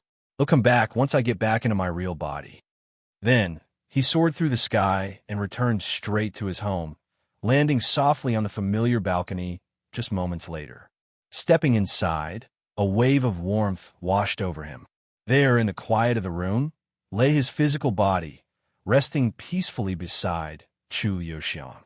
But to his surprise, Meishio was there as well, resting on the same bed, her expression gentle and serene. "So, how does this work? Do I jump inside my own body or something?" Yuan questioned out loud. Yu Ning then said, "Since your soul was separated using the soul transference array, we'll likely need to undo the formation first. Do you think you can do it?" "I can try, but I'll need some time to analyze the formation first." "Go ahead. I'll even lend you my body," said Yuan. The next moment, Yu Ning took over Yuan's soul avatar and began examining Yuan's real body. "This formation is much more complicated than ID anticipated," she muttered after a single glance at the formation. Half an hour later, Yu Ning spoke. "I think it's doable. Fortunately, the soul transference array wasn't created to be unbreakable and is actually quite fragile.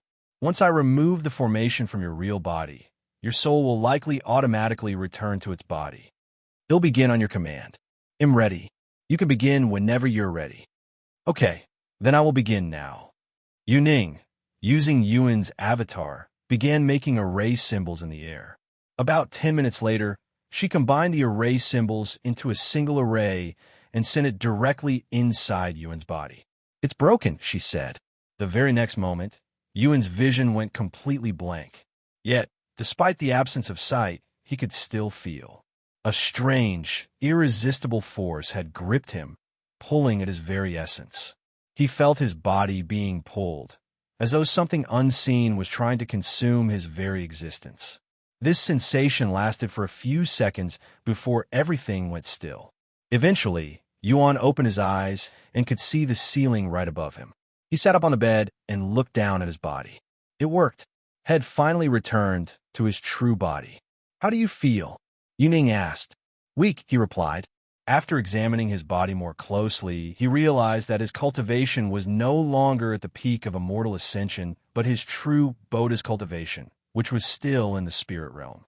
However, he could sense his cultivation slowly improving.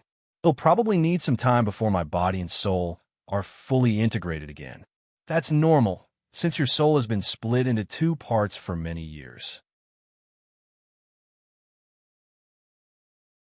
Suddenly, Celestial Emperor's curse has activated. When a Celestial Emperor's curse activated, an excruciating pain tore through Yuan, not in flesh or bone, but from the depths of his soul. It was a searing agony unlike anything had ever known, as if his very existence was being unraveled thread by thread. "Your soul has been damaged." Yuan realized what was happening even without looking at the notification. The Celestial Emperor's curse was trying to destroy his soul.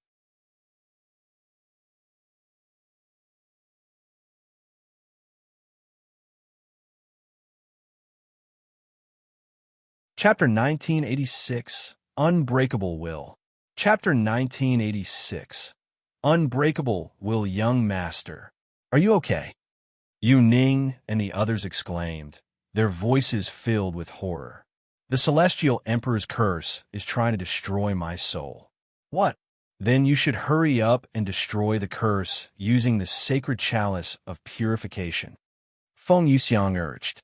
However, Yuan shocked them by shaking his head and saying, "No, this is exactly what I have been waiting for." "That doesn't make any sense. But Yuan didn't respond and fell silent after entering Cultivation. This left the others flabbergasted. None of them could understand why Yuan was waiting for his soul to be attacked. If Yuan's soul hadn't been fortified through his many reincarnations, the Celestial Emperor's curse would have instantly shattered his soul, killing him completely. However, because his soul has existed since the primordial era and has been tempered for billions of years, not even the Celestial Emperor could easily destroy it. Moreover, Yuan has been training Heaven's indomitable soul for years now, which has strengthened his soul even more. Yet, despite this, the Celestial Emperor's curse was relentless and extremely powerful, one of the most powerful curses in the 9 heavens. The curse continued to gnaw at Yuan's soul, causing him incredible pain, and no matter how powerful his soul was, it wasn't indestructible, especially since he hadn't even reached the God Ascension realm. Slow but surely, the Celestial Emperor's curse was destroying his soul. Despite his soul on the verge of being destroyed, Yuan didn't do anything to stop it, allowing it to happen. His puzzling actions greatly worried his companions. A destroyed soul wasn't the same as a destroyed body, and his regeneration ability had no effect on his soul. So if it were truly to be destroyed, he'd die for sure. Meanwhile, in the Celestial Emperor's palace, the Celestial Emperor could sense the activation of his curse. So he managed to reunite his soul with his body. However, as long as my curse is on you, you will not live long enough to return to the 9 heavens. Almost half an hour has passed since Yuan began resisting the Celestial Emperor's curse. It's time, he muttered in a low voice. The very next moment, Yuan stopped resisting the curse, allowing it to complete its assault on his soul. His soul, which was already on the verge of destruction, began to crack, causing him to cough up several mouthfuls of blood. "Young master, what are you doing?" Feng Yuxiang cried out loud. However, Yuan was too focused to even hear a voice. Then, Yuan's body collapsed onto the bed, and his aura completely vanished. "Young master," Feng Yuxiang and the other emerged from his dantian. He's dead." Feng Yuxiang couldn't believe it. Lan Yingying clenched her fists, unsure of what to say. "Calm down, you dumb pigeon." A calm voice suddenly resounded. This voice, Dragon Goddess Yeo? You should have been with him for long enough to know that he wouldn't do something like this without a reason. That's... Feng Yuxiang fell silent. Dragon Goddess Yeo was right. Yuan wouldn't do something as foolish as killing himself. Just as they began to calm down, Yuan's body suddenly became enveloped by a golden shimmer. It was faint at first, but it eventually became so intense that it illuminated the entire room. A few minutes later, Yuan slowly opened his eyes. "Young master," Feng Yuxiang cried tears of happiness after seeing Head returned. He showed them an apologetic smile and said, "Sorry for not warning you ahead of time. You really scare me there for a second." "What happened anyway?" Lan Yingying asked. "I'll answer your questions later. Right now, I have to deal with the Celestial Emperor's curse." Though he may have restored his soul, the Celestial Emperor's curse continued to haunt him and attempted to destroy his soul again. Yuan retrieved the sacred chalice of purification and fed his blood to it. Unlike the others, whose curses were almost instantly cleansed by the sacred chalice of purification, the Celestial Emperor's curse clung stubbornly to Yuan's soul. However, no matter how powerful the Celestial Emperor's curse was, it was ultimately eliminated by the chalice. Cough. In the Celestial Emperor's palace, the Celestial Emperor coughed up a mouthful of blood when his curse was destroyed. "Your Majesty." The people around him panicked when they saw this. "I'm fine," he roared. He looked at his blood on the ground and clenched his fists in frustration. "You're even harder to kill than a damn cockroach. Why must you continue your pointless struggle? You will never defeat them." After purifying the Celestial Emperor's curse, the sacred chalice of purification began purifying the other curses that afflicted Yuan. However, these curses were much more powerful than the Celestial Emperor's curse. Yuan wasn't surprised about these curses since he had been warned about them before. In essence, Most of them were natural curses that had followed him from his previous lives.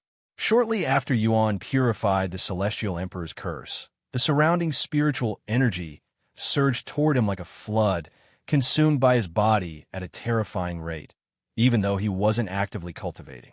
With the curse lifted, the seal that had silently suppressed his potential was gone.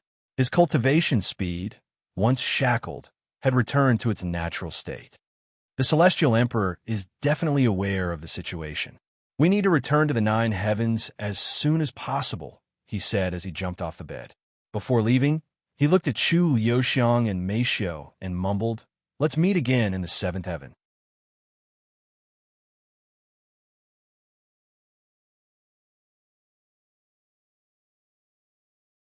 Chapter 1987, Leaving Earth.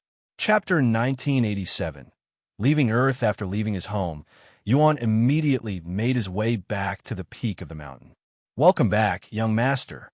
The Lord, who was unconscious when he left, had woken up. "How are you feeling?" Xuan asked. "Thanks to your blood, my condition was able to stabilize.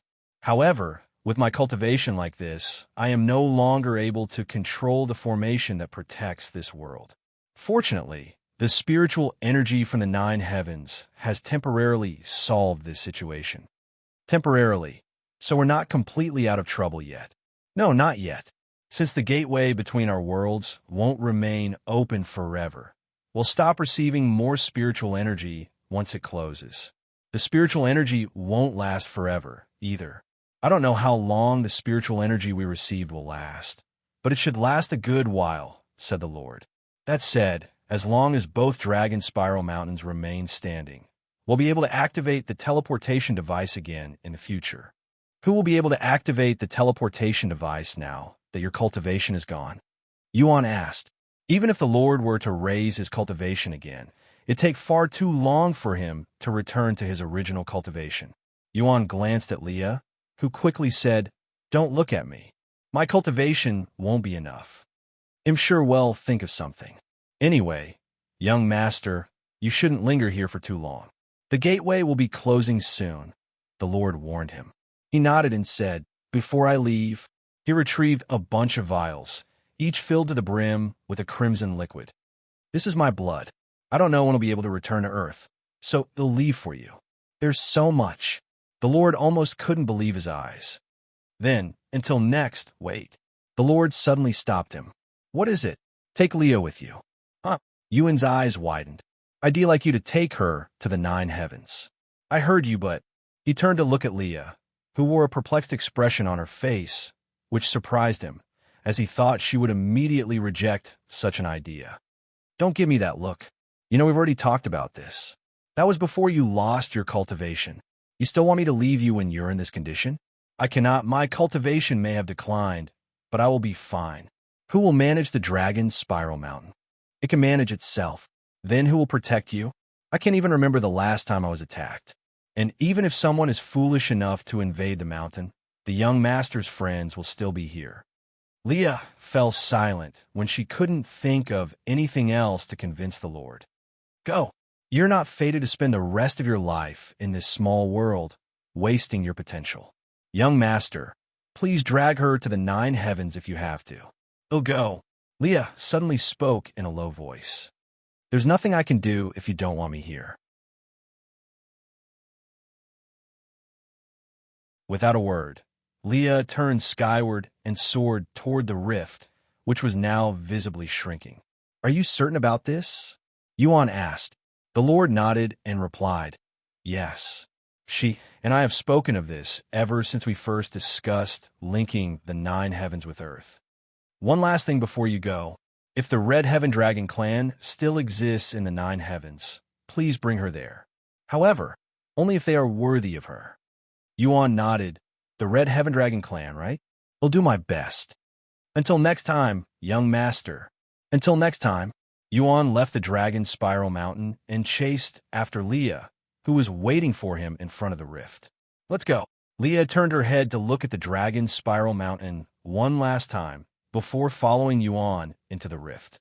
Meanwhile, in the 7th heaven, the battle between the Holy Dragon Clan, the evil god Shadow Army, and Heaven's Mandate neared its end. Despite the 7th Squad's assistance, Heaven's Mandate found themselves still on the losing end of the battle. The evil god's shadow army was simply too overwhelming. Moreover, Dong Yi, who had been away, joined in on the battle. Kill them, these damn dogs of the Celestial Emperor. Kill them all. Dong Yi roared as he teleported from Immortal to Immortal with a powerful movement technique, killing them with a single strike. Fucking evil god's army.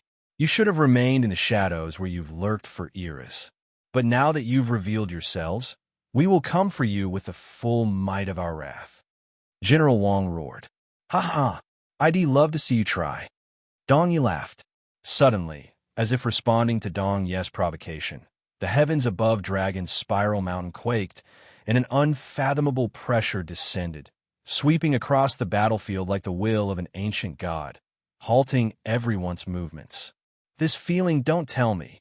As though he realized something, Dong Yi immediately warned the others. The Celestial Emperor is making a move. Withdraw. Without hesitation, the evil god's shadow army stopped fighting and began scattering in every direction. In the very next moment, a colossal rift tore through the sky, and from its depths emerged the tip of an immense sword, as if the heavens themselves were being pierced. Realizing the situation, the Holy Dragon Emperor gritted his teeth in anger. That technique, are you really going that far, Celestial Emperor? Holy Dragon Clan, you should also withdraw if you don't want to die to it. This isn't something any of us can handle. Dong Yi warned them. Yet, they remained on the battlefield, unwilling to leave. The Dragon Spiral Mountain is our home. We will never abandon it, even if it means we die with it, the Dragon Emperor declared. For Dragon Goddess Yeo, the others shouted. These stubborn fools. Dong Yi turned his attention to Shi Meili before teleporting to her. We're leaving, he said to her. What? We can't leave the Holy Dragon Clan alone. Shi Meili exclaimed. They have decided to stay even if it means they'll die, and I have no authority to stop them. However, you're my liege's comrade. I cannot let you die. Sorry, but I'll take you away even if I have to use force. Before Shi Meili could contest, Dong Yi grabbed her arm and teleported them away from the battlefield, leaving the Holy Dragon Clan and Heaven's Mandate alone.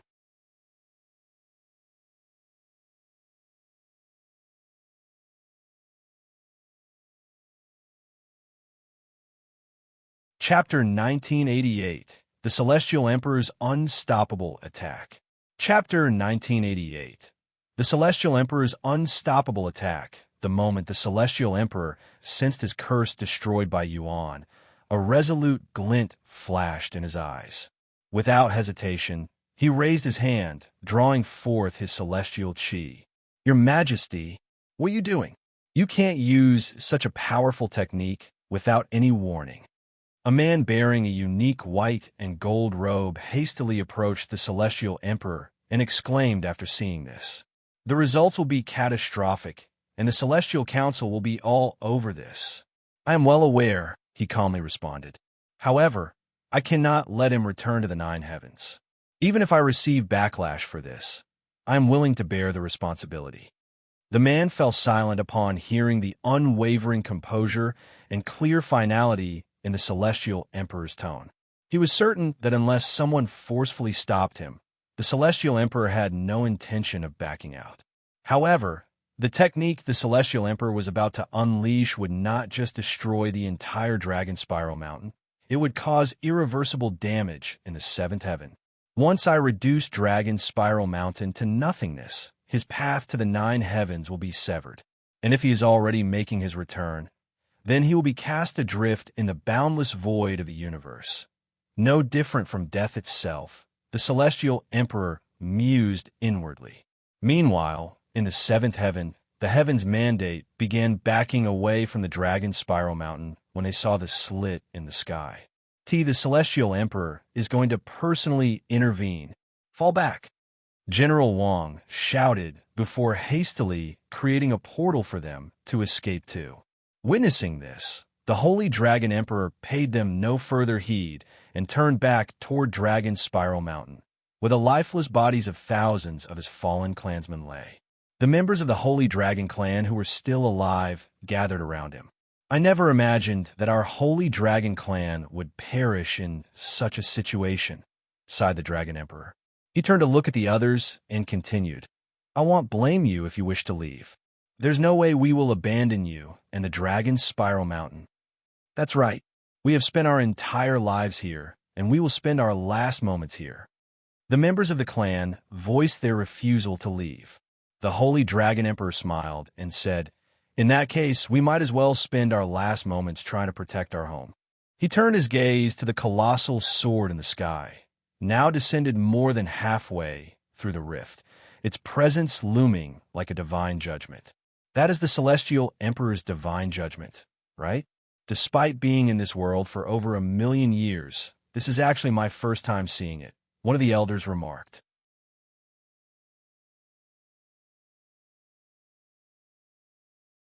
The ultimate execution technique, powerful enough to kill even a 9th-level God Ascension cultivator with ease. This will sound weird, but it feels like an honor to die to such a magnificent technique.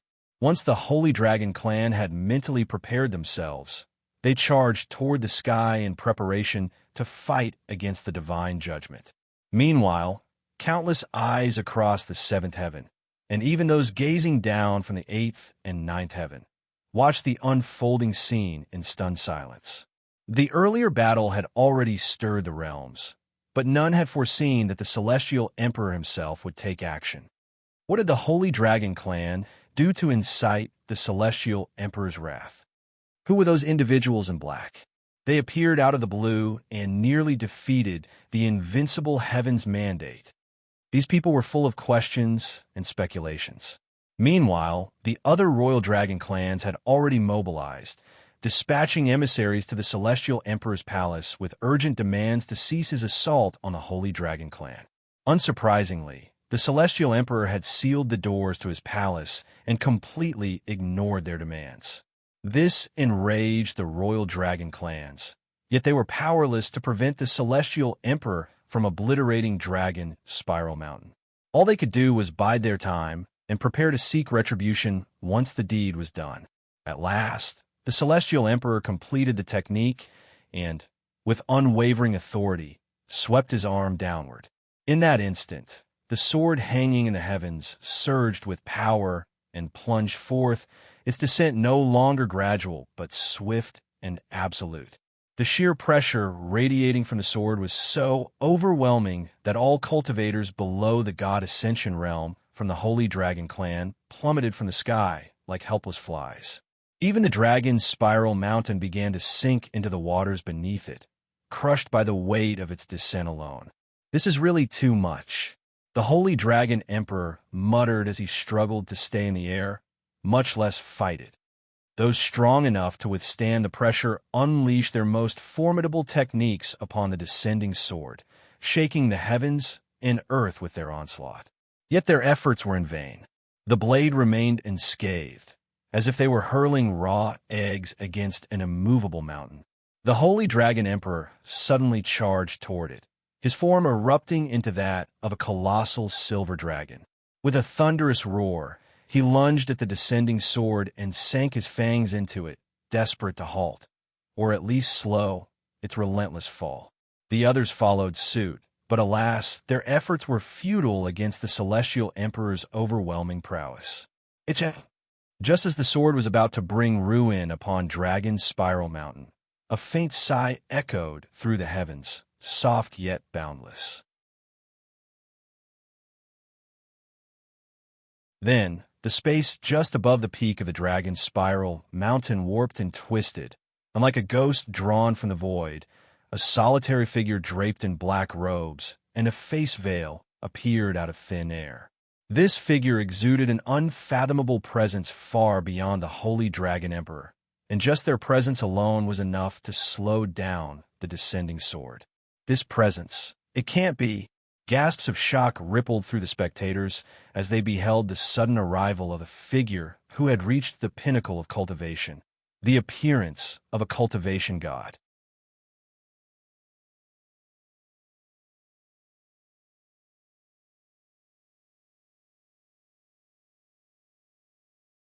Chapter 1989.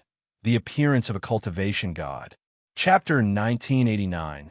The appearance of a cultivation god. A cultivation god has appeared. What? Impossible. Why would a cultivation god intervene, especially when the Celestial Emperor is involved? Are we sure they're a cultivation god? There are only a handful of them in the entire 9 heavens, and I recognize everyone but this individual. That presence, that aura, there's no doubt about it. This individual is a cultivation god. Are you saying this is not just the appearance of a cultivation god, but the appearance of a new one? The spectators' astonishment deepened as realization struck. This was an unfamiliar cultivation god, one whose presence had never graced the public eye. Cultivation gods were figures of renown, their names etched into the annals of history. For such a being to appear unrecognized could mean only 2 things. They had either remained hidden in the shadows for an unknown amount of time, or they had just recently reached the pinnacle of cultivation. Their appearance may be new, but that unfathomable aura, it's much stronger than that one cultivation god I saw a few years ago, so they must have been a cultivation god for quite some time now. As the spectators racked their brains trying to figure out the cultivation god's identity, the Celestial Emperor wore a deep frown on his face when he realized that someone was trying to stop his divine judgment. In the entire 9 heavens, only cultivation gods could possibly defy him, a fellow cultivation god. Who are you, and why are you interfering with my work? The Celestial Emperor spoke, his voice booming through the realms and resounding before the cultivation god. A slight smile tugged at the lips behind the veil, but the cultivation god did not respond to the Celestial Emperor. The cultivation god raised their hand and pointed toward the colossal sword in the sky, revealing a pair of fair, jade-like hands, smooth, unblemished, and adorned with slender fingers. The graceful motion, coupled with the subtle rise of her chest beneath the robes, left little doubt that this mysterious figure was a woman. This new cultivation god is definitely a woman. Looks like we will have more than one female cultivation god now. With this new revelation, the spectators began narrowing down the possible identities of the mysterious cultivation god. Their minds raced through the annals of history, recalling every female cultivator who had ascended to the peak of the god ascension realm within the last few million years. It's hard to tell with her robes, but her figure resembles the fairy sword Empress. No, the fairy sword Empress is a little shorter. Why are we even using appearance details to figure out their identity? If this individual is trying to hide their identity, it's very likely that they're also disguised. She could be a he for all we know. The very next moment, the sword began being pushed toward the sky, its pressure on the dragon's spiral mountain weakening. Heavens! This cultivation god is firm on defying the Celestial Emperor. While the other cultivation gods aren't all on friendly terms with the Celestial Emperor, none of them have shown such obvious defiance, either. After all, nothing good comes out of offending the most influential individual in their world. Seeing the cultivation god's defiance, the Celestial Emperor no longer went easy. He was aware that his actions were being spectated by powerhouses all over the 9 heavens. If he were to lose to some unknown cultivation god, he'd lose an immense amount of face. The divine judgment began descending again with even more pressure. Confirming that the Celestial Emperor had no intention of backing out, the cultivation god also began pushing back seriously. The clash between the Celestial Emperor and the mysterious cultivation god unleashed shockwaves that tore through the 7th heaven. Their force so great, they stirred tsunamis that reached the heavens in the surrounding seas. As for Dragon's Spiral Mountain, positioned directly beneath their titanic clash, it continued to sink beneath the mounting pressure, with more than half of its once majestic peak now swallowed by the surrounding waters. Though countless eyes bore witness to the unfolding battle, none dared to intervene, not even those from Heaven's mandate. When cultivation gods clashed, The heavens themselves held their breath. No one below their realm could hope to endure such a storm. Only another cultivation god could survive, let alone stand a chance of interfering. Of course, among the spectators were other cultivation gods. Yet their attention was not on the battle itself, but on the newcomer, an unknown deity whose sudden emergence stirred more curiosity. Your Majesty, the Celestial Council has arrived outside the palace, and they're demanding that you halt your actions, someone suddenly said. Yet, rather than relent, the Celestial Emperor surged with even greater power. Boom!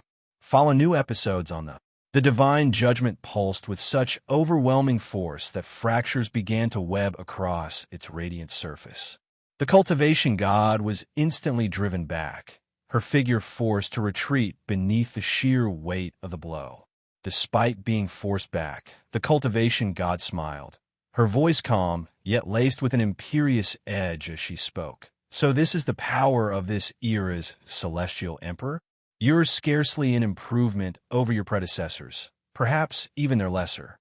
The spectators gasped in disbelief at the cultivation god's brazen mockery, words so audacious that even other cultivation gods would not dare think of them.